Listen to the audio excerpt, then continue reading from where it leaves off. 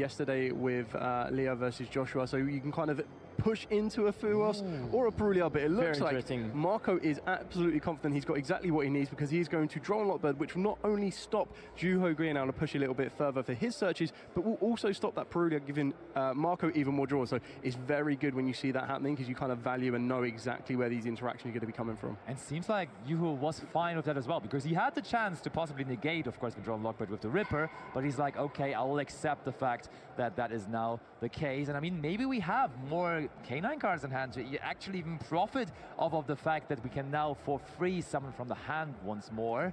But let's look at this. You're looking into his own extra deck. What are the options that we're carefully putting into that before the start of the tournament? Yeah, I believe that we definitely saw a K9 Lantern, so we could possibly see going into a National Night would still be very, very important. And as you mentioned in the previous duel, we could see ourselves going into a C104, which could cause a little bit of issue for Marco here. So maybe the draw was a little bit kind of premature, but we're still going to see how this is progressing, trying to see what could be presented. We kind of should know the Vanquish Soul K9 strategy from this point on, and I feel that Holisu being held for the next turn could be a little bit more impactful as well. And once again, we see that the Reaper has not been used, and I think that is very clever. You know, you want to use the Reaper for a very, very important card, and this card being most of the time the 5 mana, which is so crucial in the strategy. So Joho recognized that and decides to stay with this card on the field, not using the effect. And once again, we see the Nash Knight. It stays like that. We keep the Nash Knight on the field, and I think that this is very clever. I mean, it's way better in this matchup against the number C104, because, of course, you can literally chain block all your effects. Yeah, I absolutely love the fact that we're trying to keep Lupus under the K9 Ripper as well. You kind of saving that, and it looks like we're going to see a Nibiru, the Primal Being. This has to be answered here. Are we going to value the targeting? Yeah, that is going to be instantly answered. 5 mana after that? That is the question. No 5 mana, but still, Reaper is not here anymore. I mean, it does not have any effect. It is still there for the first release, but, I mean, another Perulia, which is actually good. It is good. I was saying that just keeping a possible Holisu for the opponent's turn is the way to go, but now you have to deal with the exact same card once more. What a way to start to try to break the field of Juho. I mean, this field looks very breakable, but with a branded fusion, I mean, it looks very good for Marco right now. What are we going to send here? What are we going to go into? We saw multiple approaches, either going for the Sanctifier Dragon or for just the regular Albion. And which one? Oh yeah, Marco doesn't even know. He has different options, but he's trying to figure out what's the best one here. Of course, Lubalion also being something that is not out of the question. That's interesting, to be honest. We have not seen a lot of players going to Lubalion right away, but it might be the case here. Marco just trying to think carefully about that. Of course, he doesn't want to make any mistake, as he's 1 game away from top 8. Yeah, exactly that. And I think this could be trying to maximize the potential of Branded Fusion if you did open up the Drakatel Frixel, because Drakatel Frixel is one of the materials that wouldn't be used for a Lubellion naturally. You can still discard it, but it looks like the Frixel is still in the deck, so we're probably going to be going down the Sanctifier route or the Albion route. It is the Albion, there it is.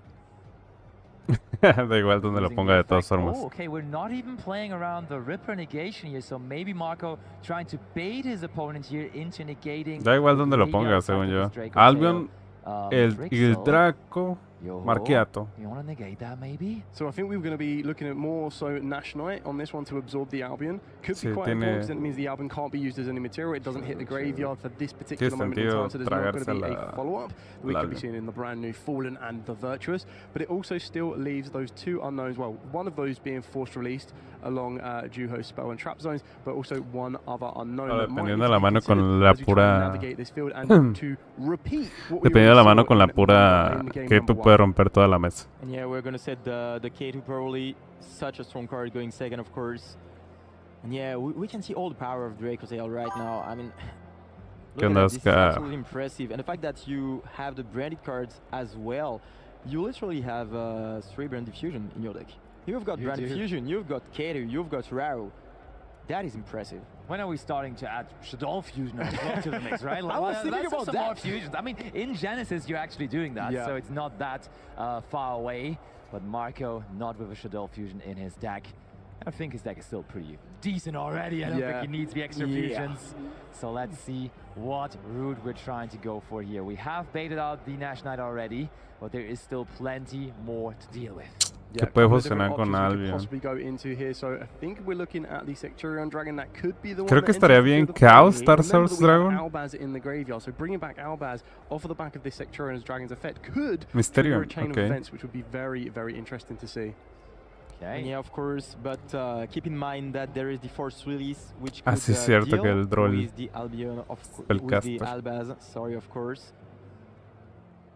Correct. Still a very good way of trying to draw out that force release, which is what we might see here. Yeah, Exactly that. explotar la So well Keto. called on that side, but it definitely kind of puts a bit more pressure on Juho now, because now we're trying to pull out these cards without investing as much into the field itself. We're getting rid of the Ketu Dracotel, so this could be quite interesting if we have another one. Mululu. It looks like Mululu. That works. So that's very interesting, because this time the K9 Xyz is on the field, and this is very interesting because we are going to get rid of one card in the hand, as well as having knowledge. So we see 2 Nibiru's and an Epic Veiler.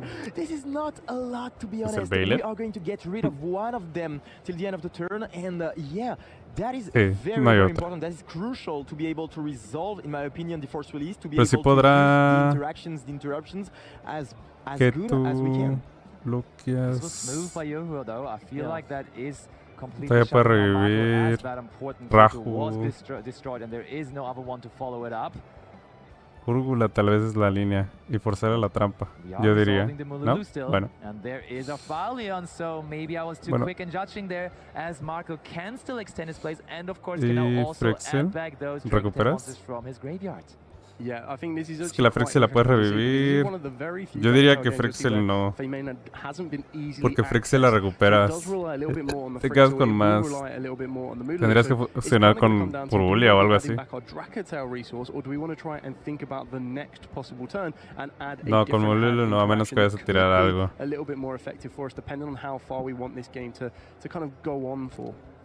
Sí, Nibiru, sí, tiene que ser algo. Nibiru o Purbulia.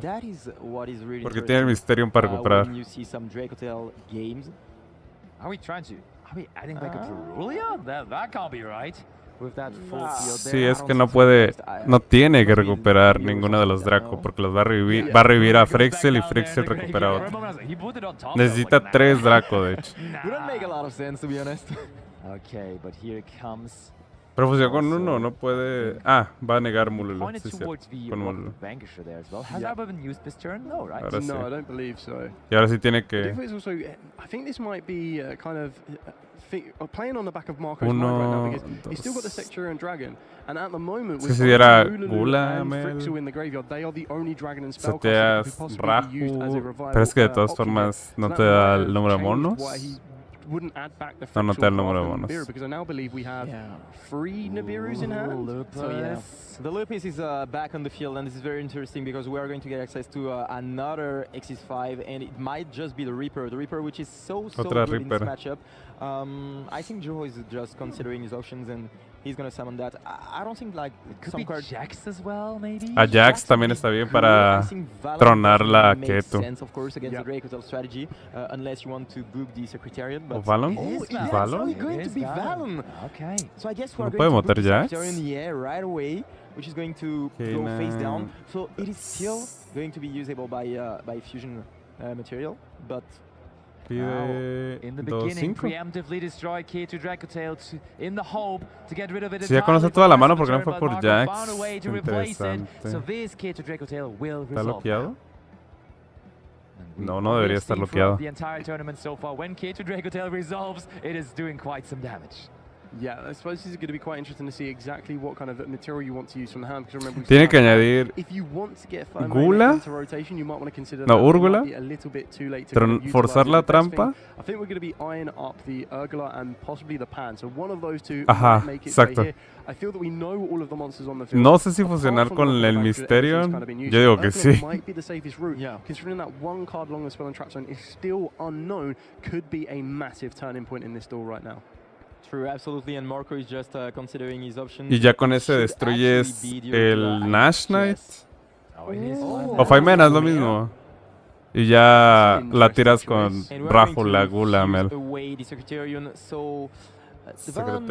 doing some work, but still we see the Mysterion. So this is the third time we see him. That's crazy. I saw like 50 duels. Sí, tiene que ser Mysterion para que Raju pueda fusionar la Gula. And now in the second time for this match here already, Que veo really making 4, use of that card. veo Matlow, Folisu, Campo y la otra no la alcanzo a ver. Ahí está, así como les digo. And it makes a lot of sense in this match. Ya le rompes el lobo. And we're going to be able to destroy another card again. A menos que lo quiera salvar Yuho. Pero aún así lo va a terminar destruyendo con el efecto. Está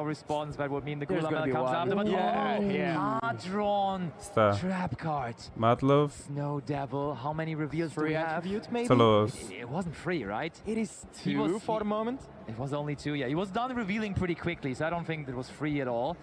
2 would still not be horrible. And just chaining. So this is very important here, of course, for those who watch currently. We don't want the Gulamel to be able to destroy things on our side of the field, so we decided to chain the trap card so that the Gulamel cannot respond directly to bueno, ya le destruyó la trampa. Tiene que setear Horn. No está mal. Marco doing a good job, to be honest. I mean, Juho doesn't have the full field, but still. No hay que olvidar que está bajo por of game 1 kinda, right? Like game 1 started with Marco, of course, opening up the play. Recuperamos a Mena. Yoho breaking his field entirely and setting up a field afterwards. And this time we skipped the part of Marco starting up the duel, but Marco, y aunque esté negado, va a activar el efecto de la roca. Really good again. Yeah, so this is quite para que no se gaste la Holy Su. Entonces la Gulamel no puede romper. Ella rompe toda la mesa. Mysterion va a tener la buena suerte de que pueda remover la Holy Su. Pues ya rompió toda la mesa. Creo. Ah, no puede llevarse al Werewolf. Sí, es cierto. It looks like we're going to be using the Arthulion to try and tackle that Nash Knight. And that's very interesting because, of course, we are going to enter battle phase and try to just destroy the Nash Knight and pues sí. ¿Por qué no la puede destruir? But we are not going to be able to get rid of the canine werewolf. ¿Por qué no puede destruir? Strong, actually. ¿Por el monstruo tachado, tal vez? That attack, I was just wondering, right? Nash Knight is too big for that attack once more, right? Because the attack points are modified for the Dracotail monsters on the side of Marco, and therefore the defense points of Nash Knight were not able to be overcome there because it is a healthy 2,700 points of defense. So, as we see there, Nash Knight staying on the field. It is a very strong Nash Knight, actually. Yeah. Very solid. Because you can't forget that there is banished cards, and I think it is 2 of them right now. True. Or maybe it's free, right? To be honest, I forgot about that. Yeah. The attack modification is still applying. Oh. ¿Por qué no destruye el Nash Knight? Es lo que no entiendo. Ese tiene otro número, pero... Nash Knight has 2,700, but then it is... They're still discussing, though. Oh. Pero ninguno es número ahí. Almost were one reducing it. Wasn't it Aphelion? Okay, so they are discussing it and they are trying to figure out a solution. Sí, Arthalion pegó al Nash Knight. It is all... Oh, did he maybe declare a different target there? Sí, o sea, no entiendo por qué no se... ¿Por qué no sería? Yo iba a buscar el material que tenía acoplado a ver si le dice que le da ataque o algo. Big enough to be overcome.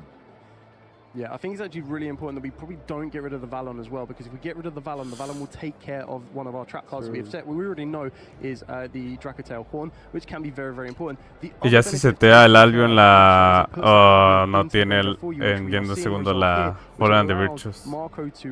Y pues tiene Veiler, así que Marco puede ganar.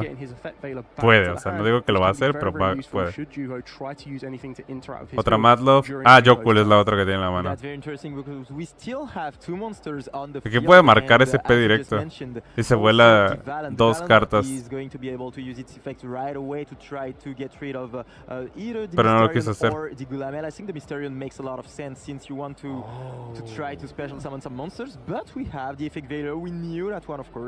25. Sí, es lo que le digo. Right away, you link them away, and then you are able to use Valence effect, probably. Oh, so there is a timing where Marco can react. Oh no, yeah. Horn. The horn. That makes a lot of sense, to be honest, because you don't want the Valen to go into the graveyard that easily, because it would just take care. No quiere que le destruya el Valon, interesante. Ya no le hubiera destruido el Horn de todas formas. Digo, no lo hubiera hecho el Lupus. O sea, que roba. O no, un Ash nada mal. Bueno, ya tiene para hacer Faimena con el Nibiru. It stops the Gulamel becoming the exact next moment to destroy another card. And what we're trying to do here is limit Yuho's access to monsters on the field to stop an SP Little. But hear me out. If the plan was to link off the Werewolf and the Valon anyways, I think from Yuho's side, it would have been a smart move to just first action. Creo que ya le ganó. Put that werewolf into defense position when you plan to link it off anyhow. Like, it's not about attacking or anything, and then you would have been safe from that. O sea, Marco ya le ganó, pero no lo sabe Yuhu. Creo que puede marcar Chaos Tarsus con la Faimena. Pero yo me esperaría, bueno, a menos que ya haya hecho el efecto de it's still going to be very hard because Marco is going to be able to just fuse with Faimena, and we are going to chain, of course, the Dr. Madlove. We don't want the Gulamel to resolve, basically. La Gula no ha resuelto. Pero puede marcar Chaos Tarsus con el Mysterion y con el Arsalion. Able to resolve that effect of Faimena, of course. So we revealed a Dark Monster, which was just another Dr. Madlove. So we are going to make... yo haría Star Source si la volviera la Madlove. ¿Qué va a funcionar con Nibiru? Flash, no sé, yo no hubiera hecho eso. That's interesting to see. That is a statement. Indeed, a statement. I mean, maybe if we go into a Aphalion, of course, we could quickly recycle it as well. Efecto de Artalion. Is there another Aphalion even for him here? Efecto de Gula para destruirle el campo. Of course, the field spell, and that is, of course, very good. I mean, wow. Oh. O sea, él puede responder. Él podía haber respondido con Holy de todas formas. Creo que ahí fue un error de comunicación. O quiere que Jokul resuelva porque ya hizo. We knew that since turn 1, and we also revealed the Holisu. So finally time to bring some more level 5 monsters onto the field. Oh, Marco, considering whether he needs something. Tiene otra Ash, es cierto. But no. The Jokul will be able to search. ¿Por qué dejas que Jokul resuelva? Access to something like Izuna, which would be able to special summon itself, which is of course always good to see, as this is another body. Mysterion no había activado. ¿No era mejor hacer Mysterion? No lo he hecho. No, sí, ya lo hizo con Lupis, es cierto. And remember, there's still the Valen on the field, which can be used, and yeah. Okay, what are we revealing here? That is now... So we are taking a monster. We're taking control this time. Oh, what do we want? El monstruo con mayor ataque. Do we want the Mysterion or do we want the Aphalion? It's your choice. No es menor ataque, según yo. Something, and there it is. Mysterion goes over to his side. ¿Qué es el top 32? No hay top 32 ya, Víctor. Solo top 8. Y es ronda 15. 15 rondas.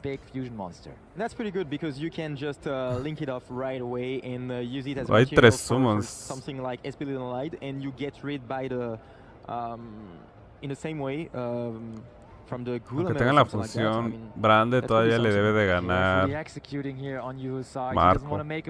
He's down a game. Every mistake for him could mean he's out of the tournament. But still, with now below 15 minutes in time, this is getting even more intense. The time factor now also being something to additionally consider. And there is a Reaper, of course, very good card, crucial card. Está bien hacerle Ash. And we are going to decide if we negate it. Y ya el Nibiru lo puede negar con Reaper. Didn't even think about it. He didn't even blink and immediately said, "Sure, that's fine. Alrighty, I'm keeping ¿Lo mata? ¿Quién sabe? the play going because I rather want to have that Reaper effect to negate something such as Nibiru or Faimena." And SP? okay, that's a link summon now. Saryuja. This Saryuja probably is Sí. going to hit the field. Very good card in the Vanquish Soul K9 strategy. Of course, the fact that we Y have Artalion revive. less Vanquish Soul names, but still we can get access to Saryuja thanks to the addition of Noroi, which brings so many. No sé si sea suficiente para romper toda la mesa, pero puede ganar control. Digo, solo se va a hacer un +1. Rota, Raizen.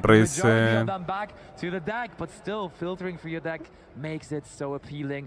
On the other end, Marco, sneakily enough, Sí, ¿no? summoned that Aphelion into a zone that the Saryuja Scaldred is pointing to, so even his monster, his Aphelion, is now a little bit bigger. Puede ser. Okay. Has Yuho decided? I think he's still trying to figure out what the third card is that he wants to return to the deck. Must have been a lot of good cards that drew there. Robó So that he linterna. doesn't even really know what to give up on. Tiene que regresar 3. Sí, el otro mono que no es Holy. Le da 300, 3300. Aún así no lo mata, pero creo que puede generar buen control. So we are going to be able to push a bit more, but I feel that this is Joho's turn to finish it off. That's very good, of course, because we have the ability to special summon the Raizen thanks to the Saryuja, and that is why this monster is so good in the Vanquish Soul K9 strategy. You are not only able to cycle through your deck to try to see a lot more cards, to try to Creo que no se pasa, tiene que hacer Sky Crisis o but also you are able to special summon the ISP. Raizen if you have already used your normal summon. Y creo que ahora sí le rompe toda la mesa, pero Yeah, and ¿por qué that's cartarías actually really important because Diablo? sometimes the struggle with the deck was whether you wanted to normal summon Noroi or whether you wanted to normal summon the Raizen, because both of them are actually insane Diablo, normal sí. summons. Why but not that is both? just saving that. That is just a solution to that problem, and it's no problem anymore with a classic Link 4 monster. Honestly, whenever a Link 4 monster is summoned, it is usually Le dio game deciding, and I 500. feel like this Saryuja Scaldred could also be 2-9. very well game deciding here. Verga, va a ser double loss y Marco no se pone pilas. Thanks to Raizen's effect, of course, we showed Jiaolong and then we're able to Nibiru, the primal being, though. Para negar. no hesitation this time, of course. You want to negate it 100%. And yeah, we see that Joho is such a great player. Pues yo con este P Sky Hitting Crisis, this ¿no? effect for the right moment, the right timing, and this time it was once again crucial. It was, but still with 11.5 minutes left on the clock, Marco, he's touching his deck. Does he want to take his cards and shuffle them up for a third game? Or, oh no, it doesn't seem like it. They're really still playing this out. Es que la baranda de Feels like Fish you gotta beat no le me sirve de really here nada, de this todas game formas. if you want to be the victor. Robó el César. I think this is the one big difference as it currently stands. Is that Bueno, ahora, bueno, de todas formas ya le podía romper toda la mesa. So we have to get access to the Caesar Valles in A order menos to have que enough to clear one of them se off. Another really important estampe thing to do el is if two Artalion. monsters enter or go into the graveyard at the same time, we'll be able to recur some of these Dracotal advantages. We already know that Marco has that Branded Fusion as the follow-up if it gets back to his turn. So it's really kind of Diablo para cambiar de posición el Artalion. Or as you're already one game up, do you feel you have enough resource to hold your own and push through for the final 5,200 damage that Yuho currently has left of his life points? Yuho carefully. Sí, tiene que ser así. César se lleva a ese Artalion. Saryuja se puede llevar el otro Artalion que tiene menos 300. O al revés. Yeah, so we switched position. Bueno, entonces quiere más daño. Then we enter battle phase to try to get rid of some of the resources of Marco here. Very interesting way to just play this one out. And as you just mentioned, we are 10 minutes away from deciding who will go into Yo creo que va a ser double loss, chicos. So much pressure on their shoulders right now. It is, and also you can really tell the viewers. There's thousands of people here in the venue in Bologna, and also quite a bit of people now here in the feature match area checking out this match. And still, you could like hear someone slicing a banana in here. I don't know. It's like it's so calm. Perdió vida. Just is looking at this match and can't believe how close it is. Marco ya rinde. Absolutely, we're all like in the library right now. Yes. Everybody catches his breath, and we are trying to find whoever will gonna come out on top right here. Remember, Mano tiene Raizen y Holy. The wall. He's 0-1 in this duel, and if he wants to go into the top 8, he's gonna have to win another one. Verga, es que con una magia le puede romper toda la mesa. Tiene que hacer SP, removerle la Golem. ¿Y la seteada cuál es? Yeah, I think this placement of the la from X-Force. Marco is actually causing a couple of issues here because going to that zone that Skoldred is pointing to is falta giving Jax. additional benefits, and it's kind of made Yuho kind of forget about those additional benefits that are being provided there. Just made it a lot trickier to push through in that particular battle phase, still giving Marco a very good chance to be taking this on the next Si hace turn. Sky Crisis, Marco was reading up on again because it's not only attack points but also defense points. le levanta... Es que según yo, Marco todavía puede ganar. Con una cat, no con lo que... The lead in life points doesn't necessarily mean under the new time rules that he's also just winning that game. Puede forzar la X-Force también. Creo que robó Purulia. And it's all about resources right now. 3 cards in hand. We are going to switch back the Arcelion in attack position. Do we have what it takes to just get rid of the CZR values, but also the SP Light? There is the Reaper. Still, no effects on the Reaper because we used it during the last turn, but there is the Sí, lo tiene que hacer la X-Force. which will get activated right now. We know that it's very important, of course, because we are able to destroy something on the field. El Werewolf que lo regresó. Ahí ya puede hacer Sky Crisis. Yo haría Sky Crisis con un normal summon. Verga, no juega Sky Crisis. Pues ya ahí es atacar.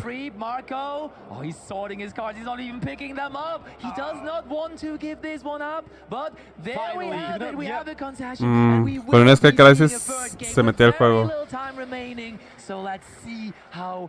Pero no ganaba de todas formas.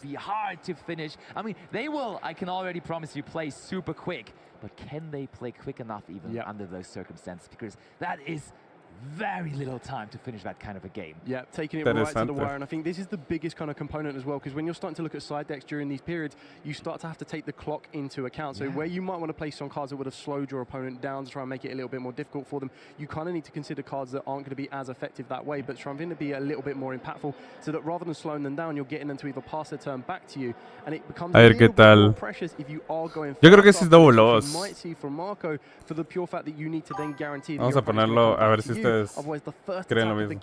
Double loss, a no ser que tenga una FTK que no vimos.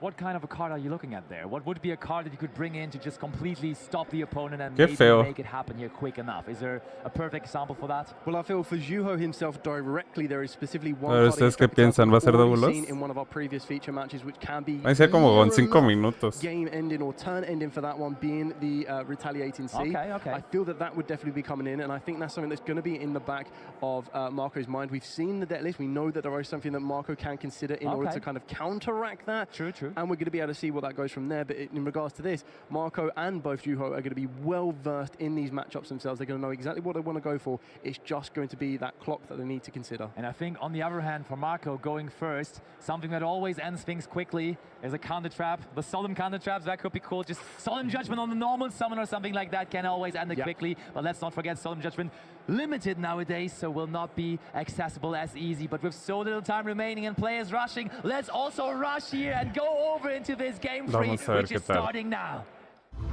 No tarda en iniciar.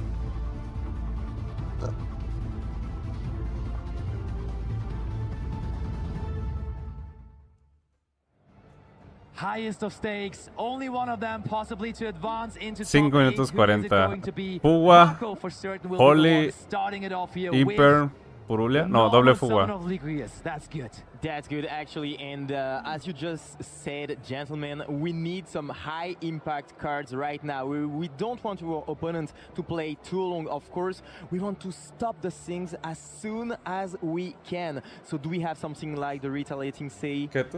That is going to be the question right now. No answer from Joel, and that is huge. Creo que vi una Ash de Marco. We could have something like the retaliating, of course. Creo que solo le dará un robo, de todas formas. There's some mulch armies or something like that, because this is also very good. Verga, Prosperity. We are looking at 6 cards here. Interestingly Excavará con Ash, Lubellion. Side deck of Marco, so we were talking about options for going first. Marco just likes to have a more consistent deck when going first, so siding that card in makes total sense. Mysterion tal vez. We're struggling to find Sanctifier.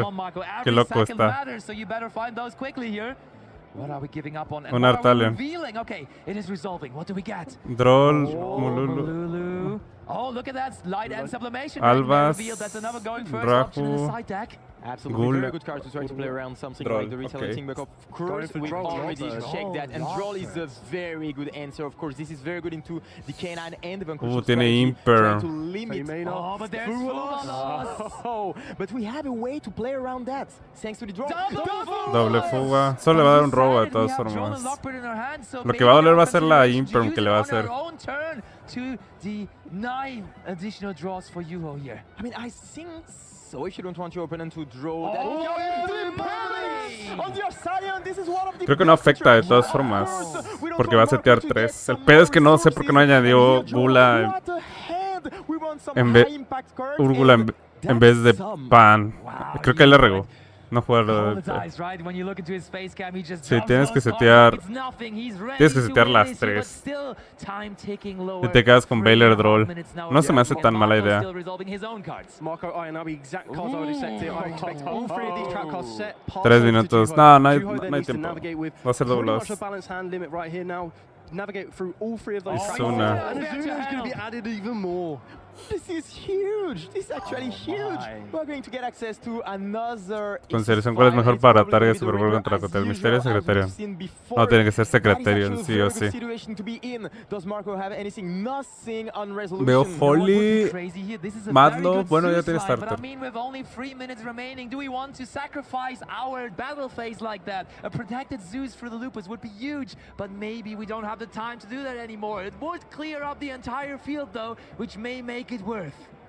We're going to special summon the Reaper, of course, and that's very, very. Tiene que ser Secretarian porque evitas que sus dragones o Spellcasters activen. But the Reaper can negate it, so it is pretty difficult for him. And remember, 2 minutes and a half on the clock. Very, very important here, keeping the K9 Ripper in defense position, because not only do we maintain the targeted protection, but we're going to be stopping the drone straight away. Oh my, a little over 2 minutes. This No, no, is really intense. This is deserved to be our last round. Holly Sudo. That is huge. That is huge. No hay forma. He will be able to special summon the Olisu in defense position, and being able to special summon something from the deck would be absolutely amazing there. Marco doesn't have a lot of things to try to prevent that. Of course, we know that there are the 3 trap cards, but which one will be really effective against that? Okay, Jalong and Jokol revealed. Oh, that's a good one. Good old Esa era buena. Marco giving it his Sí, es all. cierto. Porque podía pasar a batalla. Not even 2 minutes remaining. How are you going to do this? And now we know everything on the side of Marco. We know that there are the 3 trap cards, but no more cards in hand. Bueno, So aún Joho, así, un he medio. can just play with full knowledge. Does he have what it takes? Normal Noroi. Yeah. No puede ser normal Noroi. Ooh, can we normal summon Noroi? There's Oh, he not doesn't enough have cards in cards in Marco's hand. hand. You're right, you're right. No tengo cartas en la mano, pues sí. True that. And Joho realizes Está control y trata de pasar, pero el de romper 1 uno está minute difícil. and 20 seconds on the clock. Ooh, that took some precious seconds off the clock as well. That ain't helping at all. Needs to make the decision what we're bringing Yo down. So it con looks like Noroi, we're trying to Simón. bring down the Noroi with the Jokol here. We still know that there is Sting, we know there is Flame, we know that there is Horn as well. Everything needs to go into defense position to try and play around that Horn. This is very, very defensive, but that's not what you want to be with 1 minute left on the clock and ticking down fast. Absolutely. Linterna. I think that Marco at some point will Ya try tiene que to estar just SP. activate something like the Sting to try to get a draw and maybe an interruptions to try to stop Joho from extending. I mean, let's face it. Last round of Swiss. Both 45 of them want to seconds. go into top 8. National? It's hard to scoop in those kind of games, right? A double loss doesn't really help both of them. No. But also, like, nobody really can tell who's really going to win this one if it goes to full distance. But in 30 seconds, we ain't going to be able to finish this match entirely. I am almost Dejas que yo dejaría que no, tienes que dejar que el no, tienes que dejar que el Artalion se vaya. Yeah, probably. You can use that on your own. Sí, tiene que dejar que el Artalion se vaya. Thinking a lot, Marco, and he doesn't take a decision, but he's fine. Oh, he takes it over, okay. El pez que le va a volar. Oh, okay, keeps on going. Anything that goes into a tap position must be hit with this Horn right now. Going with Lantern. Ripper con Jokol. Ahí le tienes que hacer Sting, sí o sí. Is there much more to be done? Sting to stop the Lantern. Maybe we have a little bit of overtime. I think in between we had a slow play warning for Marcos. There is a chance, but era mejor Tribute Summon usando a Holly. Tiene muchos más cuerpos y guardaba el Joku. Look, I think they are debating. They're looking at each other. This does La verdad no sé. Creo que le levantaba a her. Doesn't it? Yeah, it looks like we're packing up. Right, yeah, let's bring it over to the casters. Sí, va a ser double loss. Has found the most unfortunate ending that you can imagine, with both of them working so hard to make their way into top 8. Quite possibly, both of them will be denied of that. Yep. There is a chance. I think there is going to be a couple of X3s making it. Sí, va a haber 1 o 2 X3 en. Going to have like a number from 1 to 3 players making it into top 8 as well here for this one too. But now with the double loss as well, it doesn't help your tiebreakers. It's going to be awkward. Yeah, but let's face it. I mean, we could pretty much expect that. They played really fast during the last game, but before that, I mean, that games were so difficult to play, and you have to think about a lot of things. Ya perdí la cuenta de cuántos double losses en este YCS. Yo solo he visto very 2. important, is crucial, por ahora. And you have to think about a lot. No he visto nada el día de hoy. Yeah, it was hard for both players to just go fast. Vamos a ver. That, and during that, this is what I really like about the turn, to be honest, because Gabriel Susi, que estaba jugando Draco contra contra Rosel. ¿Qué está jugando Josel en Europa que clasificó al Mundial? Waiting to be activated on his turn. For card and turn is going to be double loss? No. Cards first. I feel like see if and we are going to we can negate it, and that is the victory. A la verga, Gabriel Susi lo mandaron a X3. Pinche Web Forest. Nice. Bueno, esa fue la primera ronda de hoy, que fue la ronda... Sí.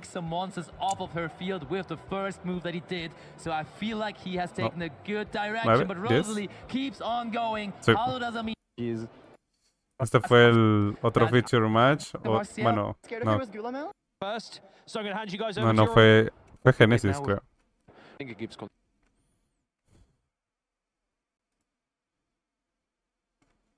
¿Qué pedo?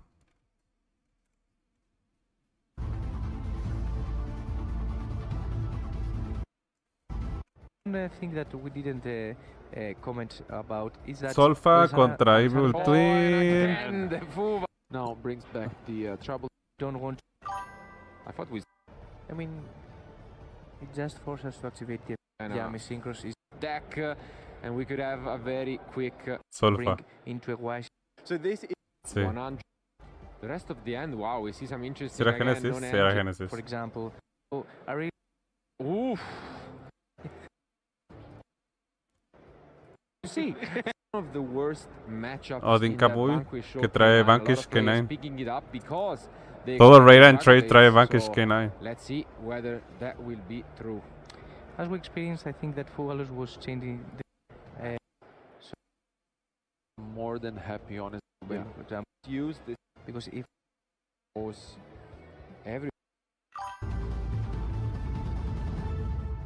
el Dinka perdió porque le tiraron doble fuga en el Gear 3.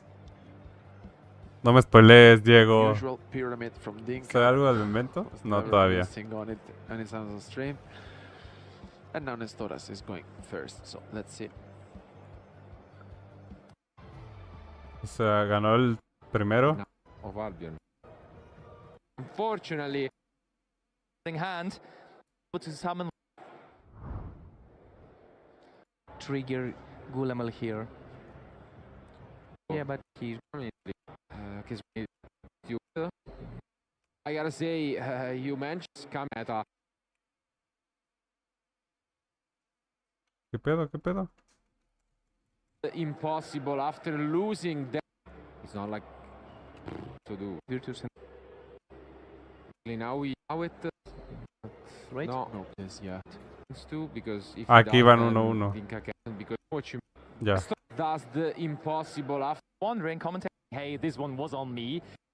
You just scores a whole lot, and that shows the strengths of Philip Wendiga con Mitsuyumi, obviamente. Y Emre con Draco. Albion being summoned from that, but usually it is not Albion the Sanctifier. Estuvo bueno. Este sí lo quiero ver. is interested in El 14 era stopping his Giuseppe opponent at the moment, but we've mentioned how powerful contra Manuele. Rondo. The engine that your opponent has, since it is one of those monsters. Ese Emre tenía custom sans increíbles. Ahorita lo voy a ver. No me spoiles. This field, I mean, it must be very hard for Yeah, I know. So you won the first game, and during the second game, we saw assuming the fact that we see extending. Aquí quién ganó, Giuseppe? Sí, Mitsuyumi. Okay.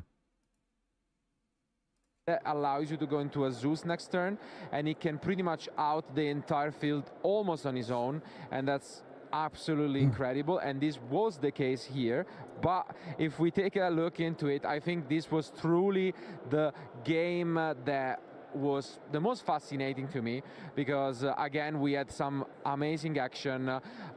Joe deciding not to negate the Ghost Bell. He was really patient. He knew that the only card that mattered was the 5 mana, and then he was able to come up with this. But look at what Marco was able to dismantle.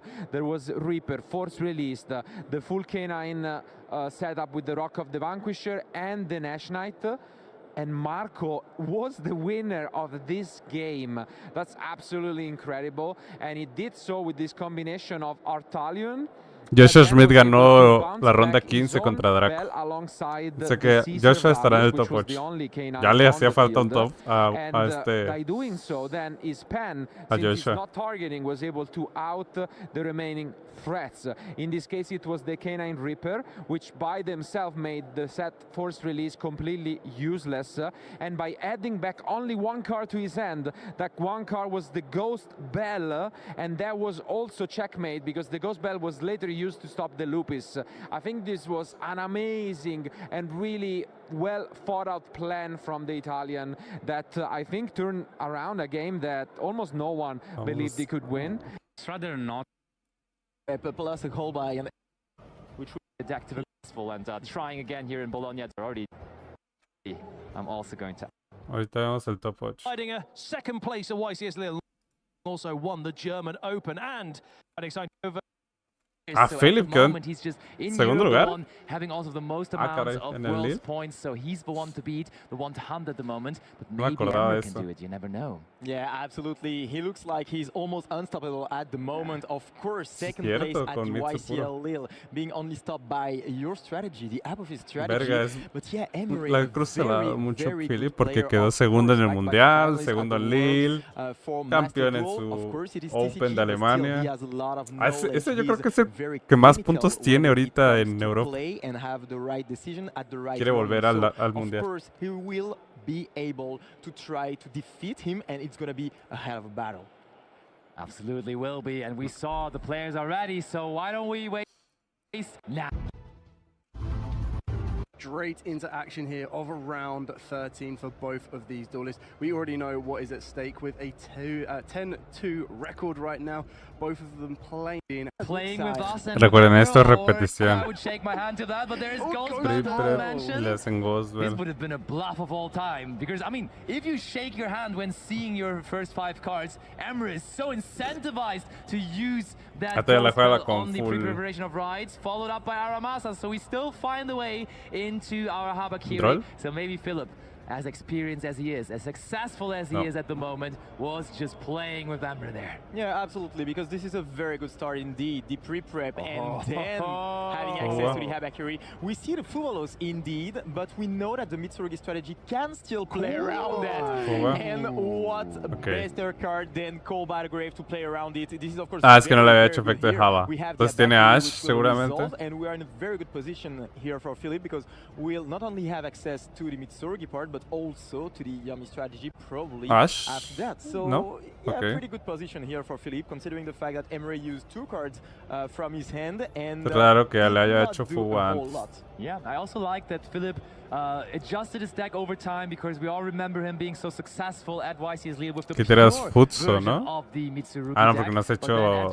No, sí tienes que tirar he also told me that in the winners interview over there. He was like, yeah, the pure version, it just doesn't do it anymore. It doesn't have enough pushes. I had to add the yummy cards. He was successful with those yummy cards as well then at German Open, taking it all undefeated. And he's still with those yummy cards also here. And we have seen it plenty of time since Leo. No jugando alrededor de Bestial, pero bueno. Between the Mitsurugi cards and those yummy cards. I mean, you have to get somewhat lucky, but honestly, when you're sending 4 cards from your deck to the graveyard with Zombie Vampire, the chances of you seeing no estaba jugando alrededor de so Bestial. high, but there is a Bestial Magnamut, and Philip shakes his head free. Debía haber tirado Kusa y el Aramasa del campo y ya hacer fusión del campo. No Zombie Vampire anymore for Philip. Absolutely, this is absolutely crucial here from Emre, and Philip like shaking his head because he wants to get access to those yummy cards thanks to the Zombie Vampire, but you need to have luego in players. Situation, he does not have access to it. The Murakumo is not there anymore, and Emre will on top of that be able to add a dragon from the deck to the hand, which will allow him to get some more resources for Si hace CP no puede removerle el magna, absolutely amazingly crafted from both Philip and Emre. We thought that maybe with the head shake of Philip it would just be one single interaction that would do it, but he has tried to power Sabe que la regó. as he possibly can. We're now going to be Es que tenía que recuperar con el Kusanagi, tirando a la masa del campo y Kusanagi. Recuperas, ritual del deck, porque ya te hubieran hecho Ash, metes Murakumo, efecto de Java. Si te hacen Bestia, le encadenas Mura. Si revive, no importa. Haces Prayers, buscas un mono. Luego Murakumo te busca Mirror. Puedes meter los dos si necesitas. Y haces Vampiro si quieres. And yeah, that's a very good situation here for Emre, getting rid of the Branded Fusion and activating Branded Fusion right away. So he will just get ya está perdida. Sí. Ahí la jugó mal, Philip, lo sabe. Coming into this particular type of matchup, so we're going to see if he gets any luck with there. Marshmallow, Crossout, Cookie, access to his Lolly. yummy strategy, and we're going to see that kick off right now. No, Starting off with the Marshmallow Yummy, and not only there is a way from your Mitsurugi cards to your Yummy cards, but it also works the other way around due to the existence of that Herald of the Arclight, which I'm sure we are going to see here. But first of all, that Marshmallow Yummy makes way for Yummy Snatchy. Yeah, absolutely, and this is a very good start, obviously, because we don't use here. Look at that! Phillips might use the field spell to get access. Just it's gonna be very other part of the hace Magna, aquí da igual. Pero robar Magna otra vez está muy roto. Aquí quiero, bueno, este combo ya me lo sé. A ver, ahora sí. Ritual de la mano. Ritual del deck.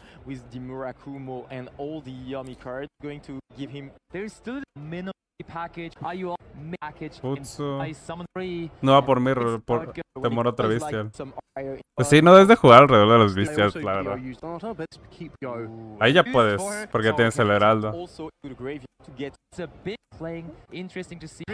está. Este lo tiene que ganar.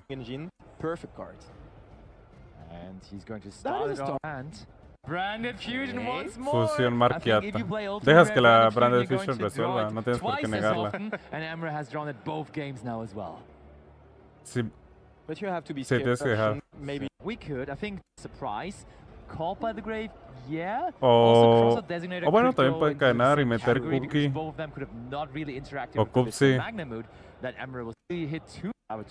Ajá, los dos. Perfecto, porque ya tiene un link 1. Resolving Branded Fusion, and of course, as the Herald is still face up on the field, cards from the deck, monsters from the deck will have to be banished instead of going into the graveyard. Which now, when we summon out Rebellion, though, is not that big of a deal, but we do not even go for that. But once again, we use. Pero puede tronar el Mululu. Very interesting to go into that monster specifically. Yeah, so it's quite interesting with Sanctifier because it can't be targeted, but the biggest difference with some of the Mitsurugi cards, and this is where it gives you a little bit edge over a pure Yummy strategy, is te va a forzar la trampa. podemos hacer that Murakumo could still get rid of it, but Philip, droplet. do we go after this Sanctifier? Dependiendo de la cantidad de cartas en la Maybe mano. announcing the end of main phase, trying to go after that Herald. Oh, Philip, look, he's going back deep into that. No está mal We hacerle already know droplet. that pose from YCS Les. We can barely even see him anymore in the face cam because he's just so in the zone. No, yo sí le haría Exactly droplet. how many cards Emery has left in the hand, just to kind of calculate how many interactions he may have or how much further he can push. It looks a lot of set cards there, and A it's going beauty. to be purification, and Emery scoops it up. So using the Bestial Magnum Sí, porque si tiene otra vista, el heraldo se encarga. Totally arc. Sure. Was Possibly be used. And we are actually entering the game 3 between those two players, Philip and Emre, trying to get their 11th victory over here and to stay alive in that long-awaited run for the top 8. No hay fuga. We are starting actually with the 5-mana right away. 5-mana. Using another 5-mana and also an Urgula. Summon the Arcalian and Arcalian para recuperar. like that here for and because Keto you have y access to Flama. the fact that the Mitsurugi cards, I mean, they are so powerful. Once you resolve the ritual, it is so good. But there is an Ash. ¿Por qué Ash? So Philip does have something Por here that he Lucias, ¿no? wants to Sí, use. porque si no hubieras And empezado Emre diferente. Shuffling his deck? I don't know. That doesn't feel like too good of a sign when you're shuffling your deck to give it over. Entonces tiene Does that mean Faimena, our Úrgula journal, so y una it's over trampa. One more card. One Ash Blossom stopping the Porque fue entire Faimena, turn, Faimena, essentially. Úrgula, Remember, that's la que massive. seteó y una desconocida. That's not over yet. Why? Because you still have access to this 5-mana in hand, so you will be able to fuse Prayers something en el away robo, and obviamente. Draw we set a phase. card. Draw phase So- prayers is huge. No tribute though, so we're only going to be able to search for a card here if even Emre allows that. We're going to think about it Yeah. and yeah, Lo va a the flame negar. is being- ¡Ah! Top de Cogoswell. The flame is being activated, but we have the Top de Cogoswell. on Philip's hand to try to get Qué buen rid of top it, deck. and all of a sudden, I mean, Emre's field doesn't feel that great into Ya the la otra, Mitsurugi quién sabe cuál va a field. ser, pero tiene que ir Philip didn't directo por activate a el... whole lot yet. That's definitely true. Ghostbound Ay, Haunted sí, Dimension is tienes que as ser popular directo as ever Java. before, mainly due to that Draco Tail deck being the most represented deck in the room. It's so good against it. It has some very solid overlay as well against that Mitsurugi deck as well, and therefore it Este según yo la tiene que ganar Philip.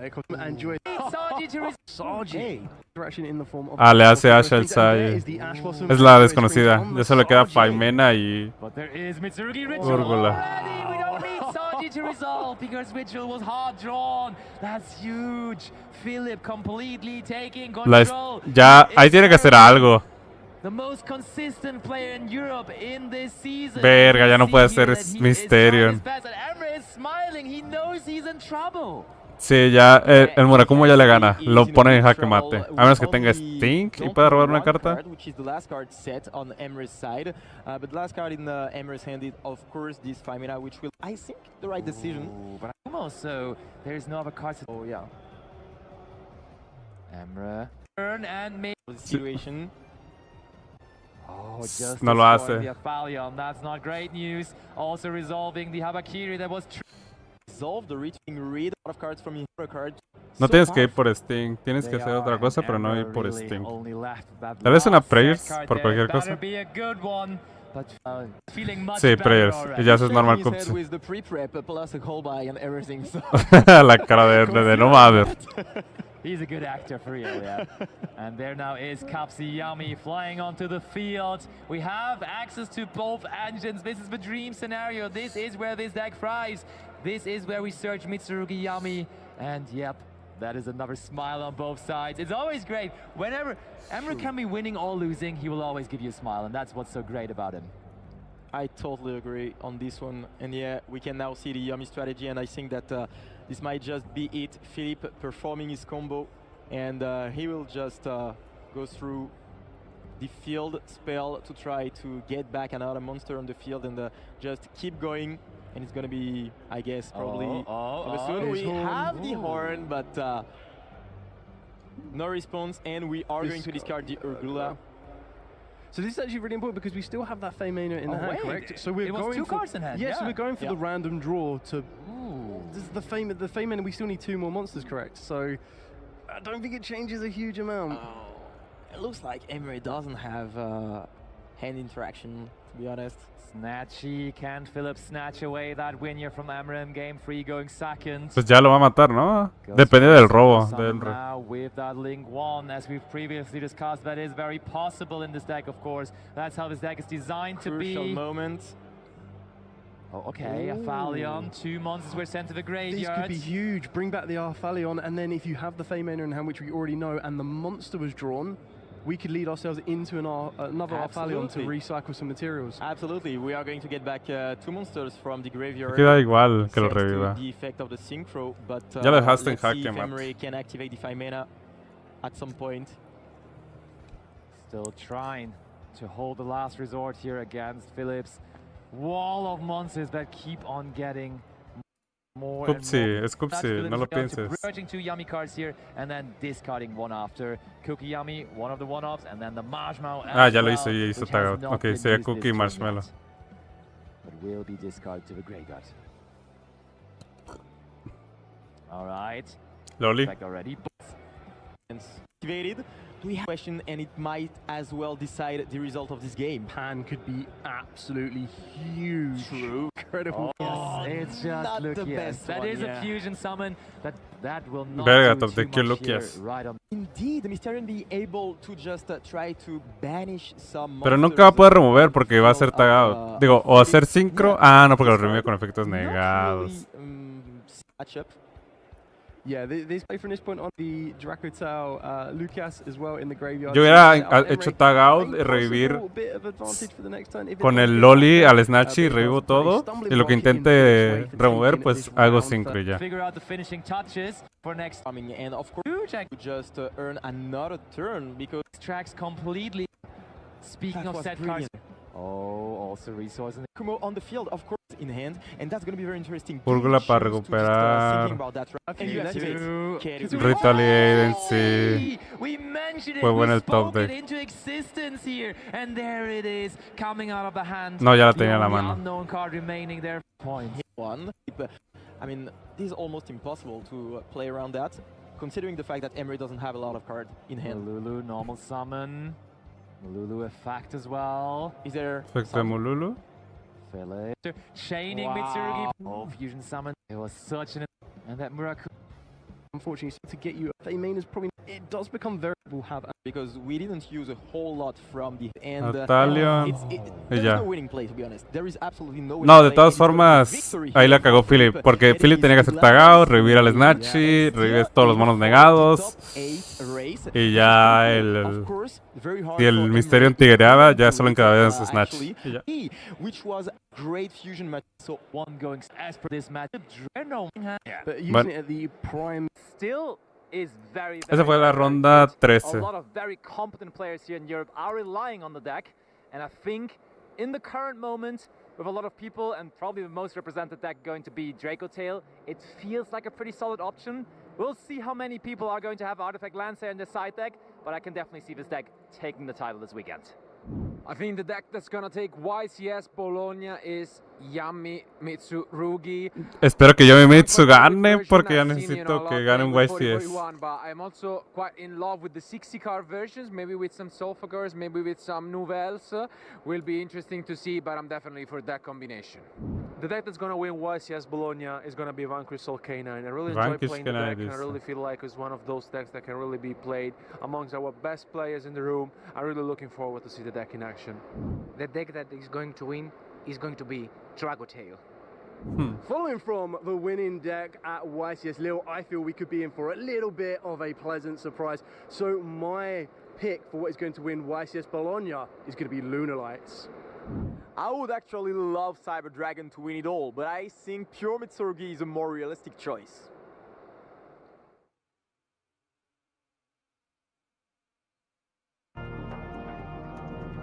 Aquí vamos a hacer algo. El deck de... Ok. Creo que me tengo que arriesgar, por así decirlo, si es la palabra correcta. Si quiero ganarle al Draco, tengo que jugar Imperm.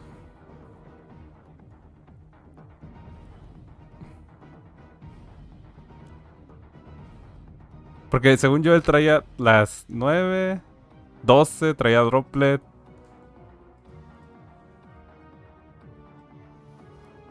Tengo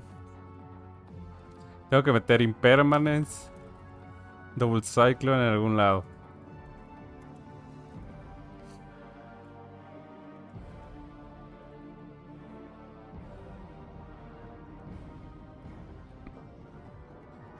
Interesante. Y él dejó crossout, pero yo no voy a dejar crossout. Profiles de los duelistas. Welcome back to the coverage of YCS Bologna 2025. I'm here the pleasure of having Antonio Papa, Nash, our Master Duel current world champion. Bro, I don't even feel it. It's very exciting. I wanted to ask you first I've of been all, waiting for it. Yeah. how does it feel? Because I mean, usually we see you at YCS not often. But I wanted to ask you, how does it feel to come back and be here? You know, how's the atmosphere? I usually go like to 2-3 events a year. Also because that's what happens in Europe. I mean, I love YCS. I love to attend the place. It's a very warming environment. People are so nice to me. It's all very organized. I love the food here too. Like it's Bologna. Like you should come to Bologna if you're looking for good food. Like trust me, bro. 15, quito 3, meto 3. It's exciting every time, and I cannot wait to go to Japan at the end of the year. Yeah, because I think you still need to maybe recover, because I mean, I had the chance to talk to you on the very day you won, so we spent quite a few hours, I would say, after the event, and it was very nice. It was a very touching moment. Because, I mean, of course, every single time we see a player on the stage, we don't know all the work that there's behind, so it was a very nice moment, honestly. It's the achievement of a year. Like, you know, like you play this game through every step of your life, and during some of those steps you will have some struggles, and if you keep up the passion, the love for the game, at some point eventually the win is gonna arrive. And it's not only for the game, it's also in life in general. Yeah. And what I wanted to ask you first of all is, how do you deal with the difference between Master Duel and TCG? How do you approach both of them? I have been, you know, I do prefer personally Master Duel as an online simulator, because I am more mentally relaxed and I can visualize better the game state. So like if I have to look at the graveyard multiple times, I can do it without bothering my opponent. I can make sure that every my play is like, I do have my timer, and I can spend like even 1 minute on one singular play and then like play fast the rest of the game. So in terms of time management, it's definitely an improvement for me to play Master Duel, because I can do those decision making that there are some steps that will take more time, that would be penalized in the current TCG, but on Master Duel you can manage the time differently, still like having the 300 seconds. But I have to say that it's like attending a Yu-Gi-Oh event in person, it's like reading a book on paper instead of an app. Like it just feels different. I like the comparison you just made, because yeah, I feel like sometimes we need to remember also where we come from, right? Because you know, we got used to back then just playing real life events, and that's what I also wanted to ask you. How do you play test? What's the difference with your friends, you know, testing partners for Master Duel and both TCG? I mean, we do usually theorize. There is not a lot like we can do remote duels, right?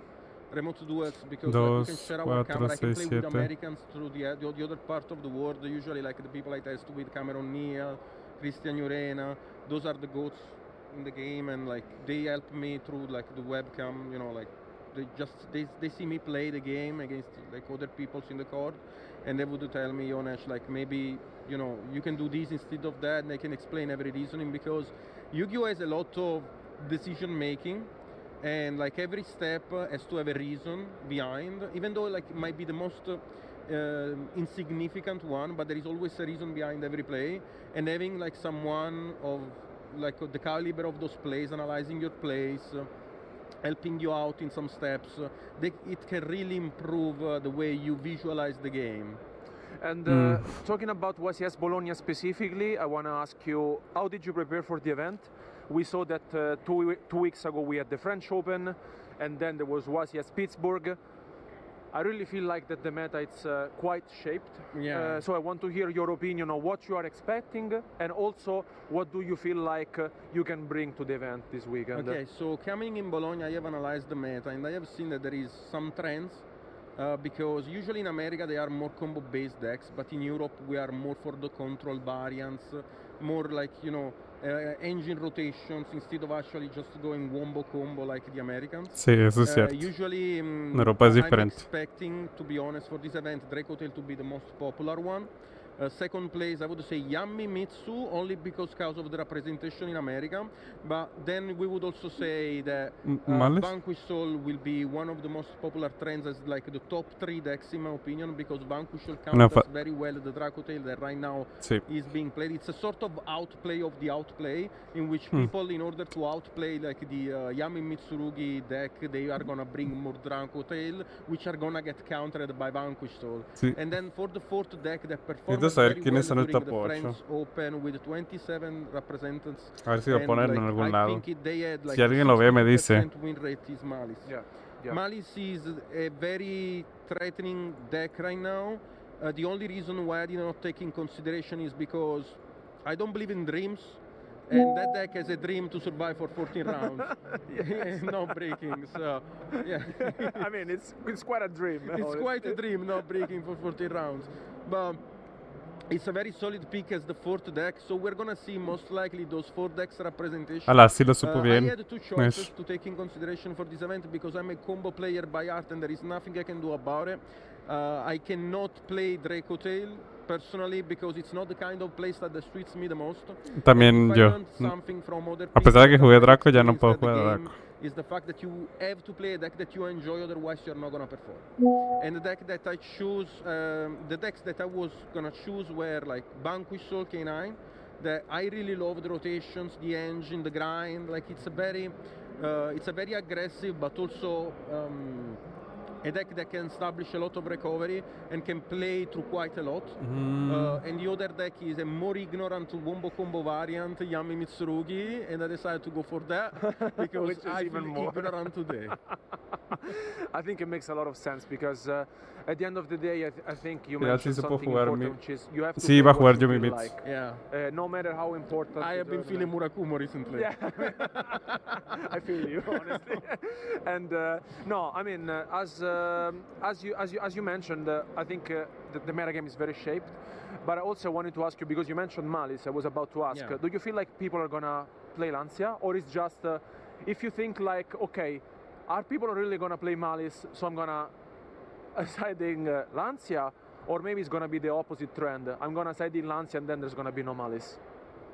Okay, so you're talking about the outplay of the outplay into the outplay. Exactly. Okay, so into the outplay. I have seen quite some deck lists around, and yes, they do have Lancia. They do have Lancia. They are very scared of Malice after the French Open representation. I am expecting it too, like in a minimum percentage. I would say like 2 Malice. You might probably get in, like against 1 or 2 Malice during the 14 rounds. If there are 14 rounds, I don't know yet. But yeah, so I have seen some people, like a lot of Dracotail having the Lancia in the side deck. Because ¿Creen que vaya a haber mucha Lancia? Pushes enough into Dracotail. But Dracotail, like the 5 mana for Dracotail, 5 mana es una carta. A huge interruption that can stop the entire Malice turn. While the trap don't really matter in the matchup, the 5 mana is very problematic. And Malice relies mostly on like non-engine in order to beat the 5 mana from the Dracotail player, which are impulse 13, and stuff like 9, 12, 19. So I do believe that, like, if they have enough counter for the 5 mana, like we're talking about Call by the Grave, we're talking about Impulse, I think Malice can actually perform. I think this format is unfortunately not a board breaker format, even though I do love those board breaker formats in which your opponent can actually play the board. If it's not too broken, you can crack it with board breakers. But unfortunately, in this format, especially because of Yami Mitsu, that's kind of unbalancing all those meta decks because they play the Mitsu trap in the main deck, the Mitsu trap in the main deck, they are basically cutting out every dark ruler in every main deck, every droplet in every main deck, because the Mitsu trap counters those board breakers. And the best board breakers right now, like I would mention something like Dark Ruler, Droplet, Metaltronus, but they are all extremely bad against the Mitsu trap. Yeah. So this creates an imbalancing in which you have to play suboptimal end traps and just pray when you go second against like this deck. So you see more or less the same percentages also YCS Bologna. Snatch debería estar baneado porque hace lo mismo que mi Yeah. And I mean, as a final reminder, I just would like to ask you a final question, and also as an advice for those of us watching at home. So you are the current Master Duel World Champion. Yeah. And I know some of your story because you already shared with me. But if there's one advice you will give to people at home, or maybe are starting the game lately, they want to play with your friends and everything, what's your advice? What's your pick after the event? You need to stay with people that have your same passion, because when there are people that strive for the same thing, for the same goal, you can actually achieve the stars. Alone, we are like a pebbles in a box.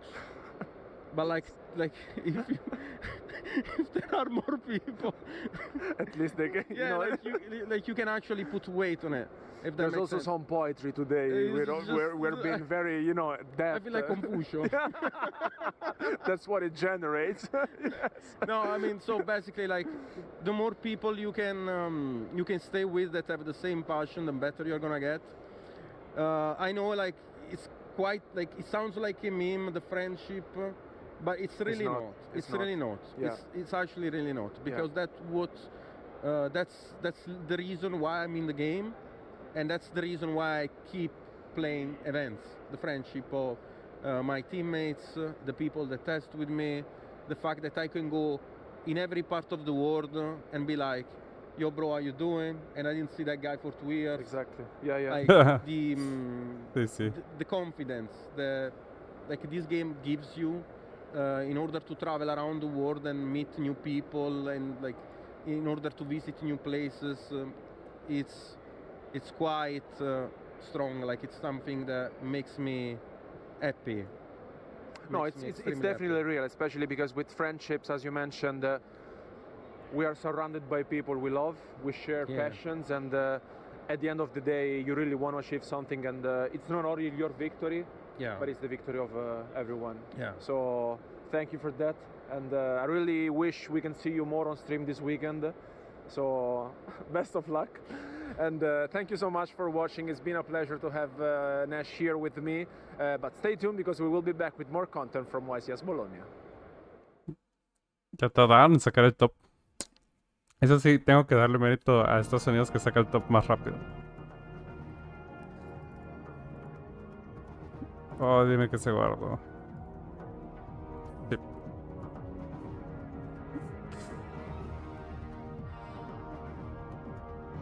No entiendo cómo a Philip le entraba todo.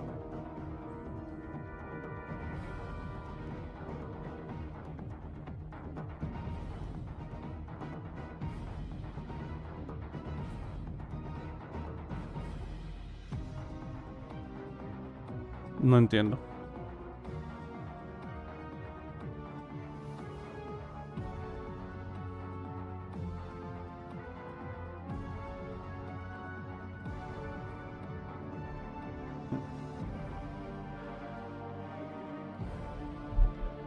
Buah.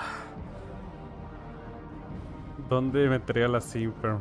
Es que él juega Pure de main, tiene espacio ahí. Una Imper. Tal vez no juega T-Spell, otra Imper. Bueno, contra el Draco tenemos 3, 6 cartas. Quitamos 3. Entonces 3, 6, 9, 12, 15, 18.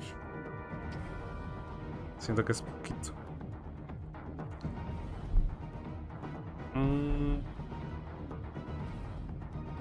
Y contra el Mirror tenemos 3, 6, 9, 12, 15, 18 más 3, 6, 9, 12, 15. 15 más 7.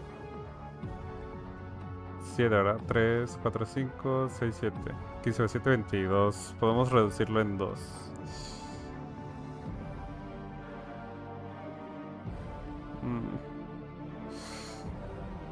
1, 2, 3, 4, 5, ¿ya? No, todavía.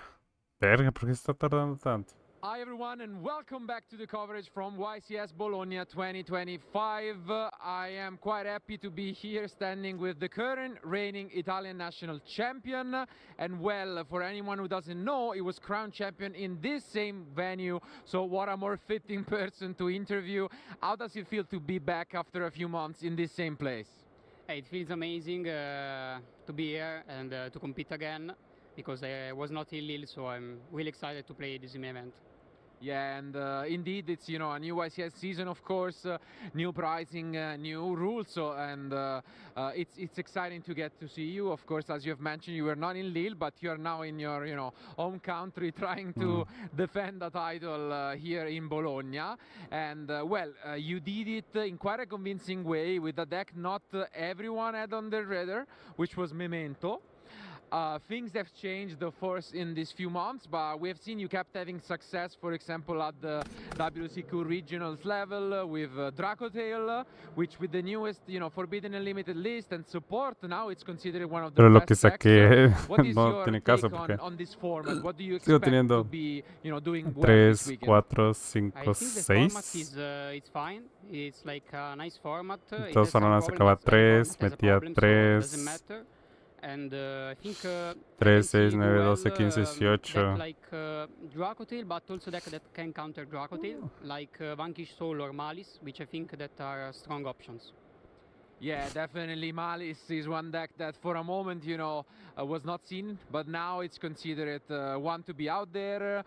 Part of it was that also Artifact Lancia was not being played. Now this weekend I would expect it to be back, at least for some duelists.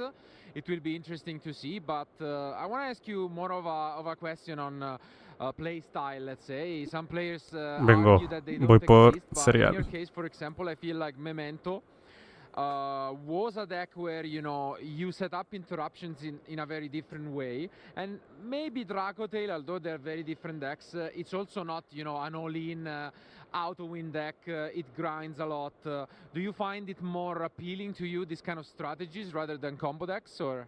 I think I find it more appealing, the combo strategy. Okay. The difference is like the Memento deck is better going first and the Dracotail is better going second. Yeah. It's like Memento is more explosive, Dracotail is more explosive when it goes second. It's better at playing against interruptions. But I think I like more Memento because it's my art. I mean, fair enough, absolutely, and it's still a deck that performed well even at the World Championship, on the Master Duel title, and maybe we'll see it again this weekend. And of course, diversity is the key word. We have seen it already, when we had that huge surprise at YCS Lille from, an Italian also defending and winning a title. But it's gonna be rough because we could expect, possibly 15 rounds, the cut to the top 8. What do you think would be your main suggestion for players on how to do well for such events? I think the key is to be focused every round. You have to be focused and concentrated because if you are misplaying in like it's really easy to lose because in 50 rounds you have to play really good to be able to make the top 8. ¿Qué onda Brasil? Es un milagro, güey. Pensé que ya no jugabas. You have to make like X1, X2 to make it, so it's really difficult. And losing just some games because you are misplaying or you are not focused is a big deal.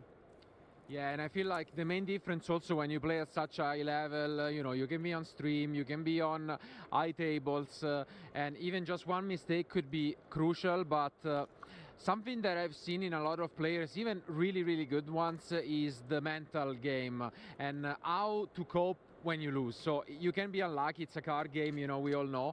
How do you actually, cope with this, with having issues, maybe getting unlucky? What is your strategy and how do you approach every round going from there? The approach that I make on every round is that I I tend to be confident on every plays. I want to make the best plays possible. I want to think about my plays, make the best plays possible, and if I'm not winning with those plays, then I'm fine with it, because I'm okay if I played at the best possible way that I can, then I'm fine with it. And you just have to be focused and not let the mind get in your way, because you just don't you just don't care about that.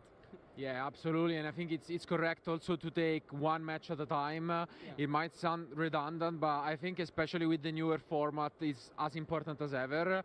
Maybe in the past you could do some math, some calculation, and be like, okay, maybe I'm in with 2 losses, 1 draw, you know, this kind of stuff. Nowadays, you know, if you already look at that, it's gonna be so long. It's like 15 rounds. It's, you know, 2 lives combined. So yeah, every match is by itself. You have to reset after every match, I think, to be focused for the next round. Absolutely. But we wish you best of luck, of course, and hopefully we'll get to see you in action on stream. And who knows, maybe among those top 8 duelists, maybe the luck of, you know, the venue will keep being with you. Magic venue. Absolutely. But thank you for being with us. Best of luck again, and thank you guys for staying with us. Don't go anywhere, because we'll be back soon with more action here in Bologna. Ya tardó el top.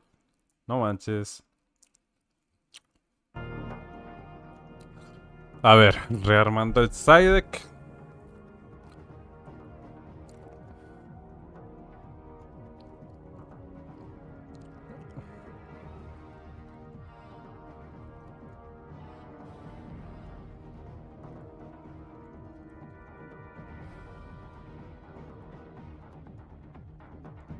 Puede ser así.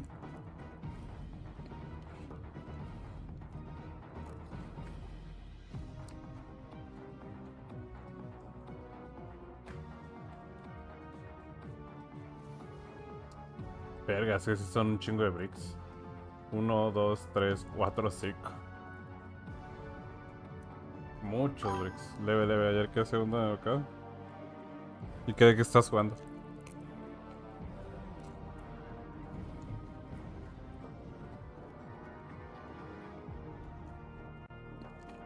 ¿Seguro era un local de 2 personas? Falcon Jurak. Nice. Está divertido, ¿no? Ese deck.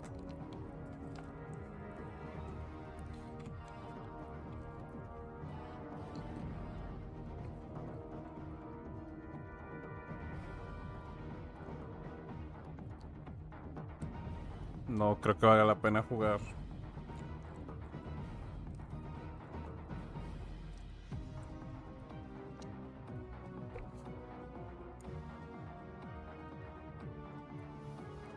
No, son muchos breaks.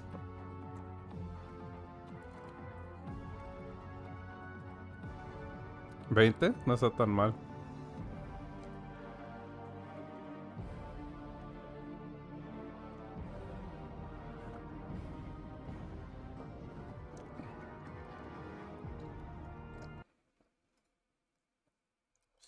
Vendor. Hi everyone, and welcome back to the coverage of YCS Bologna 2025. We thought it would be absolutely worth it to give an interview to a person and a group of people, you know, representing that it's crucial for our events to keep going, and that is one of our vendors, in this case Daniele, representing, you know, the Italian vendor long-lasting Galactus. Hello guys. And you know, as we've mentioned, going to a YCS and to such events, as a lot of people you might not always see on camera, but they really are absolutely important for our duelists. So can you explain a little bit of how it works to be as a vendor for you know, a YCS? Basically, a YCS is a tournament where you need to compete with cards. And you need to purchase the cards from booster box or from like vendors.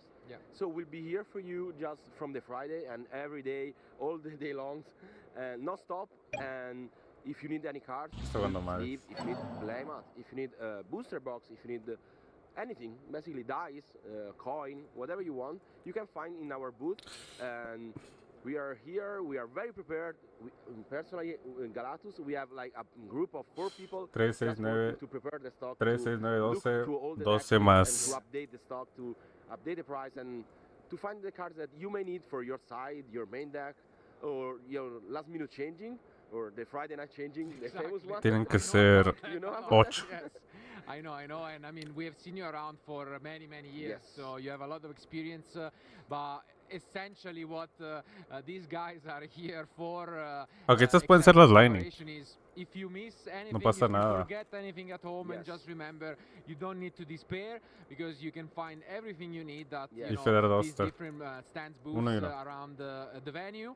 And so in particular, I want to get Robo mucho el plumero, Saludos al plumero alemán que traemos. So, how do you usually prepare for a YCS event?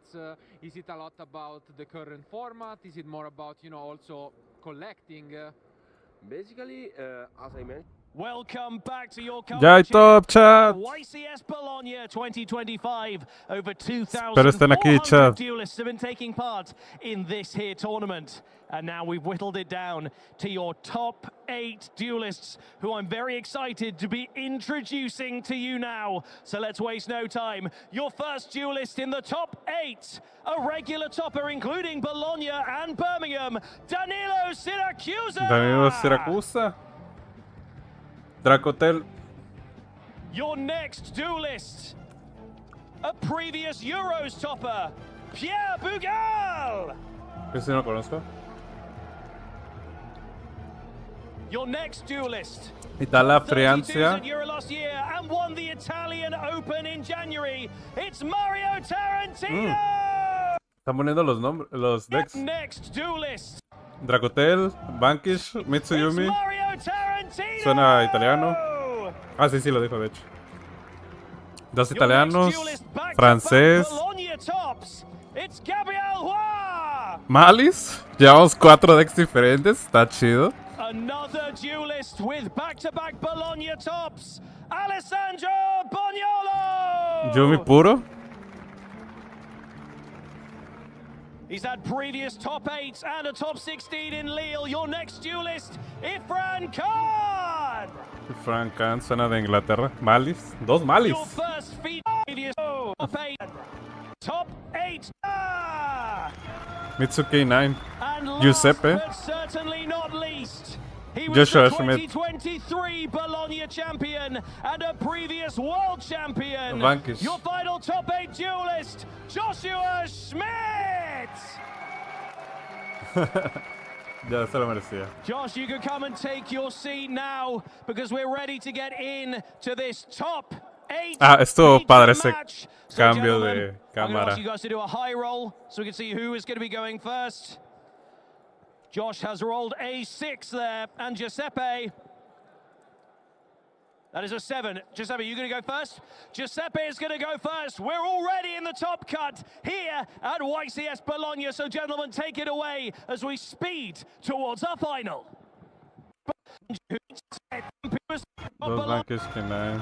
And last but certainly not least, he was the 2020 Ifran Khan. Previous top 8 and a top 16 in Lille. Your next duelist, Ifran Khan. Your first feature match duelist for the top 8. Double loss in the 20 QS speed to finally welcome to the top 8 of YCS Bologna 2025. We have been waiting quite a bit since we have to go through 15 rounds of 15 rondas. A ver si algún día jugaré 15 rondas, chicos. Actually completely crazy, because for anyone who might have missed it, on stream, unfortunately, we witnessed a double loss in the last round. But what that actually meant is that the top 8 duelists are all on an X2 record, and that means that if the duel would have resulted in a different way, 1x2 would have not made it, just because we are so many amazing players, over 2,400 gathering here. And I think we can quickly bring up on the screen for you guys what was the journey here, what is the bracket. Let's take a look at that. Any comments? I mean, I want to mention the fact that all players are X2, and as you mentioned, Marcelo, I think it is one of those scenarios that you really need to believe in yourself and play until the last moment, because you don't know what can happen. However, here in the top 8 bracket, we can see some very, very interesting matchups, and obviously one that we will feature also is Joshua against Giuseppe. I mean, a lot of interesting matches. We have also Danilo Siracusa now is, one of those that it's also super experienced player, has been on the international stage and premier stops as well, but also Mario Tarantino in Italy. He is performing very, very well.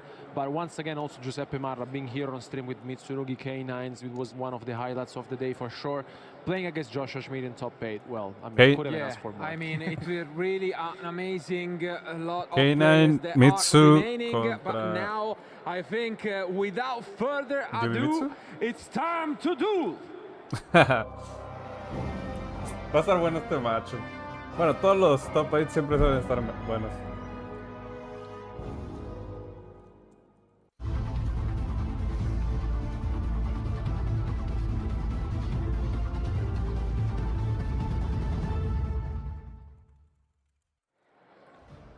Vanquish contra Mitsu we were mentioning 2 K9 decks to start things off. I mean, we were discussing all day long about how K9 has showcased such an incredible performance during these 2 days of the event. And right now we can experience different approaches. One, Vanquish all K9 against Mitsurugi K9.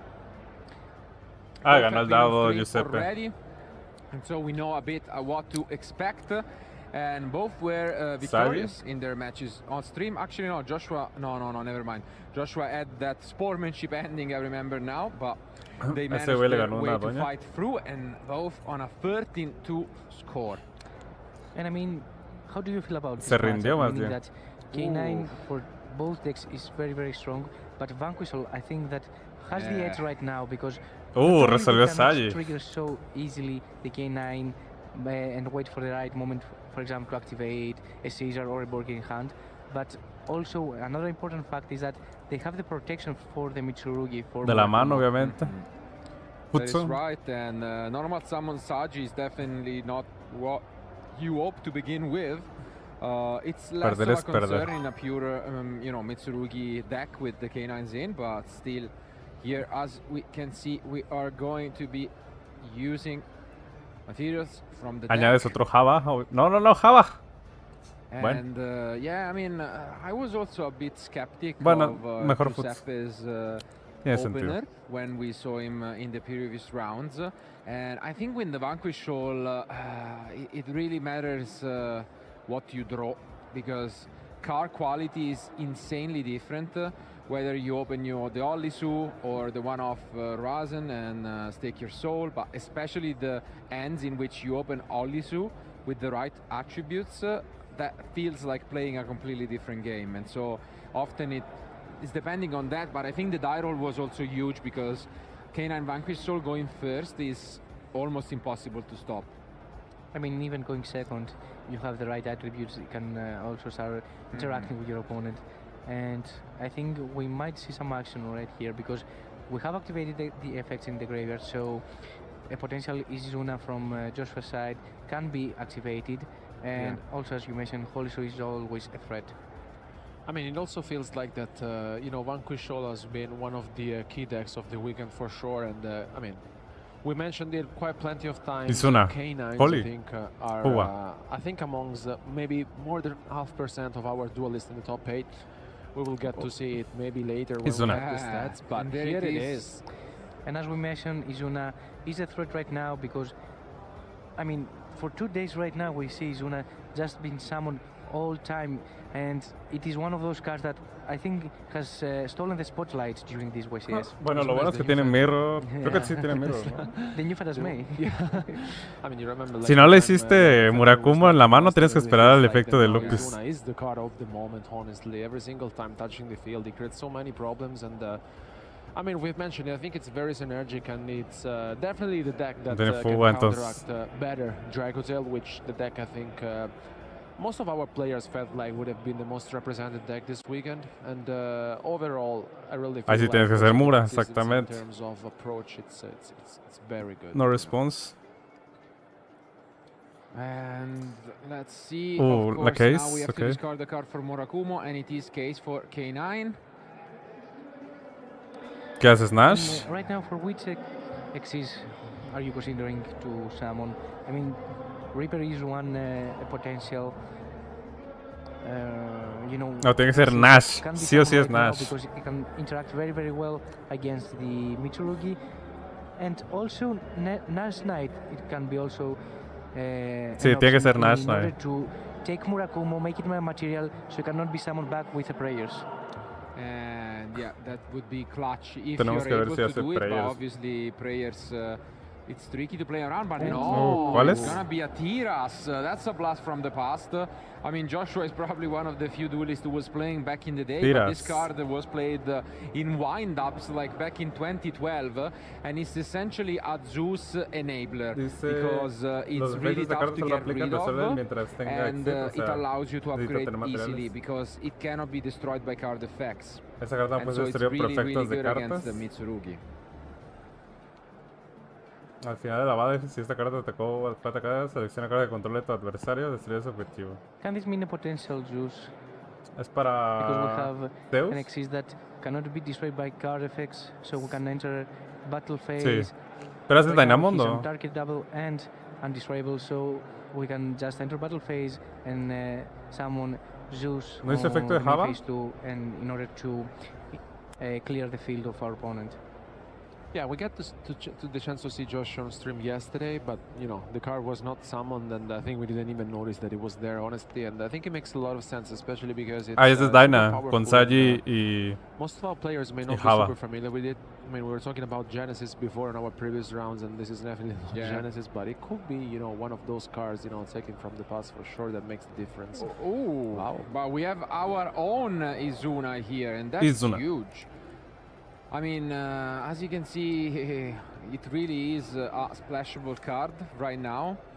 And I think I see an Ash Blossom in the end from Giuseppe. Ahí tiene Lupis. Could have been used on the Izuna. So no, está bien que no lo hiciera. Backup plan for this, but getting rid, basically now what the Tiras is not destroyable and you cannot target it. Yeah. So it's really, really, really tough to deal. I feel like also didn't activate Dyna because he was con Java, güey. You know, like not conscious at all that Tiras was there. To be fair, you know. And like, now we go into a link free. Ooh, and there it is, another card that we have seen plenty of times this weekend as a deck option. No está mal. And that is the Gorgon. Okay, añadimos Java. There it comes. Revivimos You wanna try to tell the name? Because it's Greek. Y efecto Murakumo. Ziloftonia. Dos mirror. It's quite close, yeah. Okay, quite close, huh? Ziloftonia. Si tenemos Fury, añadamos Fury. The accent gets you. But okay, añadamos Fury, efecto Regeki. We are used to explotamos. And plenty of times.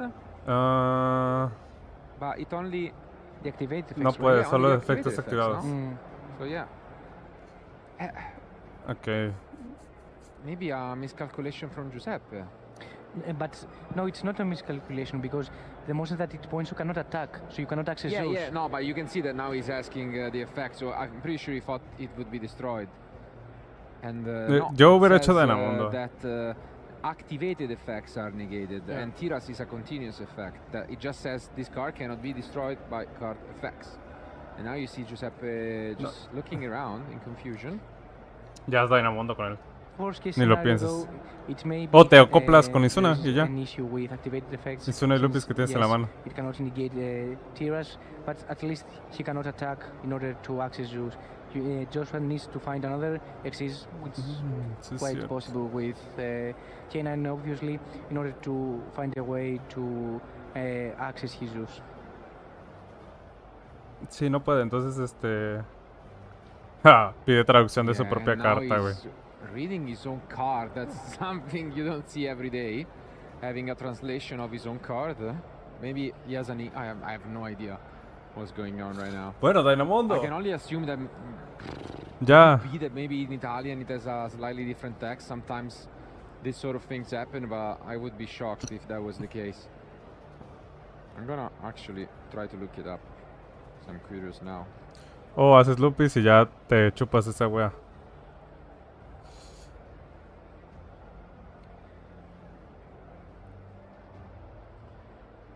No, it does the same tag, of course.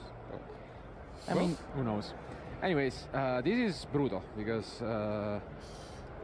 As you have mentioned, at least, yeah, it cannot attack. Yeah, and also we have purification that can deal with Zeus, except no.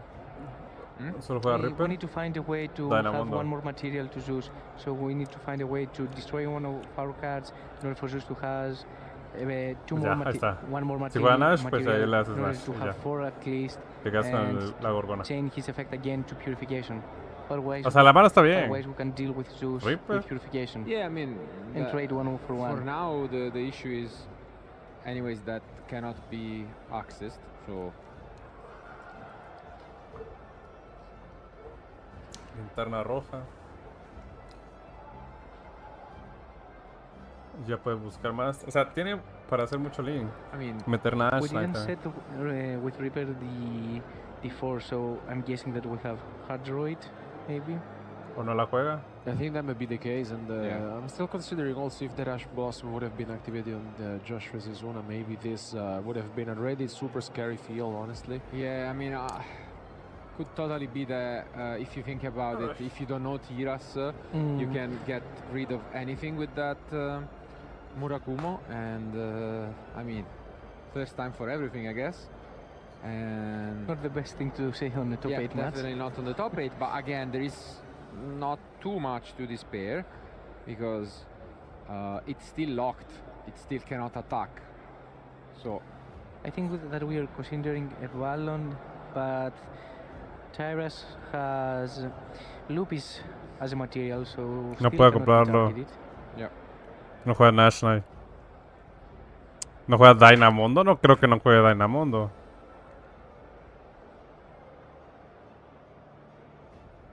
Durandal. Ooh, and another card from the past. Durandal. Wow. No, but he cannot do it. No puede serlo porque son máquinas luz.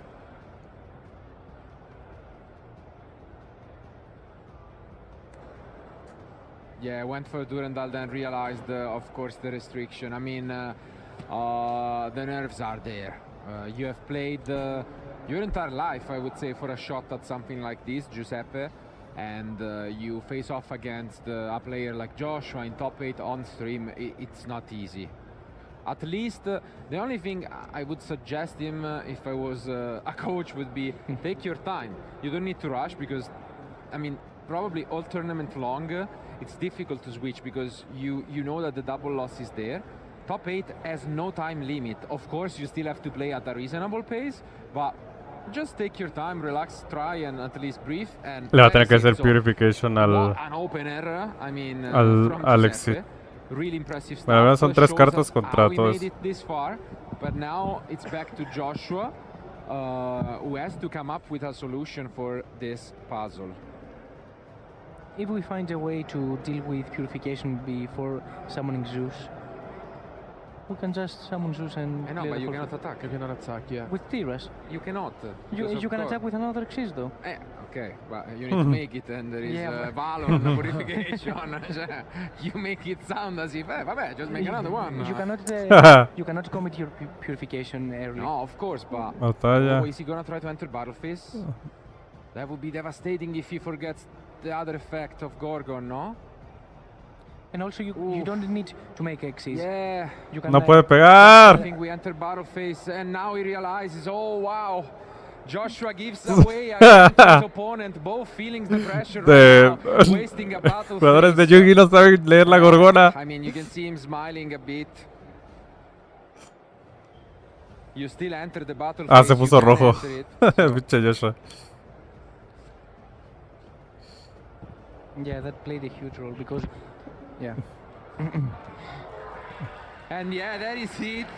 Oh my.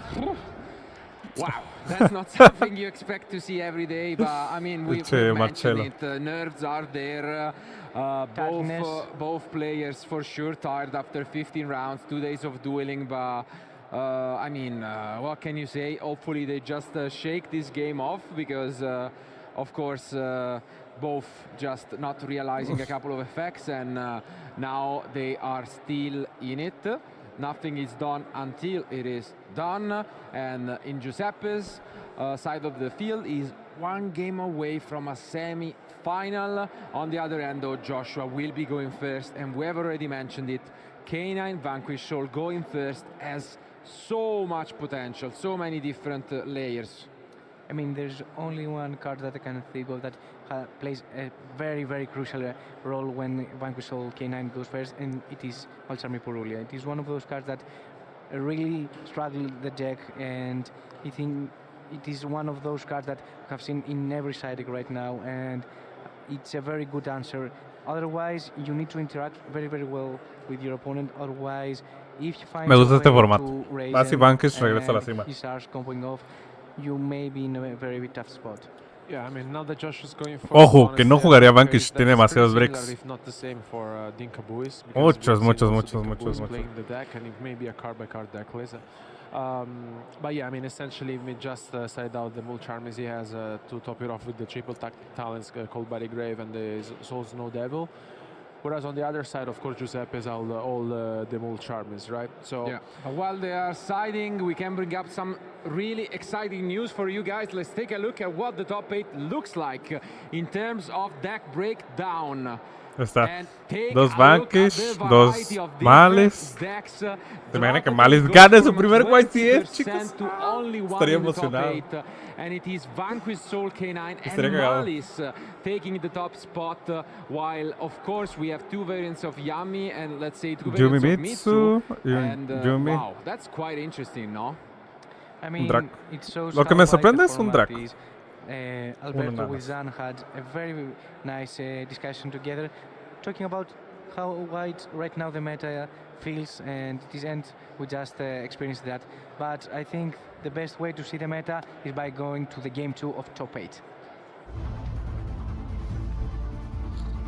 A ver si 2-0, 2-1. Primero vamos a ver si va a ser win de Joshua. So, as we mentioned, Joshua is going first probably, and we can experience if Vanquish Soul K9, it is one of those decks that you really cannot afford going second against it. Yeah. Purulia! For this card, it is the card that Ash Blossom has been activated in order to counter it.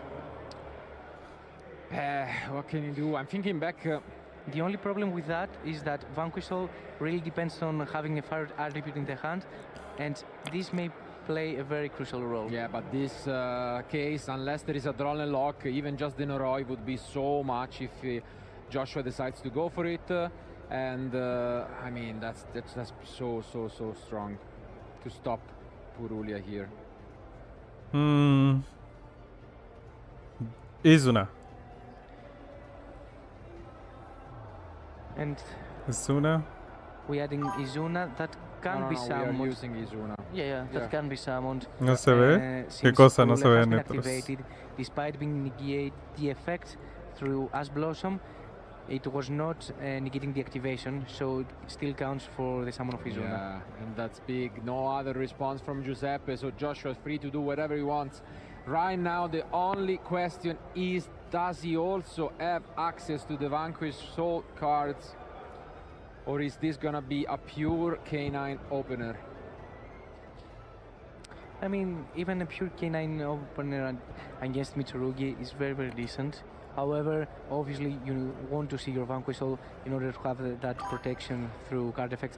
And we can see Muddle of being activated, so I think Joshua is in a very good spot. It's a crazy opener, of course. And I mean, Joshua is going to make the most out of it again. Aquí se ve bien, checa tu compu solar. Buenos días, ¿será una señal para volver al Vanquish?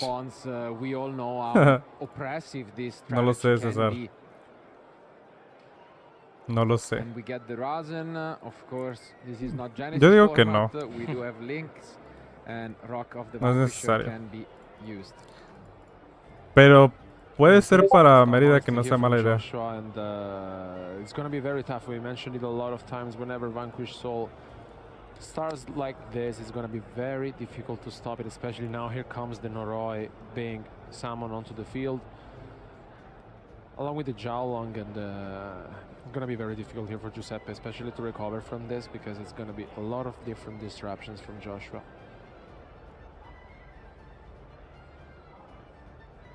Yeah, this is quite tough for the Italian.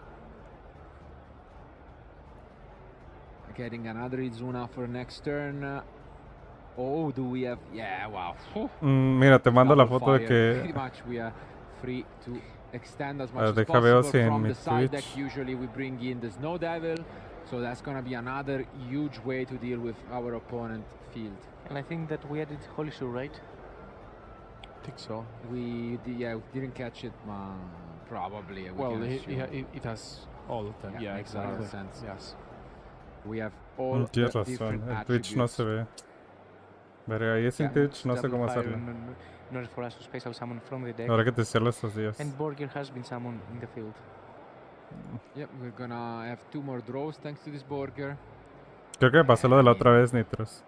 We know how strong this deck is when it gets to do this, and it's really tough to stop, because as you can see, even in a universe in which Giuseppe is able to break through everything, you have a full card end. And we access the end phase, and now we can Está raro porque se escucha todo. Es el codec. The card that gives the protection from the Está raro. effect to destroy. Yeah. Let's take a look. This could be a quick one, and it is a quick one indeed. Giuseppe picks up his cards. There might be infinite time. Pero voy a reiniciar you do not en need Twitch. infinite time to realize that game is over, and Giuseppe knows it pretty well. 1-1. We're going to Depende del build que está llevando Joshua. Ya tuve problemas en el último regional usando bancos. Es que es buen counter contra el Draco. In a very tough spot against Vanquish All K9, because Vanquish All protects their monsters through not only Snow Devil the Trap, but also through the field spell, which is very, very important when you go against the potential threat of Murakumo. I mean, I think it was a very good medical for this event. I mean, I feel like in general, of course, it's very good against Dracotail. But we mentioned it a lot of times. I mean, K9s in general, I think, are very, very good. But on the other hand, Vanquish Soul, I think it's, besides the consistency aspect, I really feel like it can really be one of those decks which can really have the answer at the right moment. And yeah, I mean, there was not really much to say. And the Ashton de Puruli essentially closed the game pretty easily, especially because Giuseppe didn't have any other interaction. And then on game 3, once again, Giuseppe will go first. So, I mean, he will maybe switch off some of the Mul Charmies inside them out.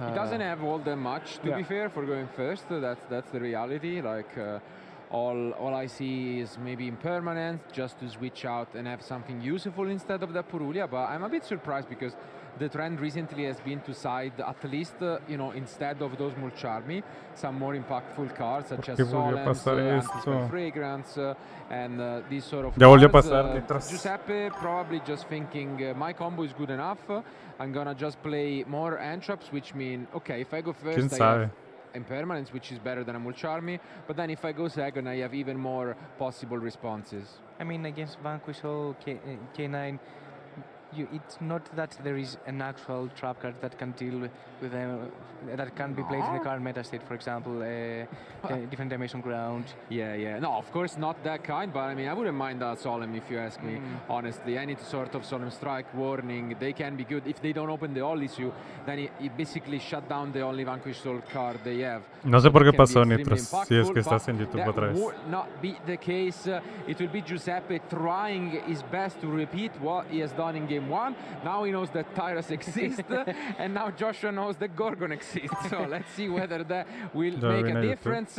And regardless, one of these two amazing duelists will clutch the first spot into the semi-finals of YCS Bologna.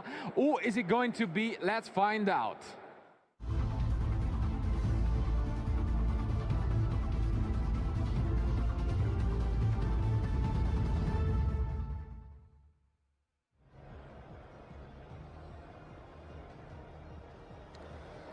Here they are for one of these. Lo bueno es que ya estás considerado al rato con más After 15 rounds, this will be the last end of Yu-Gi-Oh that they play. And Giuseppe goes first. There is no Mulcharmi right now yet from Joshua. And the first card will be the Abakiri. Is there a Fuvalos? Is there something not quite yet for Joshua? Lo intentaré una vez más, si no al rato. At least will put those K9 cards active. I mean, ¿Droll? I think it is one of those decks that establish from the start the ground for Izuna to be activated. Absolutely. And Hola David, buenas. Seems like we won't be responding. Let's see, Joshua is thinking about this. Does he have the Izuna? Not yet.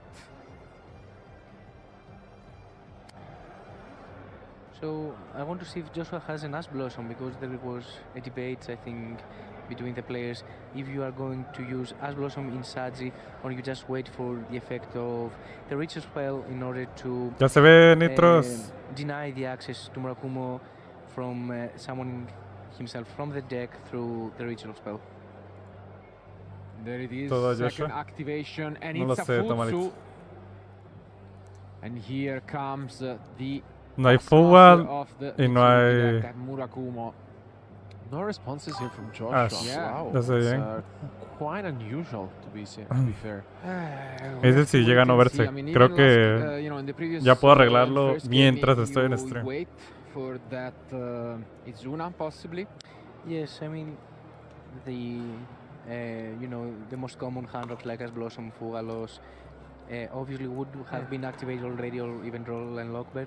But Izuna, for example, it is one of those hand traps that Pero Izuna no needs haría to use mucho on the right ahorita. time, so you can let your opponent advance a little bit, and since we want to establish Tyras, we can just wait for the right moment.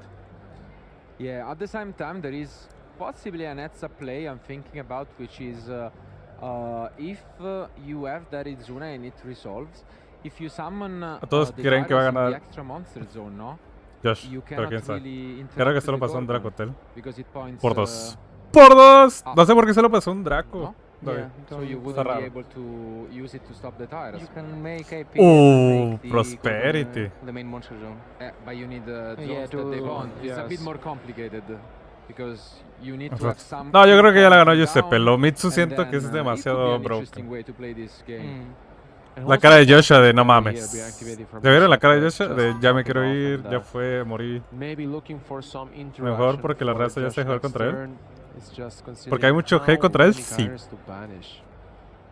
But at least the good thing is there won't be any really powerful trap card that we can find with this from the side deck. So let's take a look. Non-engine is what we Imperma, are no está mal. looking Droll. for. Oof, Droll. Droll and Lockbird could be huge. Droll. Yeah, the Let's only see. issue right Si now no lo is that añades porque ya lo the tiene. Giuseppe Si no, was looking Imper. for those K9 Yeah. cards, and obviously some non-engine cards like Drone and Lockbird. Igual puede ser And vampiro. Right now, I can No only le veo see bronca. one possibility for him. I mean, Drone and Bueno, no Lockbird sé si juega is there vampiro. for a reason, Yeah. and since he has already accessed his Mitsurugi engine, I don't think that any potential Mitsurugi ad would be help him advance right now. Yeah. No K9s in sight and Droll. then Sí, es it's, Droll. It's Droll for sure. Is it though? Is it the...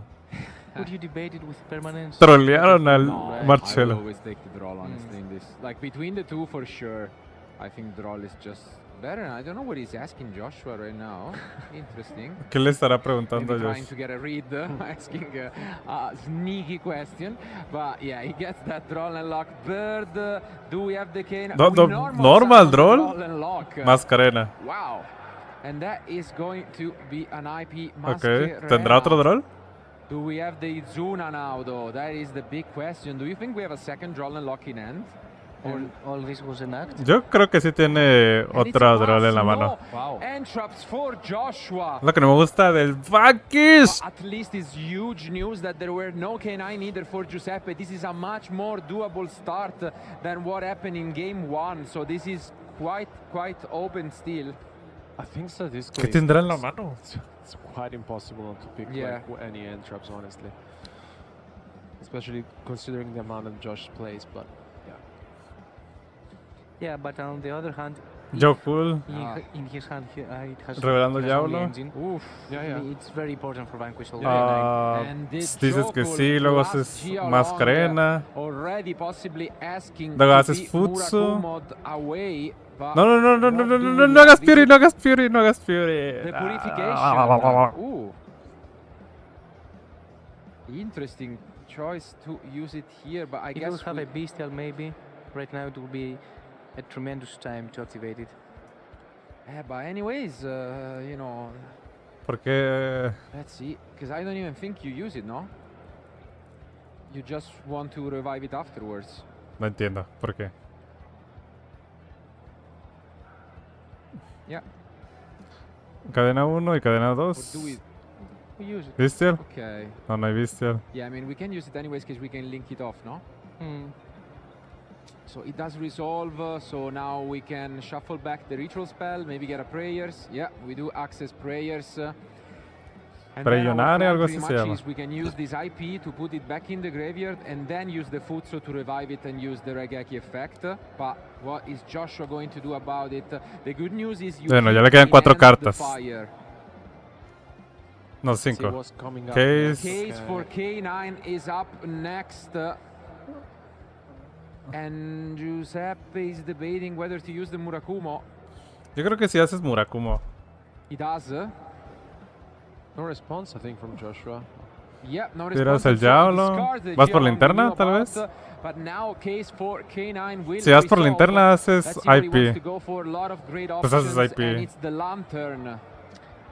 Droll, ya, Droll, güey. Another Droll, and this Droll hurts so much. Droll and Lockbear coming down. Is there ever... No, probably no. I'm thinking... No, because anyways, even if you Lantern, you can chain IP, and then when it's resolved, you bring back the Murakumo with Futsu, no? For example, this is what we could do here if we are Giuseppe. 3 en la mano. And I mean, this is why also we activated Murakumo before to revive himself, because obviously we gave access to the K9 effects. However, we wanted the add since we wanted to activate Ron Lockbird later. This is a huge moment for Giuseppe. Es que le va a forzar de todas formas la IP. Here, or does he take things slowly? Because you are not necessarily forced to do it here. No, aquí no, pero después lo va a tener que hacer en batalla. SP, Dynamondo, Gorgona. Entonces... I mean, if you wait for the summon, you can use the IP there. ¿Te gastarías el efecto de la IP sobre la case? Digo que sí, ¿no? And we do go for it. I think it's the correct play. Yo haría IP. Ah, tiene... Osa. We are going to say Dynamondo. Dynamondo is the choice. Since SP will not have a valid efecto de target, only the potential graveyard Java. target. Otherwise, it is in brackets and wastes. We are going to Murakumo. El que tenga más ataque. To clear the field. Yoku tiene más ataque y Chain 2 para revivir a algo que no sea Murakumo, diría yo. Not necessarily forced to go for it though. Ajá. Now we have Kusa, Mondo. está bien. ¿Tiene talent? Si no es mal estoy viendo. Joshua. Let's take a look. Yeah, I think he's gonna try and wait a little bit here. Because you can always use the other effect of Dynamondo, tributing itself to efecto de Kusa para recuperar ritual. ¿Sí? We add back ritual. No sé para qué le serviría la talent ya, pero... And basically this is saying, okay, even if you use the effect of Lantern, what can you even get? I mean, you already used the case, so we don't really mind. We are under draw. Yeah, we're also under draw. Yeah, you're right. ¿Sí tenía talent? Yo creo que si tiene talent, creo que después de que le negaron y hizo efecto de Murakumo, tenías que hacer talent para ver la mano. Pero es que igual estaba difícil romper la mesa. You might just try and push, but if you push to battle, Futsu is also there. You have two different ways, and yeah, it makes sense. We just push to battle phase to try and get the Dyna out of the way. Es la otra línea, que vayas a hacer talent para tomar control de Futsu después de que Dyna pegara. Get another turn, which is very important with all this follow-up in his hand. Yeah, I mean, it was almost never a matter of can we win this turn. It was a matter of can we establish something. And Giuseppe is debating because, as mentioned, he also has Futsu. He has two ways to revive Murakumo. Se le vuela el Dynamondo. I mean, I guess you get punished by el Murakumo hace que... Digo, haces talento más Futsu. Is it really a punish? And yeah, Giuseppe y ya no haces que... Basically, he lets this go through because he still has the Futsu. Let's see if he gets punished. no puedes revivir, pero le quedaría... Antes no tiene talent, porque si no ya haces una... Ya haces efecto para revivir a Murakumo. Ah, tiene Ghost Bell. Never mind, the bell is huge. What a game this is. ¿Ya haces Reaper? Ah, no, igual puede tener talent. Because you could have normal summoned it to play around it. But if we special summon, we have the bell, and so now the game is back online for Joshua. Troll and Lock is still out there. Yeah, I mean, is it? What are you going to access? But right now, we'll have some impacts when your opponent has prayers and rituals in his hand. I mean, you have to summon something to deal with. Tiras. Your favorite Tiras friend. Maybe. I mean, Giuseppe panicked a little bit with the Tiras. Maybe he's gonna do it again. I mean, yeah, the thing is, what option does he run in the extra deck? Because it's kind of tight at the moment. We already saw Valon and we saw the Tiras. Does he have... He has Nash Knight package. But, I mean...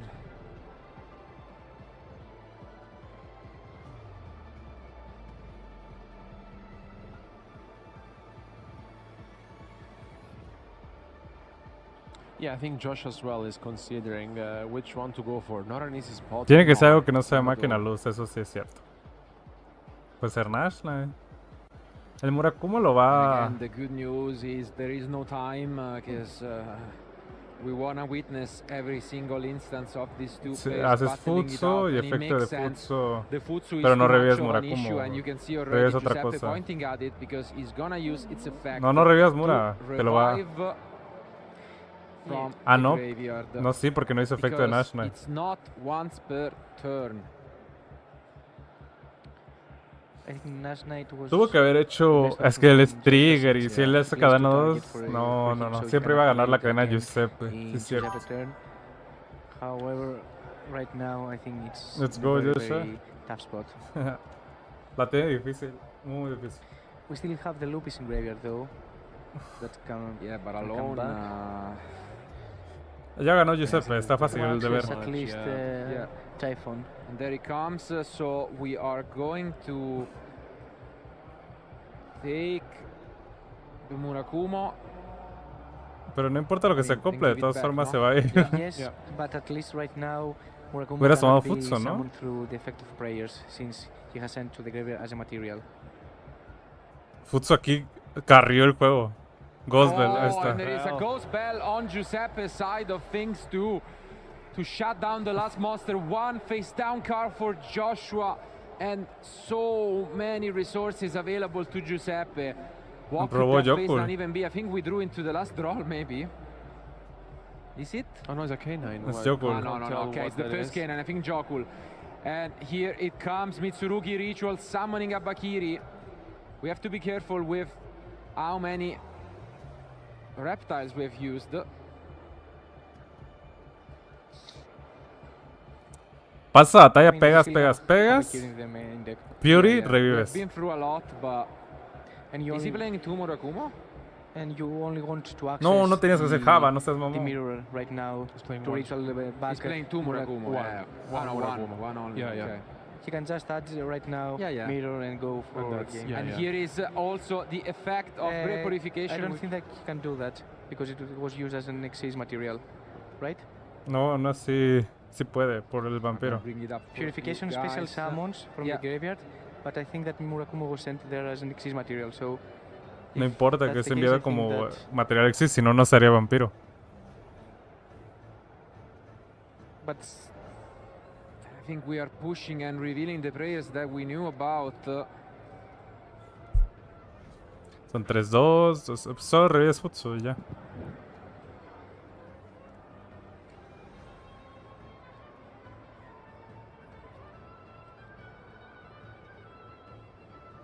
Only 400 life points left for the former YCS Bologna champion. Giuseppe is just ya Giuseppe paga 800, revive Futsu. And that is it, handshake. and Giuseppe is the winner. He upsets the champion. Oh, tendremos nuevo campeón de Bologna. Bueno, ya había nuevo campeón. So back and forth, and both players really, you could tell the emotions getting to them.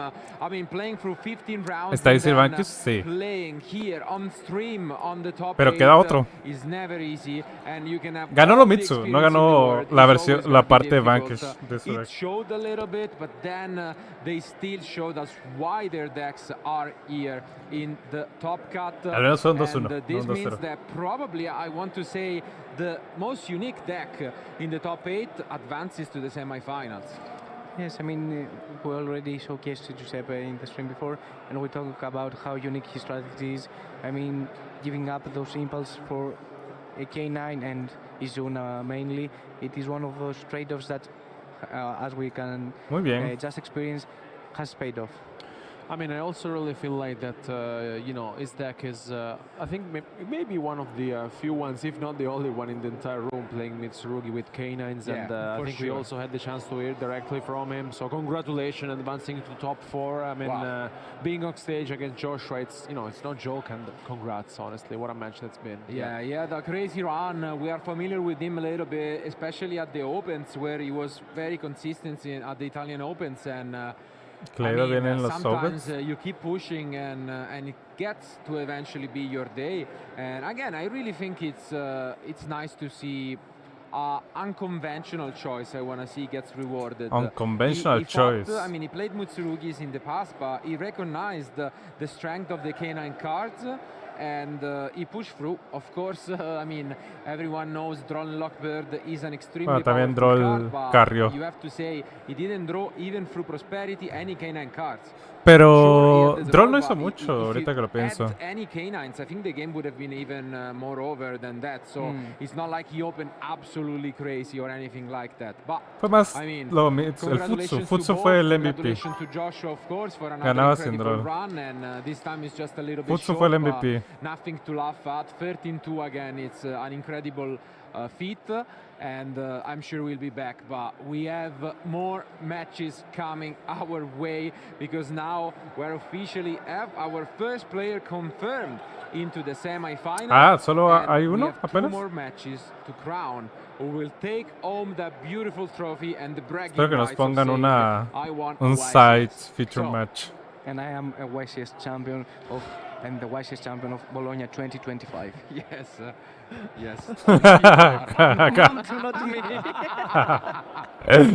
Sí.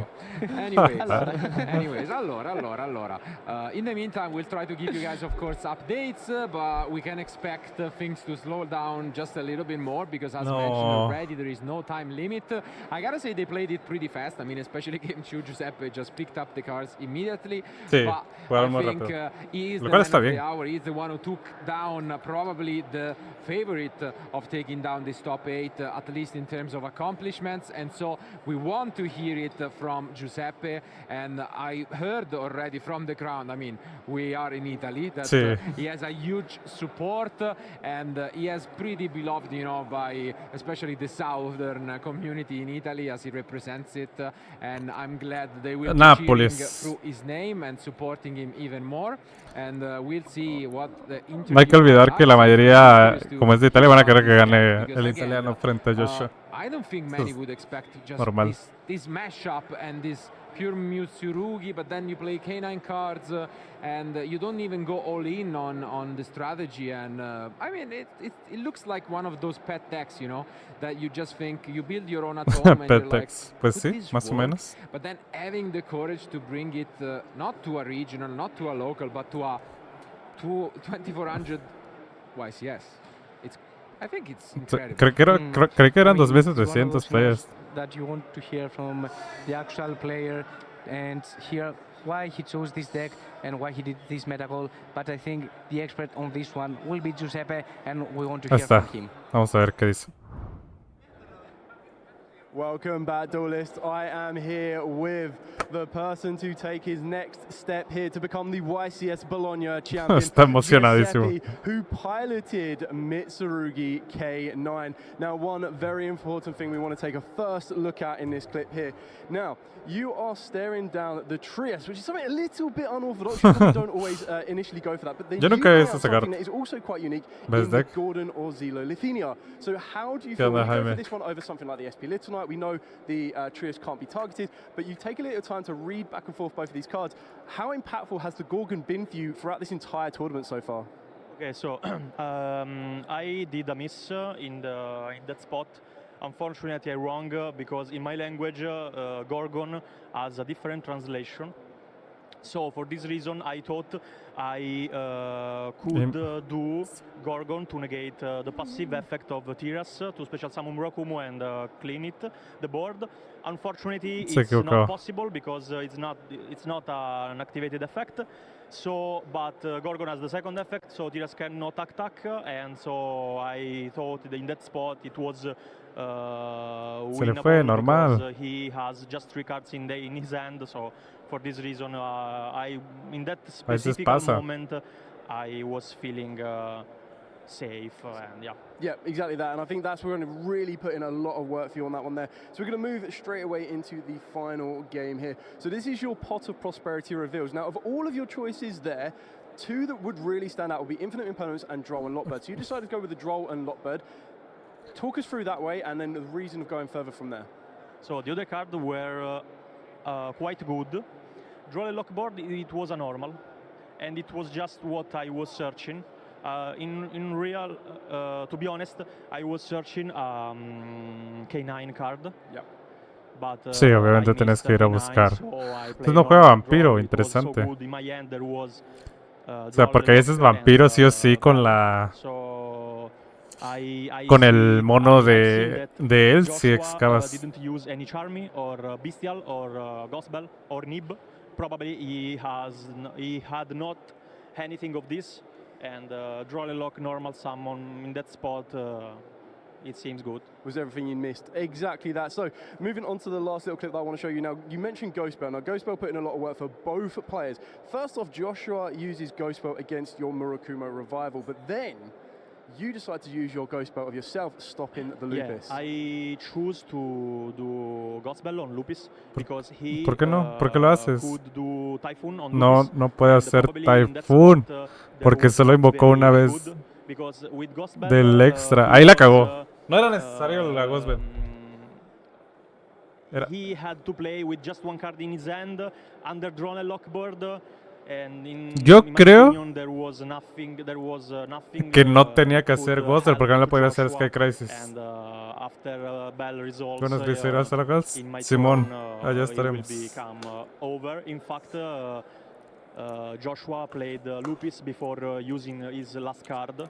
If his last card was playable, probably he was using before. Yeah, exactly that. So, massive congratulations. You're going to be taking a step a lot closer to be crowned. Era necesario la Ghost, pero no puede ser Sky Crisis. Se le invocó una vez del extra en el turno pasado y una en este turno. Go off, let it breathe out a little bit more. We wish you the best of luck in the rest. So don't you go anywhere at home, as we are going to be bringing you the final 2 duels for YCS Bologna 2020. Ah, ¿no van a poner dobles semis como en Estados Unidos? Interesante. Okay. And going to a YCS and to such events, as a lot of people, you might not always see the camera, but they really are absolutely important for our duelists. So, can you explain a little bit of how it, it just works to be as a vendor for, a YCS? Basically, a YCS is a tournament where you need to compete with cards. You need to purchase the cards from booster box or from vendors. Bueno, a la hora. We'll be here for you just from the Friday and every day, all the day long, not stop. And if you need any cards, if you need sleeve, if you need playmat, if you need a booster box, if you need anything, basically dice, coin, whatever you want, you can find in our booth. And we are here, we are very prepared. Personally, in Galatus, we have like a group of 4 people just working to prepare the stock, to look through all the deck lists and to update the stock, to update the price and to find the cards that you may need for your side. A ver, quedamos así, ¿no? Or your last minute changing. or the Friday night changing, the famous one. I know about that. You know about that? Yes, I know, and I mean, we've 3, seen you 6, around 7, for 8. Quedamos que entran many years, 8 so you have a lot of versus experience, Mirror. but Entrarán de Ruin. Si no dice Botbanish, when this después la puedes enviar como costo con droplet. No, no puedes. If you miss anything, if you forget anything at home, and just remember, Porque sabe el juego que se va a ir removido. because you can find everything you need that you know these different stands booths around the venue. And so in particular, I want to get also a bit into you know the job and 3, 6, 7, 8. Quedamos que entran por 3. How do you usually prepare for a YCS event? Is it a lot about the 4. current format? Is it more about also collecting? ¿Entran a las 8? Basically, 3, as I mentioned before, 5. we have a group of 4 people that update the stock. Okay. So they just look through new deck lists, new archetype, everything, the new release. But also we have some experts that just are here to work for the retro format, like Time Wizard and everything you want to check. Genesis also, we have a new stock for Genesis. And yeah, we also have a lot of Solo así. like price card, old ghost Vamos a ver de card, 10 manos cuántas me whatever you briqueo. want, you can find for sure in the booth. We are here for you. We are here to showcase you the good card and the special card that you may not know. Supongamos se resuelve. You couldn't find maybe Y robo por turno. you know, many Bueno. times you know people come here also to find the cards, I would say, in different languages. There are people Ahí who es la prefer, tercera. English or like maybe Italian if you're here.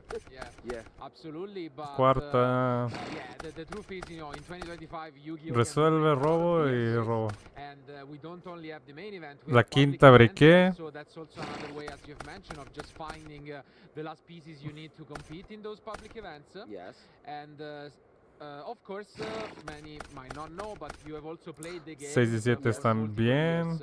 And so I want you to ask, what is your favorite thing about the role that now you're doing? Maybe still interacting with the community. What do you like about it? There is a lot of people they know from 8 briqué.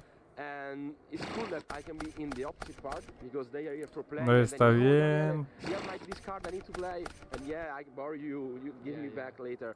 This is the best part. 10 briqué. 3 manos, no puedo. ¿Cuánto quedamos que metí? 8. 3, 6, 9, 12, 15. A lot of time. And this is the best part. Connected with people, be in the middle. Because we are literally in the middle of the venue. Really. And this is the best part for sure. Meeting a lot of people, get in touch with people that you don't know. 3, 6, 9, 12, 15. Menos 3, 12, 12. 20. Tendría que ser 19. Yeah, I don't think many walking into this venue can miss, especially your stand with the bright yellow. Yes. So, yes, really stands out. But thank you, and really thank you not only for the interview, but thank you for what all you guys do. As I've mentioned, it's not just us casters. We have, you know, players most importantly, but judges, vendors, a lot of people behind what goes into these kind of events. And so it's Siento que hace más also, plumero. you know, people like you supporting our duelist and our game. So thank you for being with us, and thank you guys for watching, but don't go anywhere because we'll be back with more action here. No sé, siento que Imper no es suficiente. Puedo poner una contact sí.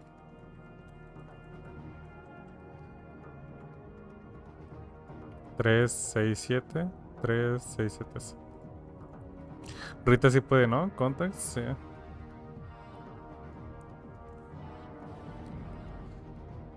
Bueno.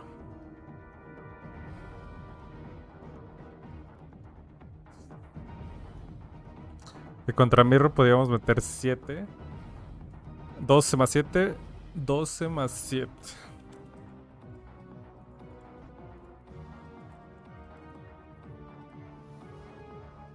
$19.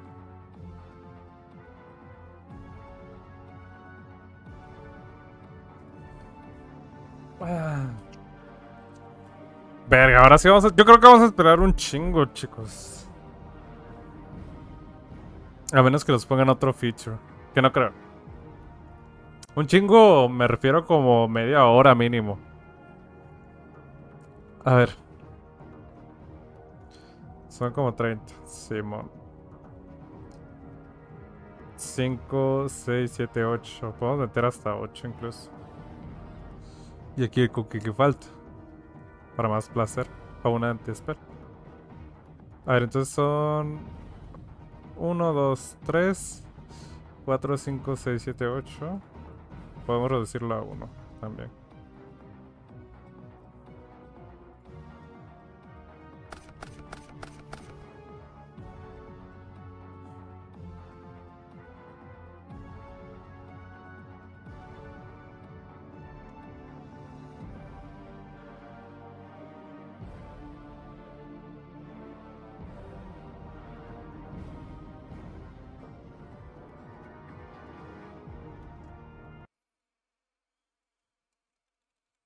The combo tutorials. Hello everybody, we are back here at the YCS Bologna and I am joined by Nomás el número mid se los da el 4. Sí, güey. Solo famous uno. player, of course, back-to-back national finalist, French nationals, and winner of the 2022 French National Championship. 4. And on top of that, you were here last year and won the entire event. But today, we are not here for that. You are here to show us a very, very special deck, Mathieu. Yes, it's one of my favorite decks ever, and it's Gori. It is Gori, actually, so maybe we can just get on the table and let you show us what it is about. Yeah, of course. Before all that, do you know where Gori comes from, the word? Tell us. Okay, so Gori is written G-H-O-T-I, and it's something with the English language, which is if the G-H Ya no estás jugando Dragon Grande. is pronounced the O in women is pronounced E, and the T-I in nation is pronounced sh, then Gori is just pronounced fish. And that is absolutely incredible. Desde hace rato, Isra, estoy jugando esto. And I think that's, I mean, it is, you know, the little... a little spice. Exactly, yeah, the little spice in it. So yeah, it's a very cool deck about fishes that synchro summon in the opponent's turn. So for the main deck, I'll start to show a basic list that is playable and you can have a lot of fun with. So for the tuners, the little one, we've got Paces, Light of the Gori, Shift Fairy of the Gori, and Zep Ruby of the Gori. So they're all level 2 tuners, and they all synchro summon during the opponent's turn. They work a little bit differently. So those two, if they are banished, they come back in the next standby phase on the field. And if they were summoned this turn, you can, during the opponent's turn, synchro summon a fish as a quick effect. And this one's a little bit different, so it comes back immediately if it's banished during the opponent's turn, and it synchros on summon. So you want to banish those two during your turn, and this one during the opponent's turn. It makes your plays a little less like sensitive to Dark Armor and some things like that, because it's not on the field at the beginning of the turn. And those are your main tuners. And the last level 2 Gori is Kif, Shadow of the Gori. So this one, it special summons itself when you have a fish on the field, and it's like its 12 más 6, name is 18, ¿verdad? Because when the opponent special summons a monster, it can banish the opponent's monster and itself and bring back a fish from banished down.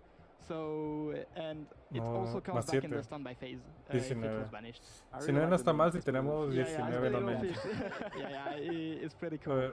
So those are your level 2s. This one is not a tuner, 9, but 12, the other ones are 13, 14, yeah, 15. that's pretty much how you play. So is this like more of an interruption, or is he used as a way to bring back some fish and then to be able to synchro summon? It's kind of both, because if, for example, you got one of the two there banished during your opponent's turn.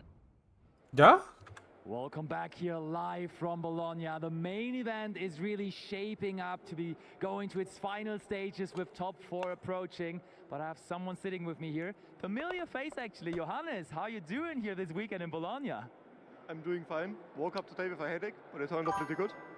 Yeah, we know you, of course, from the World Championship. You've been playing Luna Light there, and your Luna Light deck actually, in a different form, sense. has proven you some success this weekend here as well. Tell us, what did you do here today? No me late con el mirror. Genesis Invitational today. All right, and ganó el Genesis. Your beloved Luna Light deck again, didn't you? Yeah, it's pretty good. But it's a bit of a funny story for you Ganó el here as Genesis well con this Luna weekend, Light. because you came without a ticket for the main event, so you couldn't play the main event, but then you just decide, hey, I'm playing Genesis, but you told me beforehand, you actually played a different deck for the qualifier, and now a new one for the actual invitational then, right? Yeah, on Saturday I played Generator Radiant Typhoon. Was a really cool deck, but I was pretty bad with it, so I switched back to Lunar Light. Worked better. And Lunar Light worked a lot better. What decks did you face throughout the tournament run here on Sunday? At Emancipator, Onomat, Emancipator? Psychics in the finals, one Dracotail. Okay. Don't really remember the rest right now. Fair enough, but I mean, you're still saying Lunar Light possibly the best deck in the Genesis format? Against the Onomat it was really rough, because the Light Dragon XYZ monster protects from Liga Dancer destroying, but otherwise it's a really good deck, breaks pretty much every board except for the Ringo Miniat guy, where you can't normal or special summon, but otherwise it's very good. I mean, you playing the Genesis Invitational worked out pretty well for you, because let me tell you, I have something here for you. You, of course, won a Dark and Dragon prize card. One of those old prize cards is now yours. Congratulations, winner of our invitational here, Johannes Bauer, of course, all the way from Germany here, taking it down after already some big success at the World Championship with his 9th place finish. So, congratulations to you, Johannes. Sí, cierto, quedó noveno en el Mundial. We will definitely see some more of you in the future as well. Maybe see you in Dortmund? Probably. Probably, of course. All right. So, as I told you, top 4 rapidly approaching, so don't go anywhere. Our main event is continuing just shortly after this. Creo que va puro mejor. And it didn't come back yet, you can bring it back with this by interrupting your opponent. So yeah, that's great, yeah. It's kind of multifunction, and it's really cool. Then we have a level 4, that's Ixip, Omen of the Gaudi. This one's not always played, you can cut it. It has some uses because it summons itself from the hand. Pasa un verga que robo mirror, Murakumo, rituales ahí. Pues son los 4 bricks del deck. Bricky hands, but it's not really needed in the combos. It has another effect to get back Gaudi traps, but we're not running them, so it's just no jugaría menos. Quiero jugar alrededor de Droll, Jaime. Best Gaudi monsters in the main deck. No juega alrededor de Droll, Jaime. We've got 6 Light of the Moonlight. Sí, me dolió jugar 10, yo me si no 11. Which is like one of the very broken cards in this deck. So when it's banished, you can banish any fish from your hand, field, or grave as cost, and special summon it from the banished zone. And when it's normal or special summoned, you can search a fish monster, any fish monster, and then you banish a fish from your hand or field. So it allows you to get into rotation every single one of your little tuners. Also, if you banish it during the opponent's turn, you can get him on the field, and then it will search Zep that you banish immediately. When it's banished during the opponent's turn, special summons itself and then goes for exactly a synchro summon. So it's one of the best cards in the deck. I'm only playing 2 there because it's a little bricky to have multiples, because it cannot banish another copy of itself to bring itself back. So sometimes it's a little annoying to have too much. But it's one of the cards just like you going minus started for no reason. Just play to over so just this most of the time. Es que quiero jugar más Yumi starters. Quick effect in the hand. You can banish 2 fishes from your hand and or graveyard and special summon it during the main phase of any player. And when it's banished, you can banish a fish from your graveyard and get it back into your hand. So it's the way you will get into rotation, usually the Zep there, so you can do it with 6, but the 6 will usually get banished by Snopios in the first place to have access to another push and other interactions during the opponent's turn. Also, since it's in the hand, you can't really lose it. Your opponent has no easy way to get around it, and you will have your interruptions with it. So yeah, that's for the Gaudi monsters that are in this deck. And yeah, they're pretty cool. And now we're on to some generic fish supports. So we've got a Abyss Shark. 3, 6, 9, 12, 15, it's a level 5. If you only control waters, you special summon it from hand, and you search a level 3, 4, 5 fish monsters, and you're locked into water afterwards. So that's not a problem. Not really. And also it's treated as a level 3 or 4 for a number X's monster, which is relevant because we are playing 1. Okay. So this is a level 4 for the X's in the extra deck. And for the playing to Java, like from this guy, we've got School, one of the pretty new cards from this year. No, porque Pripret sí juega into draw, pero los Yumis no. Prefiero dejar mesa Yumi a dejar mesa Mitsu. Not in defense. Yeah, in defense. And it's banished when it leaves the field, so it's a really nice. Por eso juego más nombres Yumi. The other one would be Lifelessly Fish. Así lo estuve haciendo, The main normal summon of the deck, because when ¿te das cuenta? you can send a fish Daría un nombre más y the Prosperity. main target would be Sheaf, because it has an effect tengo un to espacio banish itself from grave, to boost the fish by 500.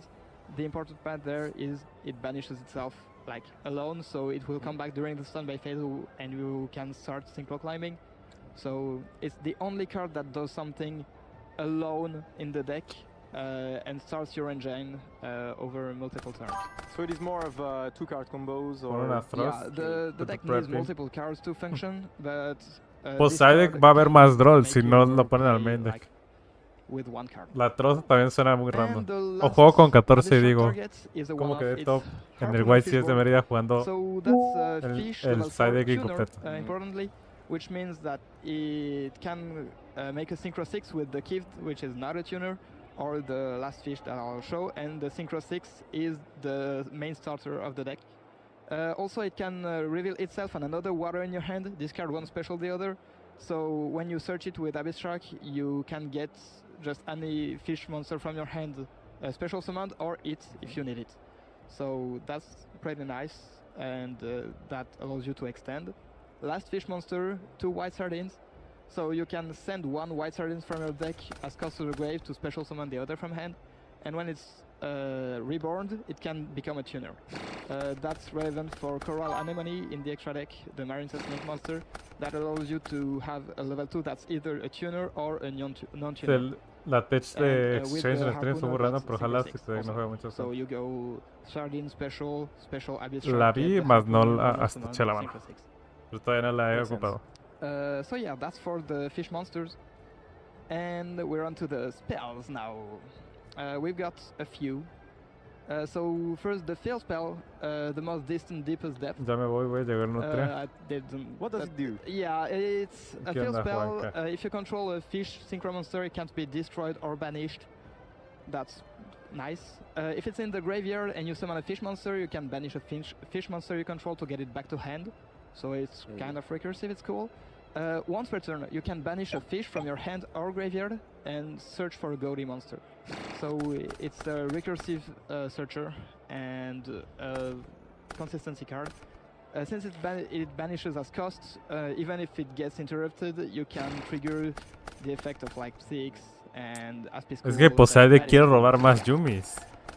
Other spell that you might know from the Malice deck, Gold Sarcophagus, obviously you want to banish your fishes. Me encanta la combinación plumero lightning. And the last spell... plumero droplet. Yeah, the spell in Engine is also a card from Alien, like the School. It's Fish and Beads. It's a normal spell you can only use at the beginning of your main phase 1. Creo que estamos bien. And you will banish a card from your hand. Draco, estamos bien, chat. And then your opponent has the choice to banish 2 cards from their hands to negate it. If they don't, you're locked into fish, and you either send 2 fish from deck to grave or banish 2 fish from deck. And yeah, and you're locked into fish. It's a really powerful starter. ¿Por qué 2 meows y 2 rulers?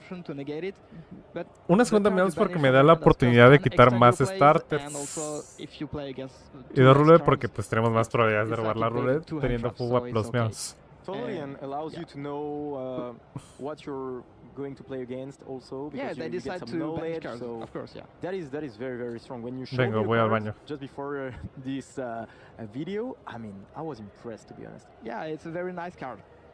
And yeah, that's for the engine cards in the main deck. It's, I think, 30 engine cards.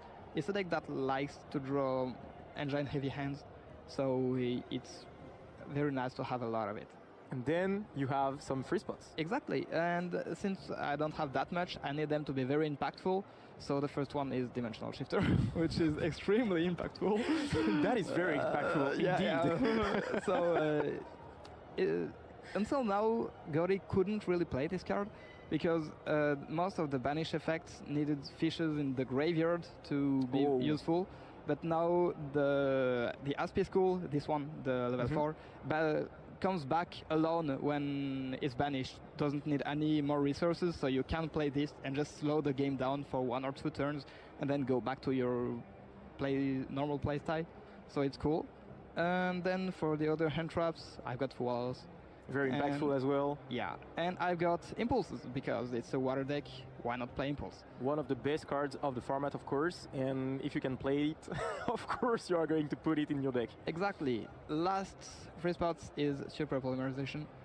This deck uses it really well because the tuners come back in the standby phase, but sometimes you miss the non-tuner, so then you super poly for a dragon or Garura and you get the non-tuner you need.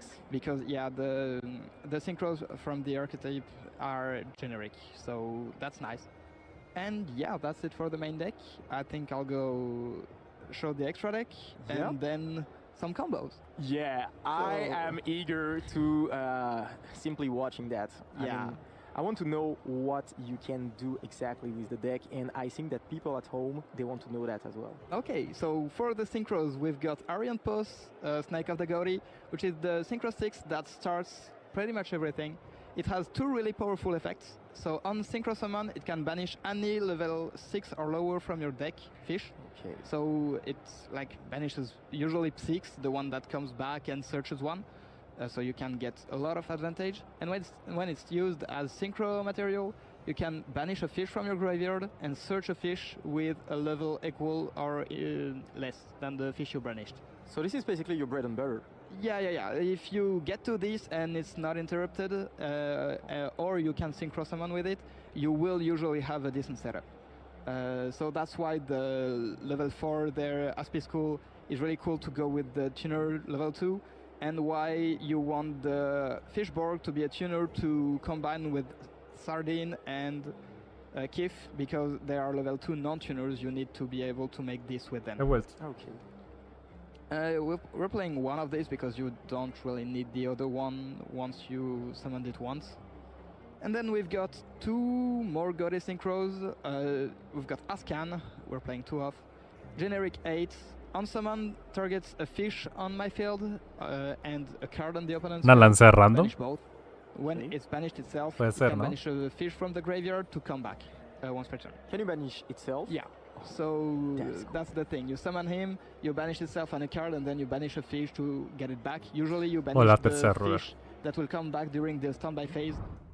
Yeah. Welcome back to your coverage here at YCS Bologna 2025. We're down to our top 4 feature match. Only one of these 2 duelists will make their way into that final, and then we'll see who is going to be crowned our YCS Bologna champion. Now in front of me, I have 2 French duelists, and in the other top 4 feature match, 2 Italian duelists, which means we have a guaranteed final of France versus Italy. Who will win? We'll all find out together. But first, we have to go through this. We have Pierre Bugals and Gabriel Huard, and they're ready to take this on. We have cheers from the French supporting crowd. We have a great energy in the room, and everyone's ready. Joe, we're going to do a high roll. Who would like to roll first? Pierre is going to roll first. That's a 12 for Pierre. Okay, and Gabriel, that is a 3. Pierre, you're going to go first. Pierre is going to go first, so I'm going to hand you guys over to your commentators to take you through this top 4 feature match here at YCS Bologna. Take it away. Take it away.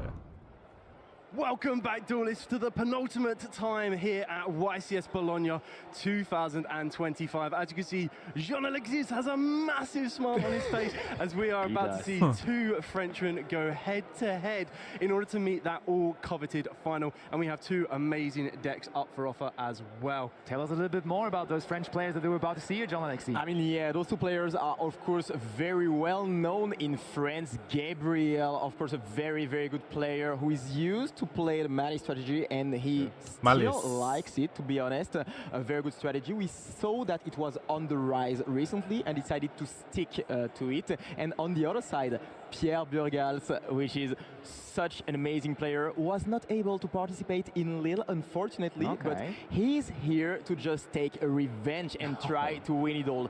But what excites me the most is that in the final, it's gonna be for sure France versus Italy. And I mean, speaking of that, why don't we have a quick look at the bracket actually, because we know our two players here in this match, but on the Perdió Siracusa, ya no hay Draco en el top 4.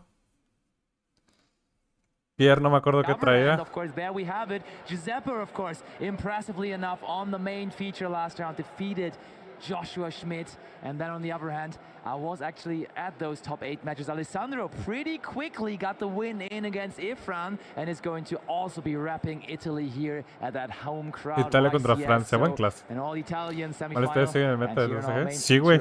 En los 3.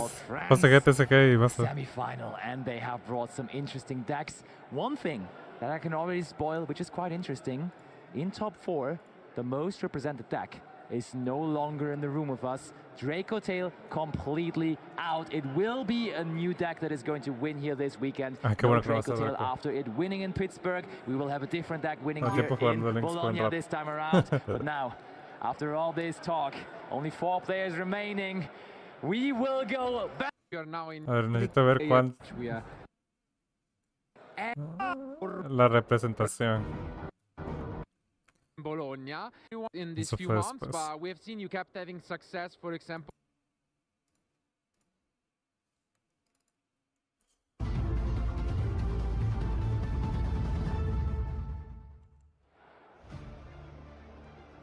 Gabriel Hua was in the World Championship points playoff at the last European Championship.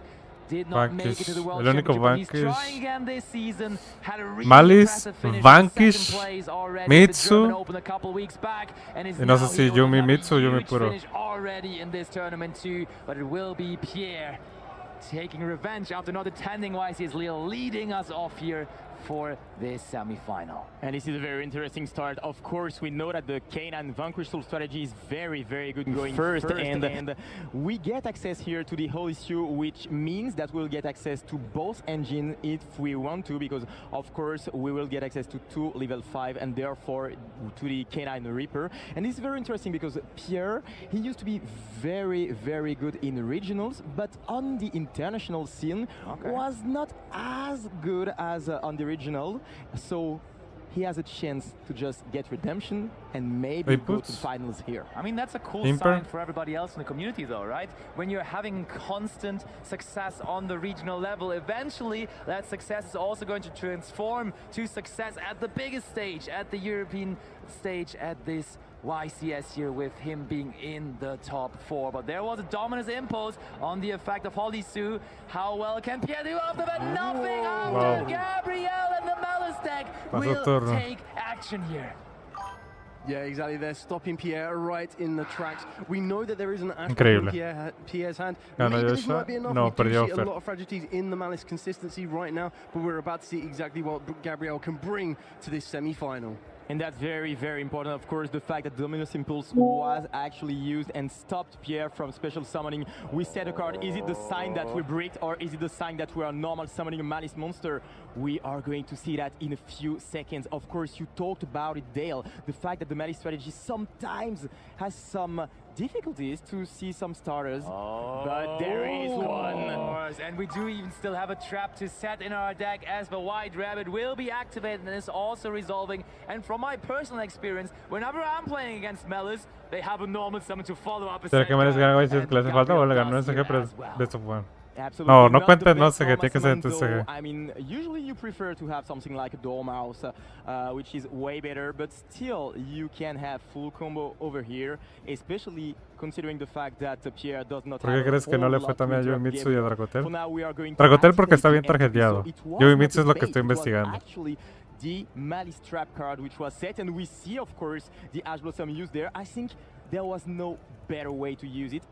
apart from the effect of Chasey Cat, of course. Yeah, I mean, this is good here because with the cards we know for the moment, these would not be combo, as there only is now the GWC, which cannot even be activated now anymore when we go into that Link 1 here, which is probably going to be a Lingo Rebo. Yup, there we go. So we will need further extension. And creo que la gente sigue sin usar lanceas outside deck. This is the sign, in my opinion, of course, to a special summon from deck because we know ¿Otra that we don't impulse? have a whole lot to interrupt. So we might just try to remove the Linguribo and destroy it with the Raisin, which is of course special summon in this column. We are going to be able to access a little bit more engine, of course, in this process. But the most important part is, of course, to just remove the Link 1. We don't want the Malice player to get access to the This is enough. Pierre wins the game on the spot with the special summons. And you talked about it, Dale. I mean, sometimes the Malice strategy, it just has some difficulties to stick on the field with the bodies. You want to get access to 3 bodies on the field, to 3 monsters, so that you get access to the Red Ransom and therefore to the field spell, which is of course very important. But there, the start was not that great. Starting with the White Rabbit. Mitsuyumi perdió contra Malice.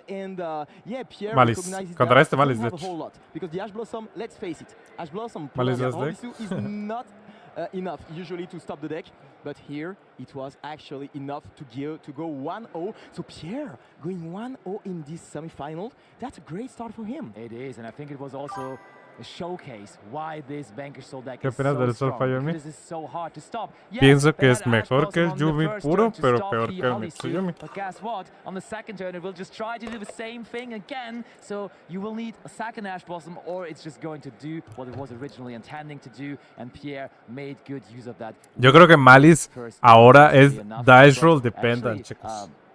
The Malice deck, it's still in there. It's my pick to win the whole thing. Of course, that wasn't the best first game here for Gabriel, but still, of course, in Mientras quiere jugar a Snake The Yumi. fact that the Malice strategy is not Dile que no lo haga. second, to be honest, let's Oscar. face it. If you don't draw that many hand interactions, it's a bit difficult against the Vanquish Soul K9 strategy. Now, he's going to be able to go first, and going first, we know that this is very, very scary. Of course, the Vanquish Soul K9 has some abilities to play with the Odyssey, of course, but also the access to Izuna, which is so good because it allows you to remove some bodies which are crucial to this strategy. Yeah, exactly that. And I think the side day is going to be incredibly important on this one. As you've already said, you want to try and take as much advantage as you possibly can. But what you need to take into account is when you're coming to an event like this, we already know that the highest represented deck will be Dracutel. Most players will be prepared for that. Malice being one of those decks that has started to slowly come back into popularity kind of makes a lot of duelists start to think, double-check their side deck and everything else in between. And we're about to go straight over to the table to see exactly what these players have brought in and see if we're going to be going into either the game number 3 or if we're going to be able to move on to the final from game number 2. So let's get straight over to the table.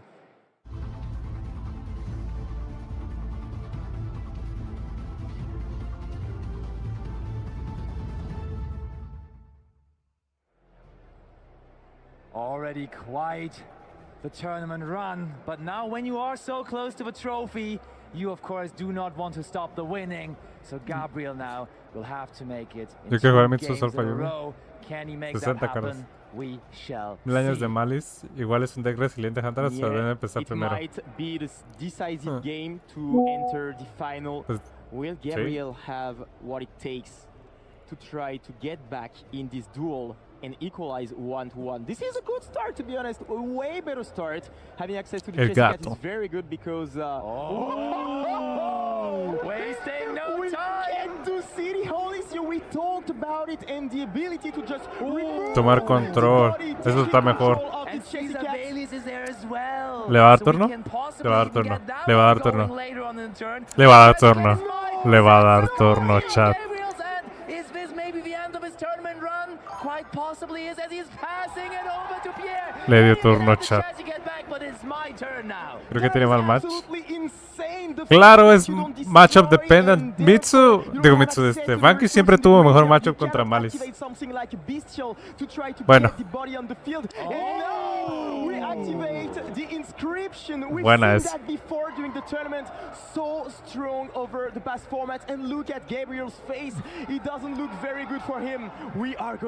¿No tiene impulse?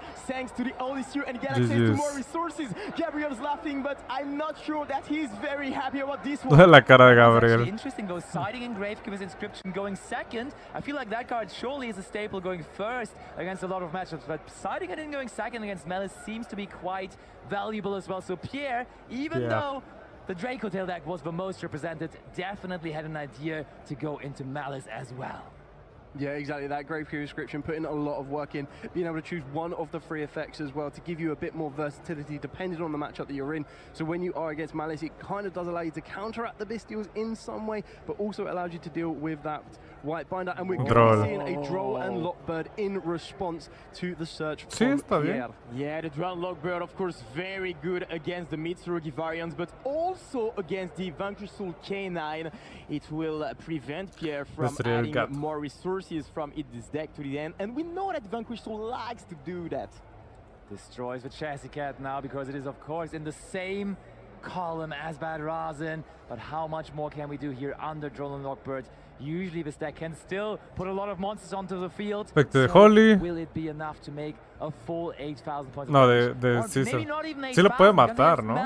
When you bring him down to like 70, like when you do 7,000 points of damage, that can already be a really awkward situation. Tiene que jugar alrededor de Nibiru, eso sí.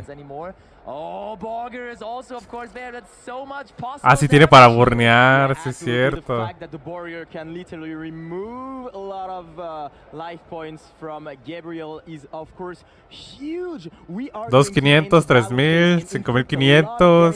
Pues ya, es juego. En su turno va a ser juego. Haces efecto de César para destruir. Y luego encadenas Borger. Bueno, no, en resolución haces efecto de Borger. Ajá. Chicos, va a ser una semi demasiado rápida. Está. Y ya haces efecto de Borger para burnear. Y ya le da turno y GG's.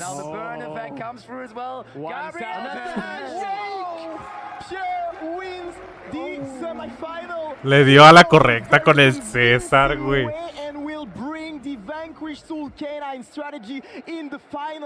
Bueno, eso fue demasiado rápido. Vanquish a la final. La otra llave, vamos a ver si es Mitsu Yumi. Digo, Mitsu K9 o Yumi puro. Sí, es cierto, nunca invocó ningún link. It is quite tough, but I think Verga, fue demasiado rápido. Qualifying points that he's earning here from this top 4 finish, it will be all right for him as he is bringing him in an even better position to possibly go get into that playoff again here at the end of the season at the next European Championship. So definitely something to not be too mad about. And as that was over so quickly, of course we have the backup feature match. Ah, qué bueno, tienen el otro semis, güey. Qué bueno, güey. Gracias. So let's go over to that backup feature now. Por fin. So what do we have here? Look, we have the full match already finished on the one side, and here they are still in game 1. Aquí siguen en juego 1, muy bien. Mitsurugi K9 versus Veo mejor plantado al Yumi. Perdió Smith. Even though in representation, Mitsurugi Yami has clearly taken over the pure version of deck. When it comes to gracias Vanquish K9 por salvar Yu-Gi-Oh. ¿Por qué, güey? ¿Por el Malice?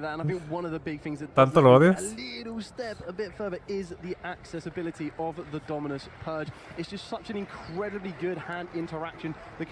Final francesa contra final, semifinal francesa contra semifinal italiana.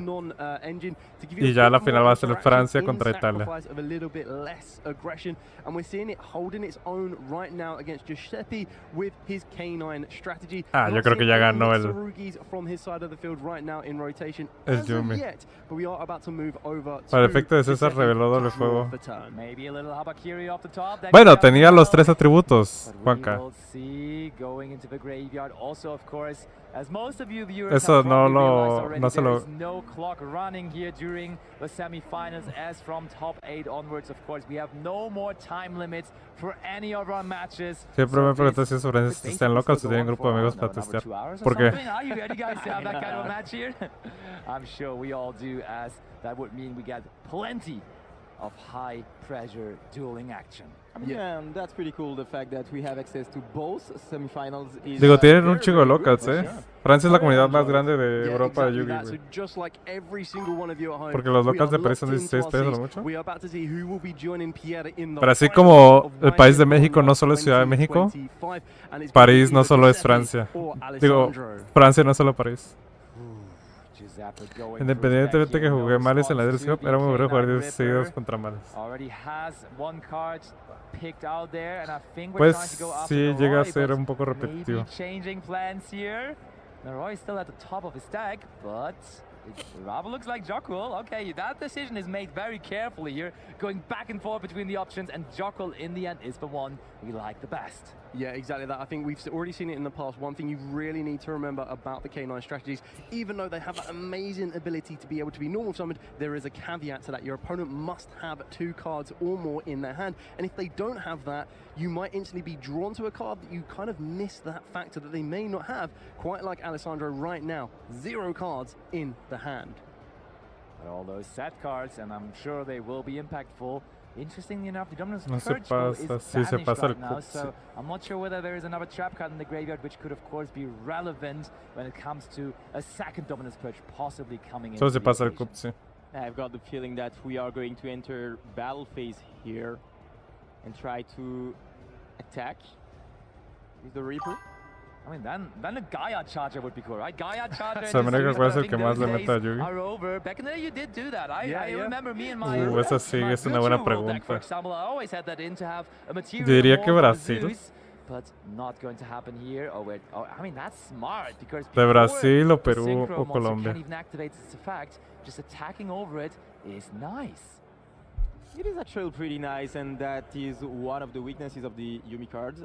In the Yumi strategy, is that you can literally, if you don't activate anything, they cannot return to the extra deck and special summon 2 other monsters. And yeah, I would like to put an emphasis on the fact that Giuseppe has been very creative with his Mitsurugi K9 deck. Sure. I've talked with a few people who helped him build the deck. And the idea behind that is that the K9 cards are, of course, very strong into the Draco Tail matchup. And very strong in general, because you know the pure Yumi strategy is not really on the rise recently. That's even true. If here we see it top 4, and therefore the K9 cards have a lot more applications, so you can use them against a more a larger variety of matchups. And I feel like even against Yami, you do actually have your Mitsurugi cards, right? Because historically, Murakumo just taking away all of those all of those Yami monsters, that matchup always was kind of favored towards the Mitsurugi decks. So I feel like we're okay with that. Has been a while that I saw the Nightmare Phoenix coming down here from Giuseppe's side. Discarding 1 card to destroy one of those many spell traps. Gives up on a Ghost Spell and Haunted Mansion. That's a commitment to Phoenix. Absolutely, because the Ghost Spell is very good in that matchup. Of course, you want to prevent your opponent from special summoning back those monsters from the graveyard. So, I mean, what are the two other cards? Well, I guess we're about to find out, because Giuseppe just left that decision to a dice. Tiene más de 2200 la Reaper de tener 2-4. We know that there is a juggle in the hand, we believe, so this is going to be very interesting. Will the dice be on his favor, or will it mislead him a little bit? The fact that Alessandro is thinking about it means it is actually quite an effective choice off of the back of that Nightmare Phoenix. We've all been there before, right? Yes. Just rolling the dice, deciding which card we want to destroy because we can't make the decision ourselves. But Alessandro will chain the yummy surprise. So I'm not too sure whether that actually was a good hit then for the Nightmare Phoenix, because now we just have the Synchro that we previously dealt with in the battle phase back on the field. Yeah, absolutely. And Giuseppe didn't look very satisfied. He conocido esto en el top 8. ¿Qué onda, Gerald? Estuvo Joshua Schmidt y Danilo Siracusa. Pues, Cookie. That usually, and also in that Cookie, case, no? will mark the end of this turn for Giuseppe. So bro, if he looks at my grave that many times, Mauricio will call Judge. Sí, es cierto, he visto muchas veces su cementerio. That discard of the ghost spell, you don't want it to kind of come back and haunt you, I would say, in the next kind of game.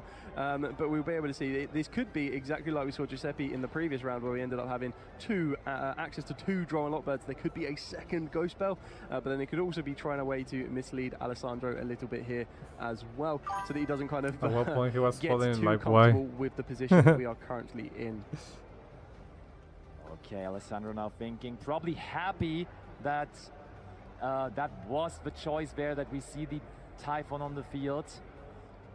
Yeah, and this is what I absolutely love. We've already previously mentioned this as well, but the fact that all of these decks kind of have their weaknesses and strengths against each other, it's just an amazing round circle of everything. ¿Por qué no Loli y haces haces great synergies and great plays against the efecto de Loli sobre el Lupis? Where at all possible, activate card effects in the hand and the graveyard. So if you are a little bit cautious when you're trying to approach the strategy and you're already aware that your opponent is playing K9 cards, as we saw with Giuseppe going through his graveyard. No, Daniel Siracusa siempre estuvo con Draco. Desde que inició la temporada ha jugado Draco. Los dos perdieron en top 8. For sure is, and Alessandro now thinking whether he wants to do anything else in the end phase, or have we passed the turn? Is it the turn of Alessandro? No, ya es turno de Alessandro. Because he is carefully considering whether to activate something right here, right now. Yeah, and I don't know if the Typhoon is going to do a whole lot, to be honest. I mean, this is kind of a desperate move to special summon this one. Surely. And yeah, we know that the Mitsurugi cards are very good, of course, indeed, in the Yumi strategy, as you just said before. And I've got a feeling that cards, the K9, I mean, they are not. Perdió el Malice contra Vanquish K9, que va a la final, obviamente. Y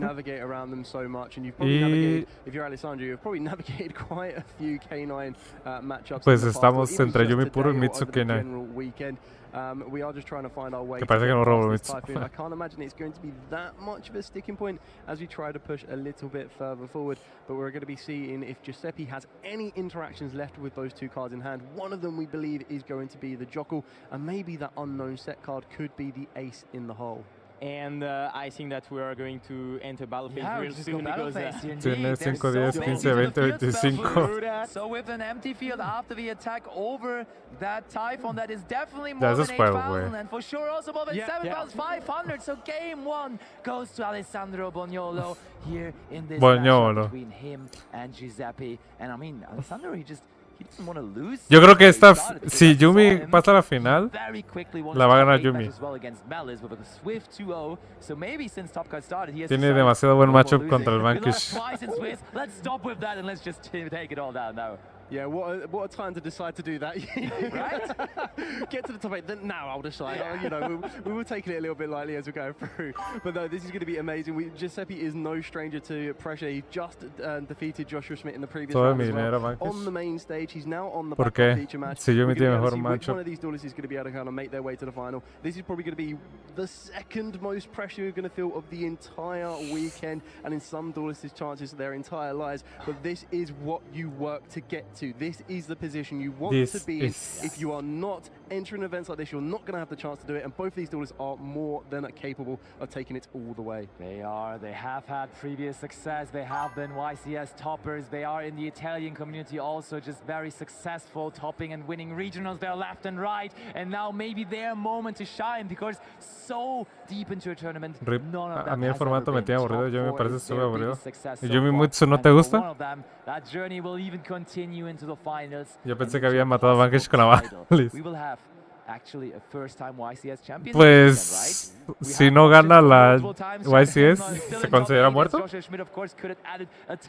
¿Malice se considera muerto? Es pregunta. Absolutely, and in this matchup it's going to be very interesting because of course we saw that Europa there is are a two bit parts different. in this deck. The Mitsurugi Canine strategy, the Canine strategy was not Es que estuvo bien porque la mayoría traía Draco, le juegas Vanquish K9, que es el matchup que el Draco no tiene buen matchup. Yumi tiene buen match y como la gente pensaba que nadie iba a jugar Yumi puro, haces counter al counter, que es el mejor matchup es Draco, digo el mejor deck, el más representado es Draco, el counter es Vanquish, el counter es Yumi. Vanquish solo que solo se consigue para hacer mierda a Draco. No tengas en Europa ganar un Odeon en planta salir literalmente a tirar 0, pero en Norteamérica en escena, ni en Latinoamérica, güey. Ahora yo me pregunto para Mérida, ¿cuál va a ser el deck más representado? Si Draco o Yumi Mix. ¿Tú vas a ir a Mérida? Gerald, volvimos a la triada. Está mejor que 2 decks. 3 decks mejor que 2 decks. Pero es más difícil dedicarle a 2 decks. Exactly that, fully exciting. There's definitely a card in Alessandro's side deck that I am eyeing up right now that we saw in the previous feature match. I'm not sure how well you could best implicate it, but it will kind of mean that some of the interactions that will come from your opponent using the K9 strategy will be a lot more minimized. But then a real big question that you need to kind of consider if you're in Alessandro's position is you already know how to naturally counter the K9 strategy themselves. Yeah. So you don't need to worry so much about making sure that Lupus is live or making sure that Azuna is live. You actually need to now start to worry about the ritual side of this one being no paso 300 de ajo, me harías muy caro, me va a parecer el calor. So we're going to see how these duelists are going Es to lo que estoy viendo, Gerald, que que está muy caro para desde Costa Rica ir a Mérida. ¿Quién sabe por qué? Bueno, duelo 2. Ash, Purga, no, Fuwa, nombre y surprise, nada mal. Eran como 500, 600, sí, eso había visto. Mayor duda que tengo es jugar el motor grande Mitsu o el más pequeño para YCS. Yo, ya sabes que yo apoyo el motor pequeño, Víctor. Ya lo sabes. Yo soy team solo Saji. Only Saji. You definitely want to, but on the other end, that is a card, in my opinion, that you would always try to hold after already using some other cards in your hand. So if I'm Alessandro, and if I have something along the lines of a Dominus Purge Purga, ¿no? Spring, Purga o Fuwa. Espero Alessandro sea bueno y lo sepa. También es cierto que tiene la Ash. Es cierto, Ash, para que la Purga tenga efecto. Purga, Purga, Purga. Y luego normal, Fuwa.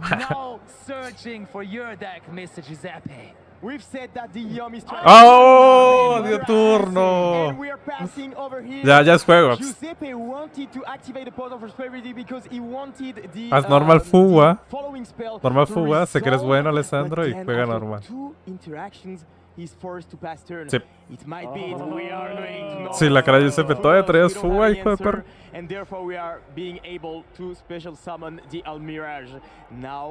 We're going to see the Yumi strategy with the cookie being special summoned, and this is sí, Yumi, güey. We know that the K9 3 cartas contra 5. Trigger them during the entire turn and still get a pretty strong field with the Yumi. Dices que sí. Okay, that's good. Do we have something to extend? Pues tenemos el campo. Creo que top deckamos otra Purga. Oh. This is going to be the case, and we are going to activate the effect, of course, to get access to the field spell and being able to get another monster on the field and keep comboing.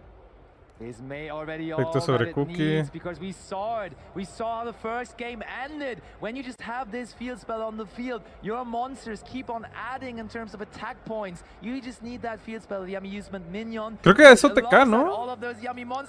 Porque es Lolipo, trae 2 nombres that we will need a couple more of those cute no, little ese te yummy cae. monsters to get to those. They are actually cute, but they can get really big as well. Pero igual tiene que hacer Loli. And we're going Está to obligado a see hacer if Loli. Alessandro can just push through and get the game right here. A very good situation over here. I mean, the problem is that we didn't get access to the resources thanks to the Cup C, and that might be a problem in the long run. But for now, I mean, it definitely also Es la ventaja, yo por muchas otras. Y no activa, solo con el marshmallow que activa la Izuna. Loli, pero también una de esas habilidades. A fuerza de escribir Cupsi. No, porque ellos juegan SP. That's absolutely huge, of course, because we can now get access to some more cards on the field and to keep comboing. Giuseppe, 2 cards in hand. Oh, yummy surprise! Is this going to be it? 2, 4, 6. ¿Sí lo mata? Sí, porque Loli tiene 3002, ¿no? O sea, son 3-2, más Cookie tiene 1000, pues son 3000 y ya, sí, ya se. Igual fue muy rápido, ¿no? El motor grande me gusta más. Y bueno, este Yumi abrió muy broken. Nip top deck y Cupsi es la única salida, creo. Absolutely, I was about to say that te brincas más con el motor grande. And we didn't expect those decks at all. We're about Es lo que no me the gusta. Draco Tail strategy, the Yomi Mitsurugi strategy, even the Mary strategy. But in the final, we are going to find 2 other decks. Hoy sale 9. On one side and on the other side, the Yomi strategy. And to be fair with you, No hay episodio de I don't expect Gacha. Yomi to be in the final. Pure Yomi, it has Yumi puro se llevará su segunda YCS. also into the Draco Tail matchup, and that represents more than half the O Vanquish se ganará la primera YCS. huge problem for the deck, but still in the final over here for these friends versus Italy matchup. Siento que te da más para el segundo. With how the tournament was going, you could have pictured that deck may make its way into the finals. I think that one No sé, no. was coming. El hecho de que te dé más para el segundo no hace que para el primero sea mejor, porque no es que dejes más. Lo que explicaba Trip en su video, de hecho. Then you don't worry about the purge. We've seen how important the purge was. Usually an Ash Blossom on a considered bait card in the form of Pot of Prosperity or just one of the preparation rights, you would feel a little bit freer and go, okay, cool, my next card is now going to activate and resolve. But that purge comes in, stops one of those insanely powerful spell cards in order to kind of get everything rolling, and we saw just how very competitive that was. Absolutely. So Pure Yami. Hablando de, vamos a hacer la encuesta de una vez de la final. When Pure Yami makes it into the finals, I'm almost inclined to say maybe it just wins. Maybe we were just all blind and just disregarded the fact that this deck is still so strong. Buñolo again hasn't ¿Cuál fue la primera que ganó Yumi? top cut La que started. ganó este Now, Trip I think con, Pierre, justamente, he de hecho, won 2-0 here in top 4 as well. en Thinking back of his top 8 Anaheim? matches against Siracusa, No. that may have been a 2-0 as well. So maybe Pierre is equally ¿A dónde unstoppable. fue? So one of them will have to lose at some point, I guess. But he's in the zone, and of course, there's going to be a decisive factor Vancouver, in the final. ya Because acordé. of course, the Vanquishful Canine strategy, there are some canine cards, and we saw the fact that the Yummy strategy navigates very well into Puro those no me pareció. interactions. So No, esa fue la segunda part of the deck YCS of que Pierre ganó might not be as effective en esa as temporada usual. Trip, It's gonna be que fue so interesting to see that in the en final. puro, digo, en Perú, 60 cartas. Ahí sí fue, vamos a ponerle Yumi y With Mitsu. someone though that is going to be in the finals. So why don't we talk about our main feature match a little bit more, because in the analysis corner we have Pierre Brigals, one of our finalists, together with Mike. So Mike, take it away. Hello again, I'm here ¿Cuál with fue primero? Pierre, Pero la our primera first fue en Anaheim. finalist Ándale, of YCS exactamente. Bologna 2025. Anaheim del And I año think, pasado. First of all, I want to congratulate Con you Raisa for Mitsu. stepping ahead and going to the YCS final. First of all, congratulations for that. Thank you. How do you feel? A bit stressful, but it's okay now. I think it will be a good game. It was a great tournament, and I'm happy to be here. Okay, happy to hear that. So, as we saw, you played Vanquish K9. Yes. Can you tell me about your thought process before picking this deck for this event? I started to play this deck some months ago, before the ban list, and then I take it back 1 week ago to a regional at Paris. and the feeling with it was really great, and it's a deck that I really like. It's a cool gameplay. I really like this deck. I'm happy to bring it here. Did you feel that K9 were a good strategy, bringing the YCS for countering the meta decks right now and trying to get along with all those cards that are in the meta and the community you plays right now in the YCS? Yeah, I expect the last week a lot of Yumi Mitsurugi, Dracotail, and Malice, and I think Vanquish has a good matchup against them. For this tournament, I also expect more cannon variants like Mitsu or Vanquish, so I prepare my deck for it, and I think it's a good call. Sí. Friends to me, Counter al counter. advised me to play this deck, so thanks to him. First of all, I think obviously this is a good call because now you're going for the YCS final and potentially for the trophy and the YCS win. But before that, I want to have a discussion with you with some clips that we have prepared. Okay. The first one is regarding the effect of Holy Shoe that was answered by the Impulse. How did you felt at that point? It was one of those plays that stops you and you thought that now I lost the game, or it was something that you were expecting, and since Holy Shoe can be again activated, you were pretty confident for that? Okay. For be honest with you, when I opened my hand, I was a bit a fear because my hand was 2 Ash Blossom, 2 Fuvalos, and 1 Madlove, so I have only 1 play. And if you got Bestials, Impermanence, something like this, my turn is just Ash and pass. So I'm happy to this Imperm because I have only an Olisu who can summon a Raisin, who can generate 2 destruction on his turn. And I know Malice has some issues with this kind of removal because I've played the deck before. So I was not confident, but I mean it's a fair board, I think. I see. I mean, sí, el Malice no se podía pasar esas dos interacciones. And obviously you managed to take the win and potentially going for the whole match. The other thing that I want to discuss with you is your tech choice, Inscription. So I think it is a very interesting card in this YCS because it can address so many problems like Mitsurugi, like Malice, like Dracotail. Can you tell me more about this card? I was looking for a card who was good going first card and who was good in every matchup because I want to side out the Fuvalos. And this card appeared to me like the best choice because it's la mejor carta de la triada. Bueno, ante dos de los tres. For 2 turns. It don't impact so much Vanquish Canine. Only the effect of Don't Reborn is cut the Lupis and the Lantern. I forgot his name. The Lantern. But the No Banish and No Affecting Graveyard are a really good call against Dracotail and Malice. And against Malice, as you can see, I play it also in going second. Because if they do a mid board or something like this, I can just overlap his board with this card. So regarding this and Dimensional Fissure, I understand because this is the real debate for your deck in which card you are going to use for going first in your side deck. I think it is one of those choices that you take to have Inscription in your side deck, since you can also side in going second and potentially cut people off guard, right? Excuse me, I don't understand. I mean, if you want to pick this or Dimensional Fissure, Dimensional Fissure. Yeah. Okay. I think Dimensional Fissure is not so good in the. De Mitsurugi matchup no es tan buena la fisura. Está mejor la Inscription. Mitsurugi and Vanquish Canine and Malice too.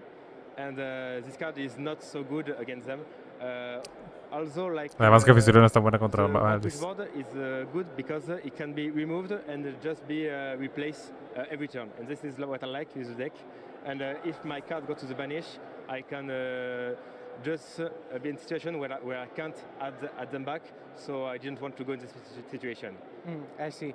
And lastly, I want to discuss with you the real reason for me that you decided to play Vanquish Soul, and I think it is the Holy Shoe on 10-0.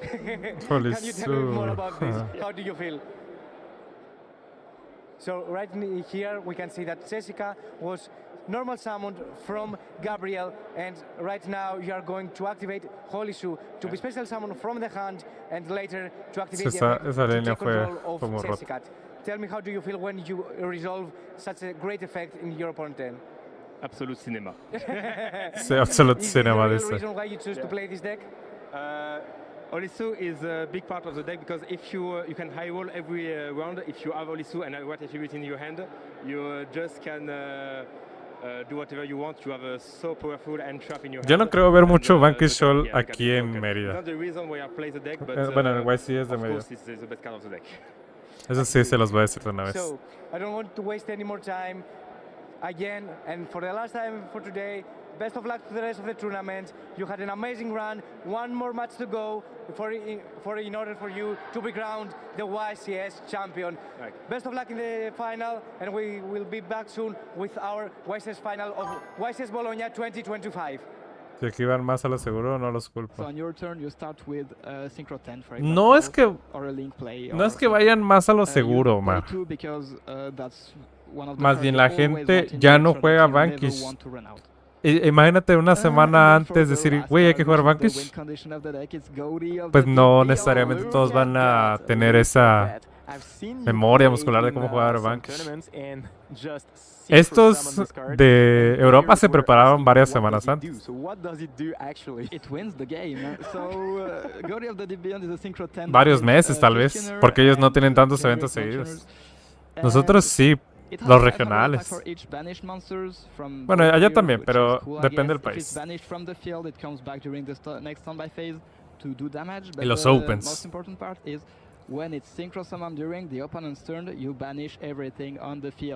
No debe pasar tanto para la final. Debería unos 10 minutos, hasta muchos. Yo también espero mucho Dracoteo. Mucho, mucho, mucho. That's one of the important things. Y Yumimitsu también. Pero más Draco tal vez. Digo, Vanquish no lo veo mucho. Un compa dijo jugar eso es bueno contra Draco, que es lo más ahí. Sí, pero yo siento que el deck más jugado sigue siendo Draco. Pero aún así va a tener mucho hate. Mucho hate. La Ritalina está muy rota, por ejemplo. And then we've got some other water fish synchros. So we've got Toxic Boxfish, which is a card from Alien, like earlier this year. It looks amazing. Yeah, generic for 2 good effects for this deck. So when it's synchro summoned, you can banish any card from either graveyard. You target a card and you banish. Yo no jugaría Vanquish porque no go porque with, voy a lo seguro. 2 non-tuner and a 2 Es un deck que briquea mucho. Or disrupt your opponent. Y no me dio ninguna alegría. Jugué como 5 regionales con ese deck. Y nunca me dio ninguna alegría. Entonces, sé que no es el deck para mí, aunque me encantaba, me divertía mucho. Pero después jugué Mitsuyumi, medio, bueno, Draco, el 32 de YCS, lo cual estuvo bien, pero dije me gusta más el Mitsuyumi. De hecho, yo iba a jugar Mitsuyumi para Perú, pero no tenía los Marshmallow. Y ya después 3 regionales con ese deck, pues estuvo increíble. And the last synchro in the deck is Changing, because except with fish and beads, you're not locked into fishes, just water, and you can make this pretty easily, and you banish all the time, so you will trigger it whenever you want. Yeah. It does make sense. It's a good card in general in the deck, and that's it for the synchros.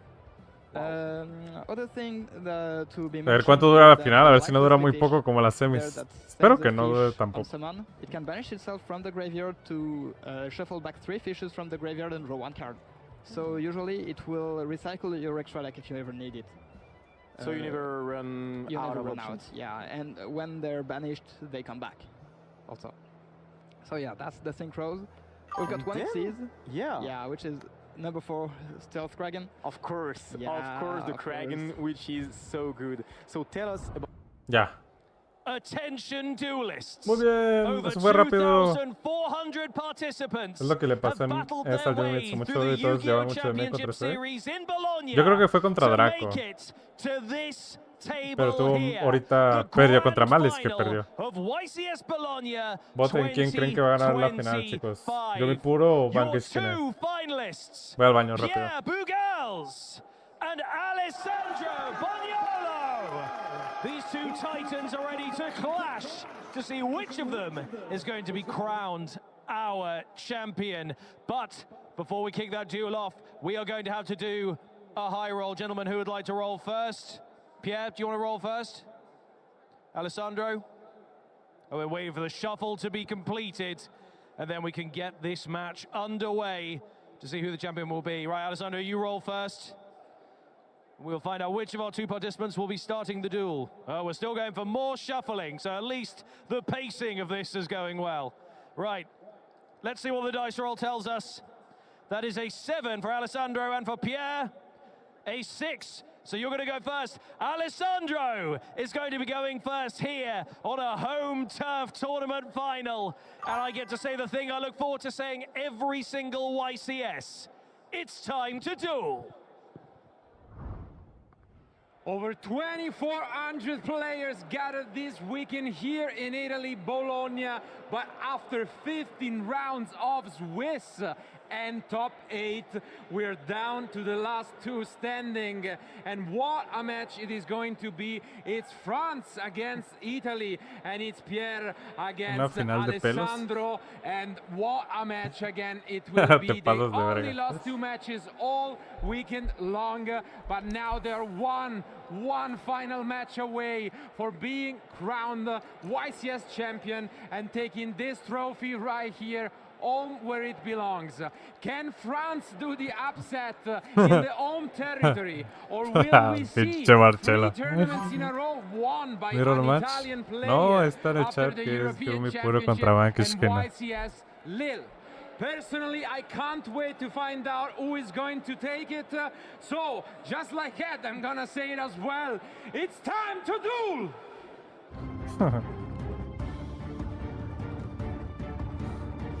Le encanta esto a Marcelo, ya vi. Ya orfeó a los jugadores. Ah. Final de pelones. Italia contra France. Pero uno tiene lentes. It's all come down to this. Both players, when they signed up for this YCS, they wanted this moment, this chance to win ¿Abrió Yumi? YCS trophy. Sí, abrió Yumi, yo creo que gana Yumi. Así se los pongo súper fácil. Con 1899. Porque contexto. I mean, it's gonna be Yami against Vanquish Soul K9. We were saying this all weekend long, and Fuga? here is just a normal summon from Alessandro, and it comes the Fugalos. Do we have us to respond though? I think we let it go through, and that is a huge punish. Of course, normal summoning and drops usually goes into Almirage, but this is the one punish, getting Fuga lost. Muy buena carta la Fuga. Regala Gamefix para que se vendan las bases que tenemos. Ojalá. ¿Quién sabe? Verga, güey, le va a hacer Ash Blossom al Cupsi y eso sí va a doler, güey. ¿No lo traduzcas para que no te tumben el video? ¿A poco me pueden tumbar el video? Buena. Ash. A la verga, güey. Está buena la mano, güey. Sí, porque tienes que hacer Cupsi. Sí, sí tienes que hacer talent si quieres ir a Cupsi, güey, obviamente. Y le quitas la Ash. Solamente por eso. Mirror de patch. Wow, está buena la mano. Imagínate que le quite la Ash, le haga Cupsi y robe Ash. Güey, puede pasar, güey. Su mano igual estaba pasada de verga, Un draw le ayuda, a Alessandro.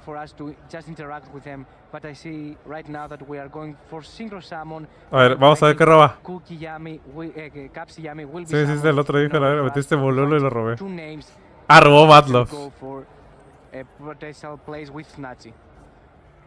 Again, this was an interesting, for sure, decision from Alessandro. ¿Vas a jugar el torneo de Carlo?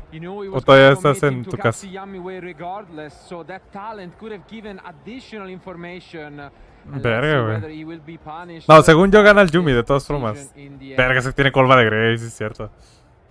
La colva de Grave duele mucho ahí. ¿Qué más tendrá en la mano para que no lo haya usado? Y nombre no tiene. Tiene que tener un engine. Dice, a ver si eres un cagón y robaste Izuna.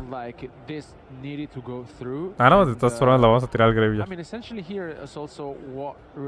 Creo que si tiene otra vez, no alcanzo a ver bien.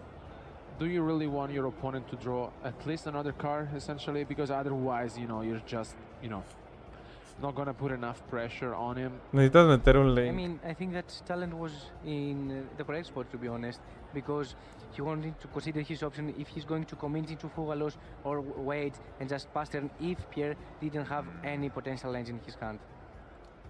I don't know, I think you still always go at least for the Caps Yami way, it's just too safe. There are so many one-card combo starters from the deck, but here we are committing even more, and this makes, a ton of a difference, because if there is one deck that can punish you, even during your own turn, it's the K9 Vanquish Soul with that Oli Su potential top deck. We already have Fire and Dark in hand. And I mean, we just experienced Pierre. ¿Ya viste los 5 raros llegan a la final? Zero, as we call it, and being no digas mamadas.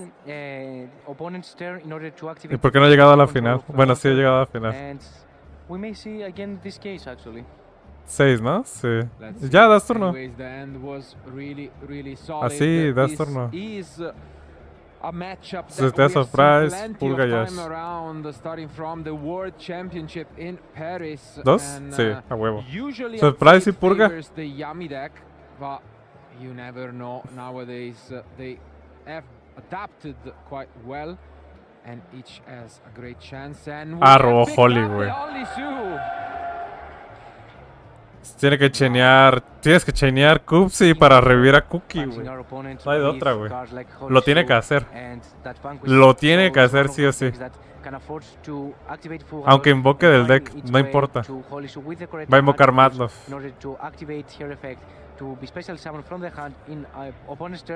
And actually activate also the effect to special summon from the deck or take control of a monster regarding the attributes that we currently have in the hand. Yeah. This, although the attribute is obviously good, might be one of the rare cases where drawing the ahora sí ya no estuvo chido robar raíces. Actually be a bit of an issue.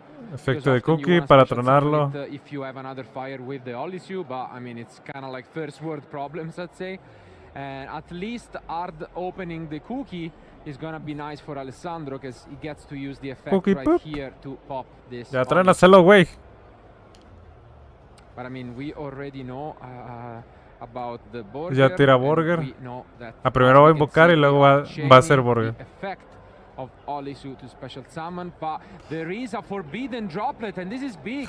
Qué chida esa línea, güey, no seas mamón. Se quedó con la droplet en la mano y luego el Burger ya no puede chainearse.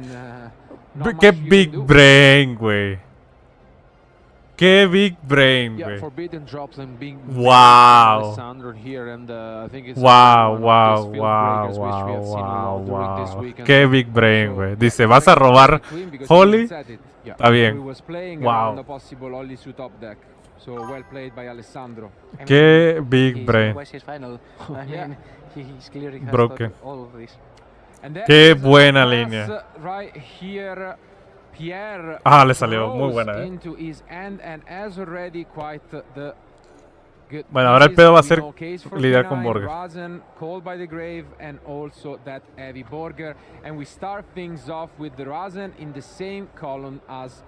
Igual no se lo lleva. No sé por qué no bajó los monos en ataque. Parecía que perdía, pero la vio muy bien. La olió muy bien, de hecho. Let's see if Alessandro with another droplet. A second droplet. Otro droplet, nice. Bueno, entonces no fue tan big frame porque traía otra. No vas a setear las dos, obviamente. Tiene call by. Yeah, but we can respond, because we can use call by the grave and then the Avir Burger. Ya está a la mano, ¿no? Porque fue droplet, Cookie. No, droplet, Cookie. Last turn I couldn't use the call by, droplet, Cookie, Gospel y la otra. No, creo que tiene en la mano. No, in the end he decides not to respond to this. Interesting. Olvidado, solo le salió. Maybe he values more he's called by Gray for another play that he has thought about. And the last card should be surprise, ¿no? Tiene la mano según yo, Alessandro, porque no conocemos toda la mano. Droplet, cookie, I mean, yummy surprise. Bell y ya. No sabemos el resto de la mano. I know you wanted one, you know. Yeah. Okay, and now we use the burger in a new chain.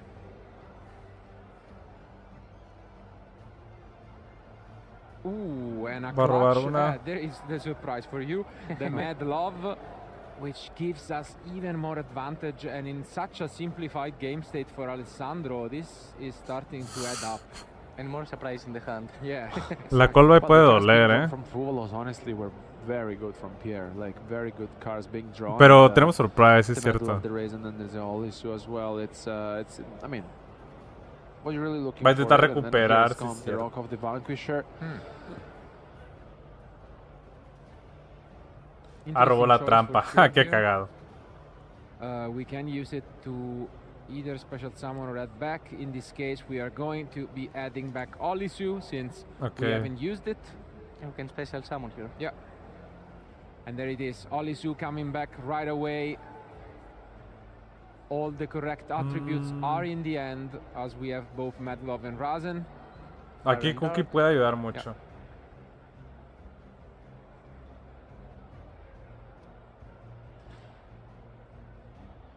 But now we use a case. I thought he activated Olisu, but no, probably just revealed it.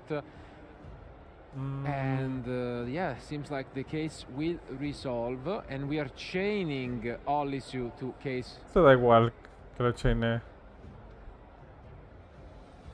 Si se acuerda de la mano Alessandro, sabe que no tiene otro K9 a menos que lo haya robado.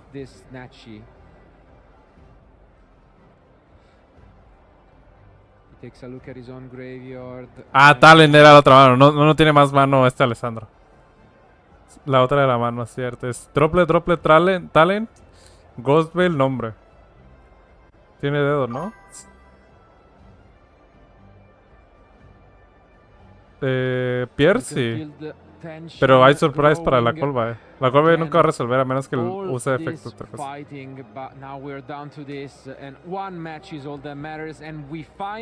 va a hacer, Cupsi? Yo haría Cupsi, ¿no? I think right now you have a lot of options. You can either go for Cookie, Yummy Way, or Lollipop, Yummy Way, but no tienes que hacer Cupsi. There's going to be the Holy Shoe that is going to summon herself into the field. Maybe potential Cookie. ¿O Loli? No, Cookie no tiene por qué hacer Cupsi. Even this called by is quite huge because if he bring out sí, the synchro and then para ir por Loli y Loli lo ayude. Yeah, you can hit the Snatchy and pretty much force the surprise, and then everything is known. So let's see. It's going to be Capsi Yummy Way. So no sé si invocarla ya hubiera estado bien, pero bueno. Then the case will resolve. And then it will be Alessandro with ¿qué añadirá? Izuna, ¿no? Initiative of activating the synchro effect to add. Izuna, sí. It's, Izuna, yes. Sabe que tiene Yoku. The only thing with Izuna is that she cannot activate the effect of special summon. Si le falta Loli. Since tiras Loli, vas por Cupsi. Y ya ganas, ¿no? ¿Va a ser callback? Para invocar el deck. Tiene... Pues ahí haces tag out. Para tronar el Cookie. La Holly. No se me hace mala idea. Yo creo que está bien. Entre menos rango 5 tengas, entre menos monos 5 tengas, no me alcanza las interacciones por banquete.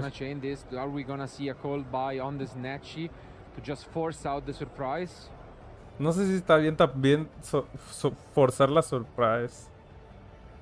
Creo que o sea, Alessandro lo está jugando perfecto, obviamente. Pero no sé si la calva era es necesaria. Me metes Cupsi, exacto.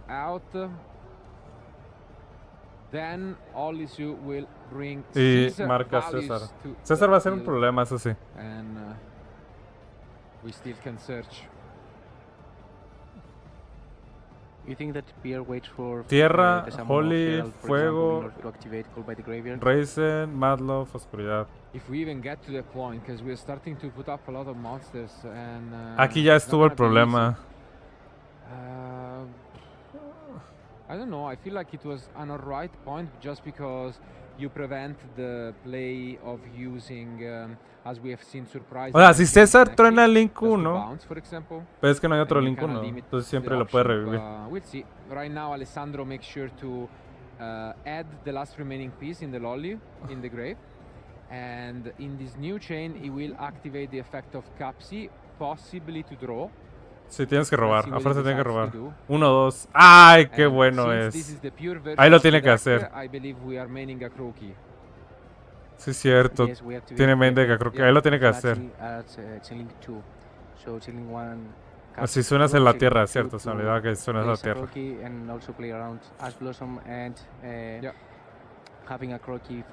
Sí, tienes que dejar que resuelva. Ya si roba Ghostbell, pues está chido. Sí, ni modo. But this is big. Caesar does not target, which means that we cannot really chain the Snatchy to Synchro. Otherwise, we will get punished that way. And as you can see here, Alessandro says, that's fine, I have the surprise, but now we only have one Snatchy, no? Yeah, there's only one remaining. So this is huge. Because if we use the surprise, this is why Pierre kept the call by. A ver. You kinda have Es juego, ¿no? No sé. No, nadie tiene juego de ningún lado. I mean, we have already normaled, but we searched Izuna, and I can only imagine that maybe we have No, todavía no es juego de ningún lado. In a Jokul in the end. That would be absolutely amazing if the last card is Jokul. I mean, it has to be Jokul. También no sabemos qué robó Alessandro. Cualquier carta, hasta purga. Obviamente la mejor carta que puede robar es Ghostbell. Doubting, honestly. Not so sure. Si roba Ghostbell, gana Alessandro, así se los pongo. So in hand right now we have Madlop, Izuna. Porque aquí si hace surprise, intenta revivir al...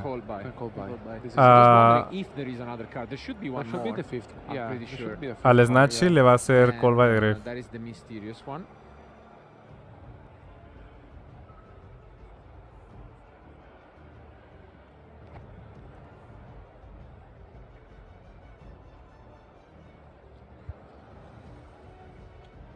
But no, we're just for now moving to the battle phase, and here we activate Yummy Surprise, and I believe we will chain Call by the Grave on the Snatchy, and yes, we do. ¿Robó Ghostbell? ¿Robó Ghostbell? Creo que no robó Ghostbell. We is able to shut down the place, at least for now, but in reality, Call by no robó will Ghostbell. carry over. Pero aquí haces Marshmallow y recupera Surprise y seguimos en el juego. Aquí lo que va a doler es el efecto de Snatchy que no va a poderse activar en el turno de Alessandro. Pure Yami in check, meaning that the Yami strategy wants to draw into hand traps and interrupt his opponent with, for example, Ash Blossom, Ghost Bell, and right now Izuna is there for if Alessandro has drawn into a hand trap, can be summoned from the hand and be a potential threat. Ya tenemos follow-up y no hay daño. Continue the attack, so without the boost. Y Holly no puede pegarle porque tiene... Creo que tiene 500. Bueno, con un Marshmallow en campo está bien. Con un cuerpo en campo ya está muy bien. ¿Qué va a hacer? ¿SP? Yeah, this is gonna be an interesting. Esa está muerta ahorita, ¿no? Sí. Sabemos que tiene Izuna, Raizen, Madlove. SP, sí. Y trampa. Ah, tiene yo. Ah, robó Jokul. ¿Cómo lo robó? ¿Con el Burger? El César era su mejor mono, ¿no? En teoría sí. Pero ¿cómo robó Jokul? I mean, you have to respect it. Yeah, it must have been drawn because Alessandro was out of cards. But I guess if he draws it off the cups, he maybe. Yeah, but I mean, this is one of those times that you feel that you have every card that you want in the hand and just questioning yourself. Yeah, but I mean, I feel like maybe if you really want to push enough, maybe you go for it right away. Verga, ese sí lo va a ganar maybe like Pierre. if your opponent draws the Nibiru, of course, it's a very bad situation. But I mean, still, I mean, it was quite the card we were really waiting for. I mean, it was the last card which we were not aware of. Nadie sabía. Like, paired up with the Izuna here now makes a lot of difference going for another exquisite summon. I'm also wondering whether it was slightly better to go for Vanquish Soul Rocks, because I mean we battled with a Vanquish, no? So instead of going for SP right away, maybe we could have gone for Vanquish Soul Rocks over Olisu, and then we could get rid of the entire field. Because we pop one, which is the field spell, then we make SP, and SP can vanish because we use the Xyz, and then we get rid of the entire field for the same cards. But anyways, tiene razón really, really good spot if we are Pierre. Marcelo, pero no lidia con el follow-up eso.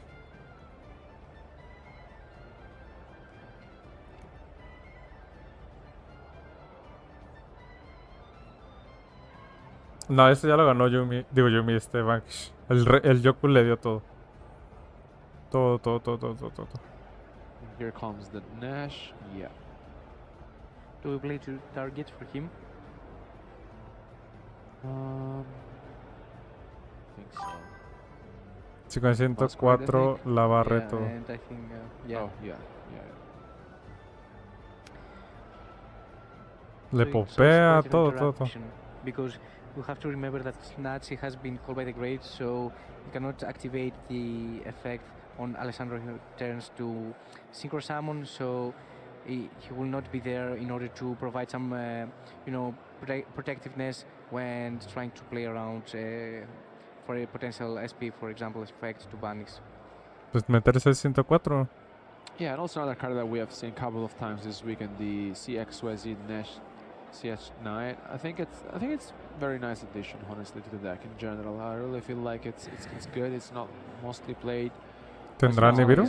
No, pero aún así el Reaper hace todo para negar Nibiru. Again, previous events, and it's so good because now we will play into the C104, and that allows us to destroy a spell on trap when summoned, which will be the field spell, and then we set up a huge interruption which not only halves our opponent life points, which is absolutely crazy, but it's also a negation. You know, it's really, really good. Yeah, I mean, I really feel like this is one of those additions that really, just look at it itself. I think we have seen it on stream maybe a couple of times this weekend. But yeah, I mean, number C104, honestly, here it comes on the screen. So we talk about cleaning the field with the Vanquish Soul, but right now I think that Pierre managed to clear the field pretty well. Yeah, we still did it.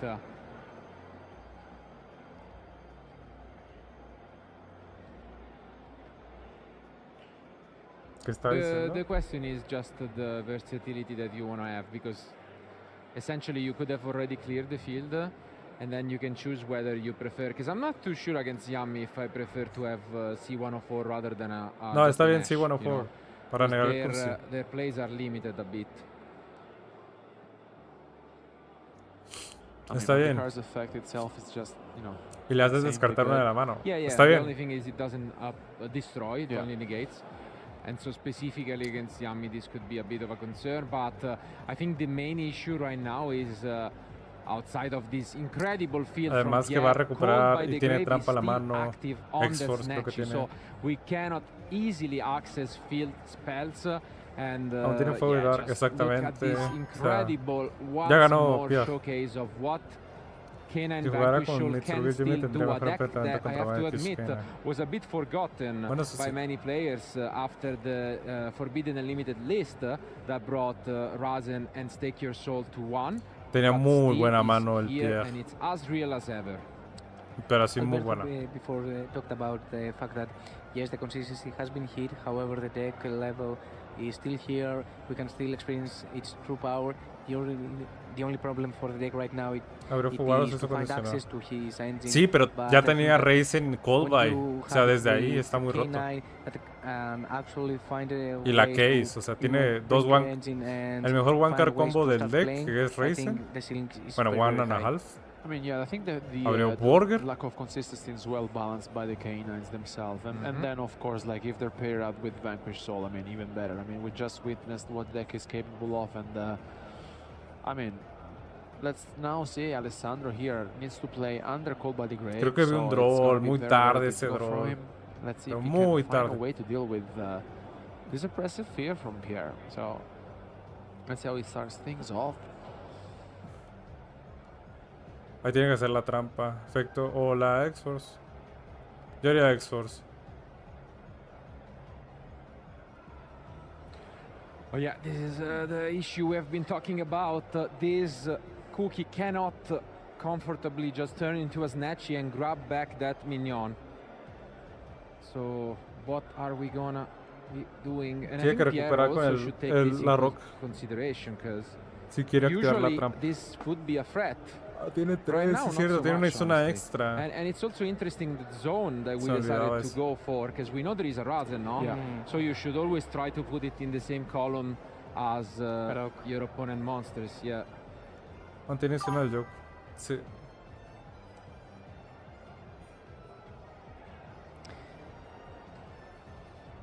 Yeah, I think right now we can...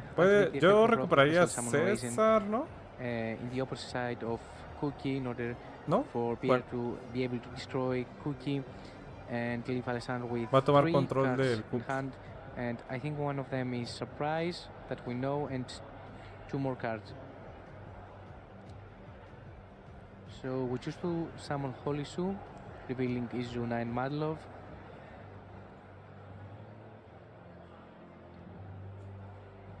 Okay, fair enough. Yeah, we take si hace trampa, ya lo puse en jaque mate. And now, question is, do we have any way of dealing with this incredible field, or is this just going to be the game wrapped up? Of course, also in the finals, there is no time limit, which you must keep in mind while watching this match, because I'm sure, you know, when you're playing with a ya clock, lo que reviva, pues le haces X-Force. You know, we have seen it all weekend long. You might concede just a bit earlier to save time. There is no need here. They can play out of their hearts and just give it their best. No tiene por qué hacer efecto de lo que reviva porque lo remueve con la CP. I mean, I think Alessandro's really trying hard, honestly. It's just considering what it could go for, but I mean, I think he has the Cookie, yes, as a real threat. X-Force. And again, coming back a second Cookie, and here comes the forced release from Pierre, and this is it. He takes the game 1.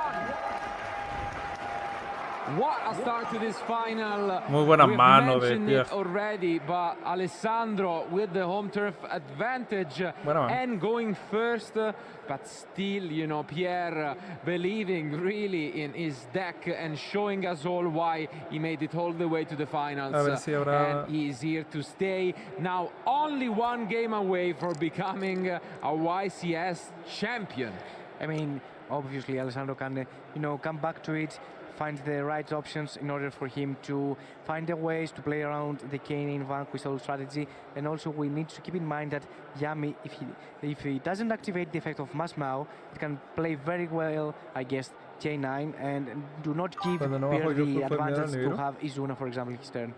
I mean, I really feel like in general Vanquish Soul is one of those decks that even going second, yo creo que I think fue el really miedo deals very well with your opponent's field. Of course, the Fuvolos really helped him out a lot because he went, you know, drawing some very good cards. No but sé, on the other tuve hand, que I haberlo really hecho. feel like also Pierre.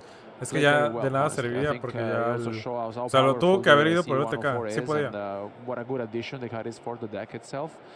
Whereas on the other hand, I think nothing much that Alessandro Pero es could que have nunca done, especially conocí with the ese gold Yoko. body graph being Nunca lo vi, más activated bien. and preventing him, honestly, to use the snatching. So, game 2 now. So yeah, there were for sure a couple of interesting moments out there. I would say we're both chose to play in an interesting way, especially Alessandro began quite strong, even though he got hit by Fuva with that droplet, setting and keeping it in the end to play around his opponent interaction with the Olisu.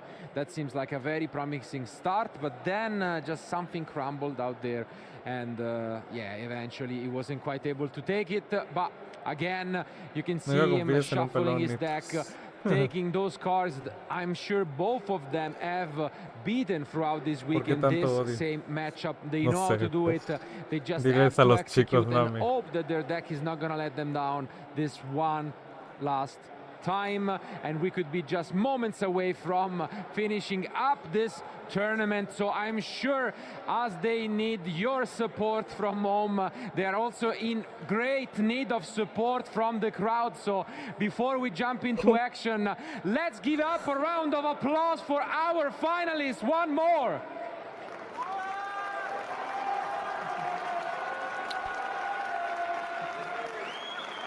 Quieren apoyar a Pierre. Obviamente Marcelo quiero que gane Pietro. Pietro se llama, ¿no? Danilo murió en top. ¿Y qué jugó? Fue el único Draco, güey, del top. Obviamente iba a jugar Draco, güey, ya sabíamos. Hay que ver su lista de Draco, ¿no? Y la lista Yumi Mitsu del que topió. Game 2 of YCS final has Bologna. started, and I think right now we can experience Qué buen deck. Pure Yummy. It is one of those options Cupsi Ash, detente ahí, amigo. An event like this. El único pelón que confío es en el Oscar. Let's take a moment to witness it. Do ¿Cuál we Oscar, have güey? Charmies? And do we have our lovely Yummy monster? Is the best Yummy we can normal summon. It is the Cupsi. Are we going to see the full loss? We see again the full loss, but do we have a response? With the quickness. Izuna. Yes. Wow. I wanted to talk about this because yes, we may have a response to Fugalos with As Blossom. However, Izuna can't be activated right now in order to send Lupis from the deck. Con otro nombre lo cocina, and access to Nars Knight will be very, very strong, I guess, this opening. What a start again, Pierre, with the Fuva, and now trying to shut down Alessandro's hope. It got into the surprise, so any Yummy can still get him to play, but this is brutal. How many times Si te refieres al Oscar que conocemos, el que tiene mucho cabello no es pelón. ¿Valon? Valon. And what I really like also about Pierre's deck is that he plays multiple Lupis, so just in case. And I like this, we go into Valon instead.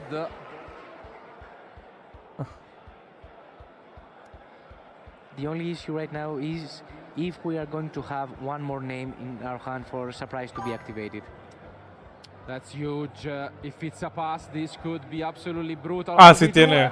Sí tiene nombre. We activate Surprise. ¡A huevo! Going to be Loli. Marshmallow. Ooh, it's arguably the best in the Marshmallow. Getting back Surprise right away. Bue. También no tenías que pasarte de verga, Alessandro. Bueno, va a haber juego 3. A menos que haya un Nibiru que no conocemos. Que no creo. And now we might just be free to play this game.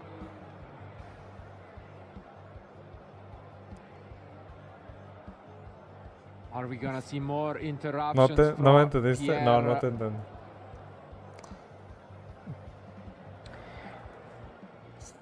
I mean, right now, if Tú bien no has iniciado con Marshmallow. it will be very strong against Alessandro because he Creo. has committed a lot of his engine and his hand to go through this Izuna activation.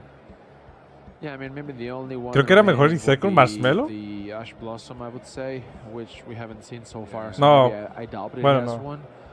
Ah, está bien, así no juegas la Nibiru Izuna. is playing, but like, yeah, probably this could just be it. It's already a very, very strong opener from the Frenchman, and now we will go most Son likely 1, into the Cup 2, C 3, Yummy wave. 4 Sí, aunque haya nivel no pasa nada.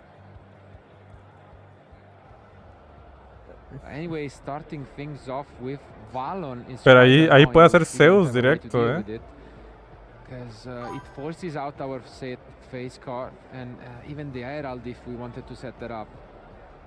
But yeah, Capsi Lo que dijo Wa es el Oscar, güey.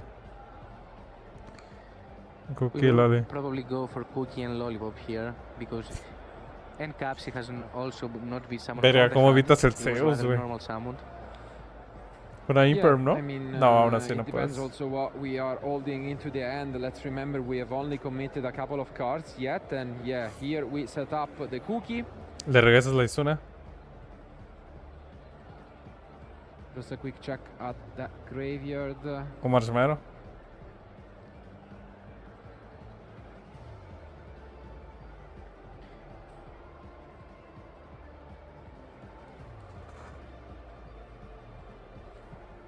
Pero es que son 4 cartas contra todo lo que voy a tener Alessandro. A bit of an issue here dealing with what we have, and here again down to the details.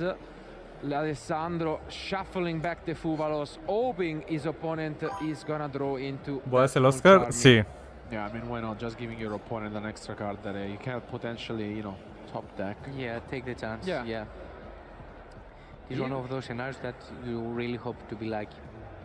Yeah, absolutely. I mean, you take those small percentages, even though, to be fair, if there is a deck against which Fuvalos is good, even going, second as the 6th card is yummy. We have Valon though. Yeah, so but eventually it could get off. So for now, I'm just expecting, the usual suspects. There is a pressure for Zeus though, which we do just keep in mind because that Lubis is quite annoying, no? Yes, Verga, ¿cómo te vas a quitar el Zeus? The game plan for Pierre to try to have access to Zeus since Valon is untargetable. It cannot be targeted due to the effect of Lupis for being an exist material. And I think that solo que haya robado juicio, warning, algo así. Going to experience the classic Yami combo with Metal Matcher pues to revive and then go for Synchro Summon of Herald. Oh, we switch things around here and are going to commit an SP. Verga, pero le da SP into that Izuna. Ese Valon se pasa la SP. Definitely not, tiene droplet. Tienes razón, Omar. Yo creo que tiene droplet. No tiene. It. Si no, no lo habría seteado. You're surprised by this SP? Because definitely an unusual opener here from Alessandro, but he feels like that Valon is too pressuring, and now play is back to him. And as we can see, we can just attack and exert this pressure into the Zeus. How are we dealing with this?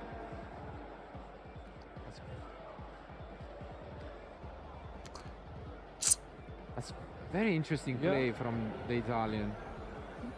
Ya se dio cuenta. Would you consider the option of la magia Yumi, ¿no? Sí, es la surprise.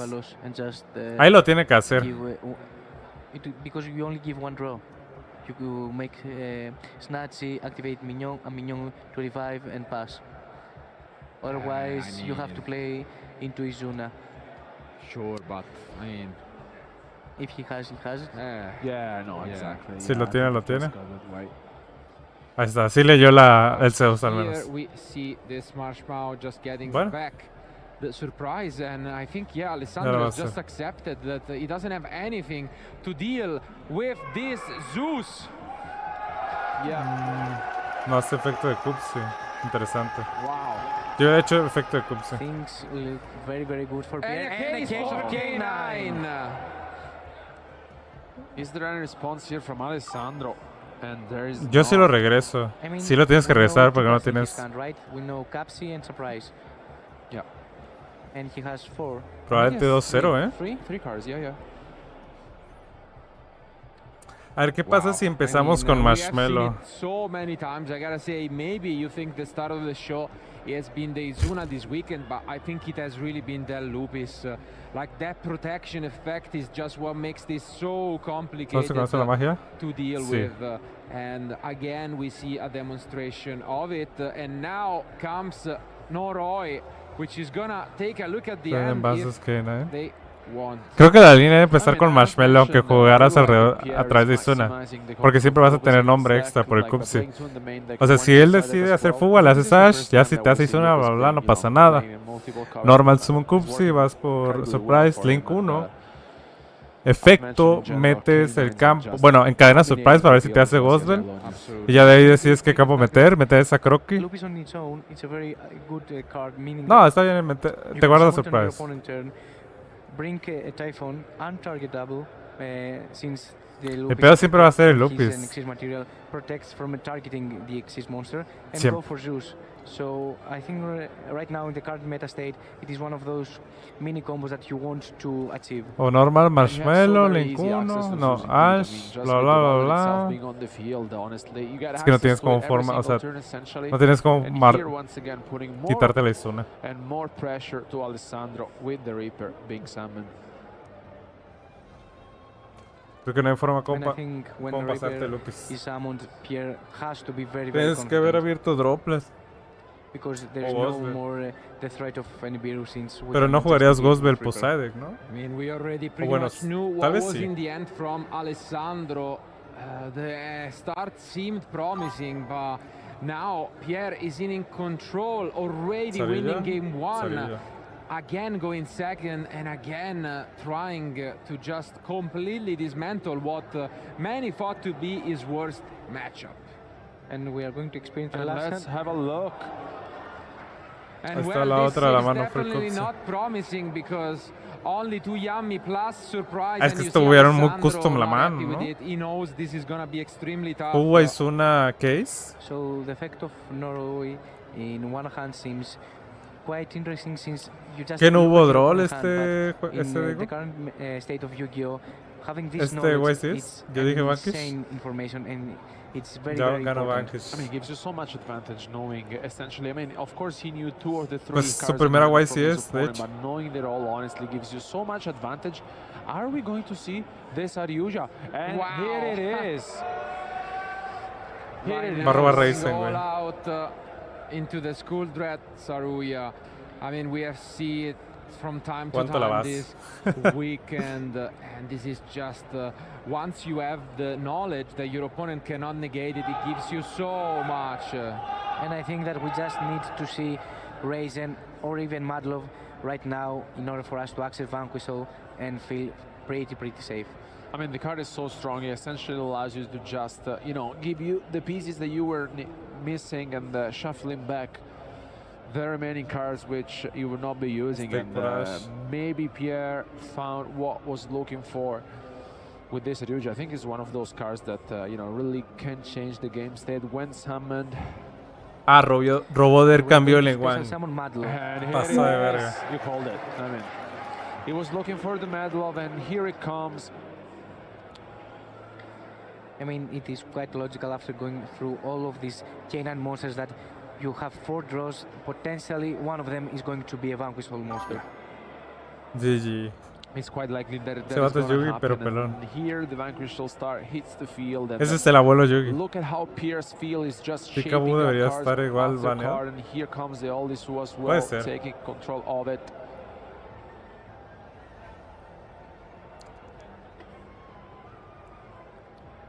And yeah, as you can see, the crowd is starting to feel it. Everyone here starting to doubt that there is anything that Francia le va a ganar a Italia. Around, but we learn to understand that it's never over until it's over. I mean, we're going to have one distraction from Caesar, one distraction potentially from Raizen. Alessandro está viendo solitario bien divertido. We're going to pass with the correct attributes in order for here to be puede rendirse. Of one of Alessandro's monsters. O puede top deckear y decir buen juego.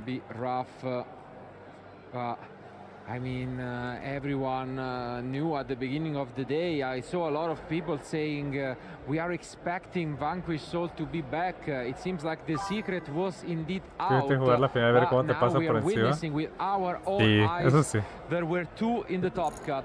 Joshua Smith, who we saw losing in top 8, and Pierre is just moments away for becoming a YCS champion and breaking this Italian streak.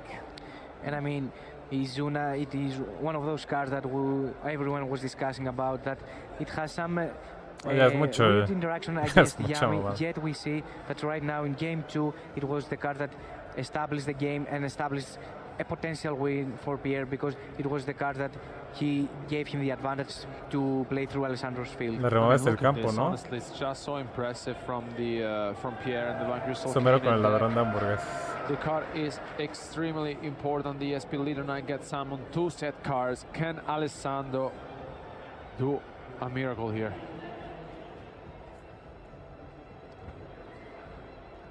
Dice, voy a barajear una vez más. El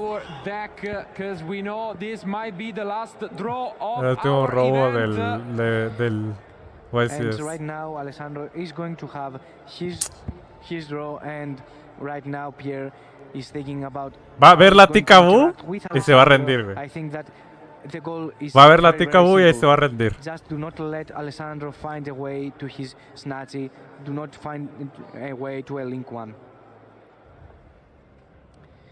So right now I think that Alessandro is debating about either normal summoning caps, for example, or going for activating Yami Surprise in order for bring back Masmao and trying to interact as fast as he can with Pierre's field. Did you manage to take a look at what was the draw for turn? Not quite, no. But I mean, what could you even get here?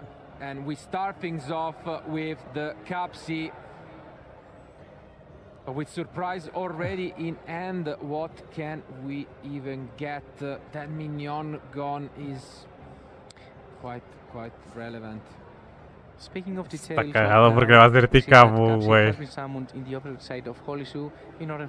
Troste que no haya robado mucho en un engine, solo la Ash.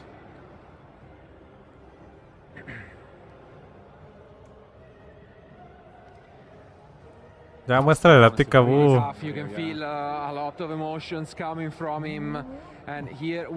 está, de Ticabú. Ahí se va a rendir. Ya. Sí, güey. Les dije que iba a mostrar la Ticabú y se iba a rendir. Vanquish gana su primera YCS, chicos. Here in Italy, what an event it is, and what an ending. There can only be one YCS champion, there can only be one YCS champion of Bologna 2025, and this is Pierre taking home the victory. Lo que veo es que no tenía que activarla, pero lo hizo por los loles. I mean, congratulations to Pierre. What a final, what a tournament it's been. So K9 Vanquish Soul takes it home, and I mean, what a match that it's been, honestly. What a tournament. Charging battery. Yeah, great match, of course. If any of you guys missed any of the action, I highly suggested to go back and watch it either on Twitch or on YouTube. Tenemos base Vanquish. Amazing matches all tournaments long. We had our first ever European Genesis Invitational, as well as, of course, the main event where we just witnessed incredible matches, incredible decks. But in the end, I mean, K9 cards were all over the place this weekend, and it's only rightful so that they were the winner in the end. And I mean, Vanquish Soul is back. And I mean, we have talked so much about it that Izuna played such a huge role in absolutely. ¿Te interesa? ¿En serio, David? Yu-Gi-Oh! Izuna is one of those hands that many people have forgot about it, feeling that it has got out of meta very much, and I think it's here. It says that manda mensaje a la página de Facebook de SharkTCG, David. Without Mitsurugi, still found its way back into the meta scene, and as we experienced Izuna into and providing all those exist monsters that cannot be targeted, it plays such a big role when you go second. I mean, I really feel like it was a very good choice for the event. I mean, two players, Joshua Smith and Pierre, brought it into the top 8, and honestly, I mean, it was a show off. K9s in general, I think, were the MVP of the entire weekend. Most of our duelists have that in the deck. Before Giuseppe in the Mitsurugi. I mean, a lot of different cards. Yeah, I mean, in the end, we had a lot of fun. 6 different decks were in the top 8, which was incredible all alone. 4 different decks in the top 4, and you know, that's absolutely amazing. 2,400 players gathered, but in the end, again, congratulations to Pierre, walking away soon in a few moments with this beautiful trophy. But first of all, let's hear it from the winner of YCS Bologna 2025, Pierre. We have a new YCS champion, and his name is Pierre Regal. So a big round of applause once again for him as he is joining me here in the winners interview. Pierre, congratulations. What's going through your mind right now? Are you incredibly happy? Thank you. I don't realize yet it's it's huge. It is huge indeed, and I mean, did you even, since top 8, I followed your top 8 match, in top 4 we saw you on the big stage, did you drop a game in top 8 even? In top 8? I think you won all 2-0 since top 8. Asu hizo 2-0, top 8, top 4 2-0 y la final 2-0. Wow. First of all, pero sigo siendo feliz con el Draco del evento. Thank you, Soul K9.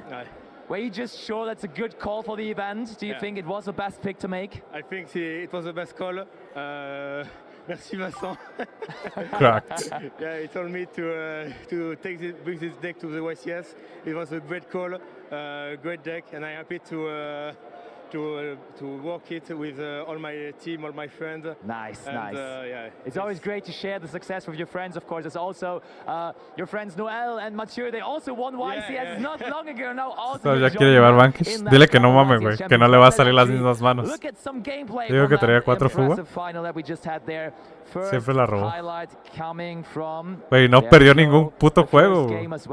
And this one was actually quite the start to the matches. Your opponent had to start off by normal summoning out the Ghostbound Haunted Mansion, and you immediately had the Fuvalos. Yeah. And I'll stop it a little bit here, as I think the decision by Alessandro was quite interesting to use Vitellans so early. What were you thinking about that? Because he kept on playing after looking into your hand. Were you thinking that was a weird time for Vitellans, or were you happy with that? I think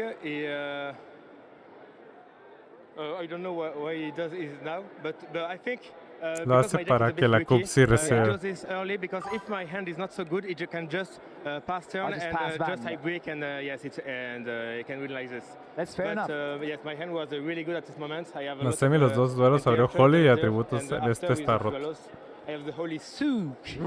The Holy Souk came later on, of course, with those draws from the Molchami Fuvalos. So that was insanely strong for you, of course. And then in the second highlight, abrió Ash, ¿no? Los dos we saw you play no, into the field. ya me acordé. And one thing Contra el that I Malice. really realized was you were holding that Called by the Grave in your hand for forever. For the battle phase, here now. Estuvo bien holdearse la Call by hasta el momento. Yummy surprise. You finally made the decision that it's time to use the Yummy surprise, to use the Called by the Grave.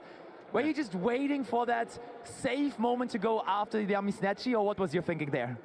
My call by is now in my hand, because he knows it, yeah. Yeah, and if I activate too early, he can just change his surprise and just summon his snatches back and just cancel my call by. Ahí lo que le ganó fue la Holy, güey. Because he was on the Frivolous, he can't. ¿Te acuerdas que no había efecto de snatch? True. If I catch the snatchy with the call by, it's insane because he has no snatchy for this turn and for the turn after. Yeah, so exactly. Not only do you have a good play here, but also the next turn is just so important without him having access to Snatchy. Actually really strong from you. So game 1 goes to you. You win that first game, and then in the second game, el segundo juego era inganable. Starts off quite crazy as well, as the normal summon from Alessandro's side is quite good, as he is normal summoning that also powerful. Maybe the best Yummy monster in the deck, the Capsi Yummy. But immediately you dropping that Fuvalos, Alessandro has the Ash Blossom and Joy Spring, but you come right after also with the Izuna sí, estuvo muy roto. hand. did you ever consider to maybe take out some of the K9 cards against the Yummy matchup? Because Yummy does not activate many effects in the hand, of course, but you had that Izuna still in your deck, right? I've cut one Izuna from no, es cierto. Going second. And, ¿Ya escucharon lo que dijo? Que solo dejó una Izuna en su deck y la robó, hijo de perra. Wow. It can't beat Nix's monster with Lupis behind under that. Yeah, because you were then just going for the balance. Lo was on his side. Sí, fue su evento. It's just over this, right? Very often you put that monster face down and then he cannot continue. Yugi, pero pelón. He did actually Los pelones son built different. He had that Yummy surprise in his hand as well. Still though, it was so important for you, that Valen here. Basically, I mean, not the Valen itself, but maybe rather the Lupus was the star here, right? Yeah. The Valen is not good. It's just, if you don't have any extender, it's just a good play. Yeah. But the more important, it's the Zeus I can make after that. Let's talk about that, as that is also the next highlight I have lined up, because that felt really like to everyone watching like the game-winning move there. The moment it was really completely going into your direction. As in the battle phase, sure, we are using that Yummy surprise because also Alessandro knew what was coming. You wasting no time, and there is the Zeus. And when Zeus wipes the entire field, it's always a good feeling, isn't it? It's very good. I was really scared about Veiler on it or something like this, but sí, Veiler, sí. After that, I have something like two Ks and one trap Vanquish Soul. Okay. So I was like, if you have Purge, Ash, anything. Le ganaba con Purga o con Ash. Especially Purge, because I can't bring back the Lupis, and I can't banish his field spell. So very good point.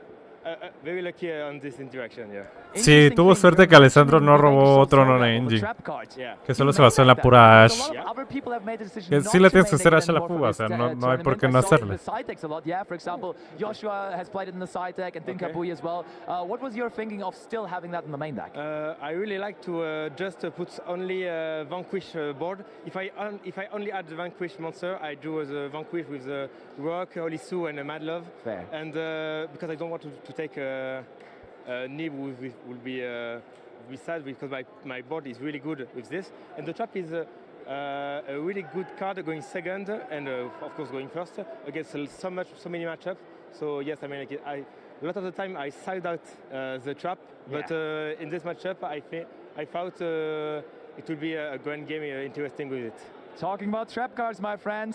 One trap card then also to seal it all to become a YCS champion, because now ¿Podría ser salida con el Noroi en el campo? Sí. Lo que o sea, si va a ser Exit, según recuerdo. Además, el Noroi no importa que esté en el campo, es lo que invoque. Yeah, look, Alessandro still with a little bit of hope, but you just there flipping it up, and there it was all over. So there it is. You are now officially a YCS champion. Entonces, si no recuerdo, se quitó el Noroi. Lo que invocó con Noroi. Very cool deck to see. Con la Izuna, ¿no? Thank you so much for the winners interview, but of course, there's one more thing that we still need to do. We need to give you your very well-deserved trophy, so stay tuned for that. We're going to throw it over very shortly to the stage with crowning our new YCS champion, so stay tuned for that. So, that means the final is over. The winner's interview has been done, so we're going to get him over here so that we can hand him his trophy. Please give it up for your new YCS Bologna champion, Pierre Burgaz! Yeah, come and take a step over here. You've just had your big interview. You said right at the start, it doesn't feel real yet. With everyone here standing on this stage, does it feel real? Oh yeah, I'm so happy. It's I don't have the word. So we're about to make it even more real, because we're going to give you this trophy. Dom, our Konami representative, going to hand this over to you, and you can lift this in front of all of your fans right here. Give it up for your new champion! Congratulations, Pierre. Over 2,400 duelists, and you've got it. Do you have anything else you'd like to say?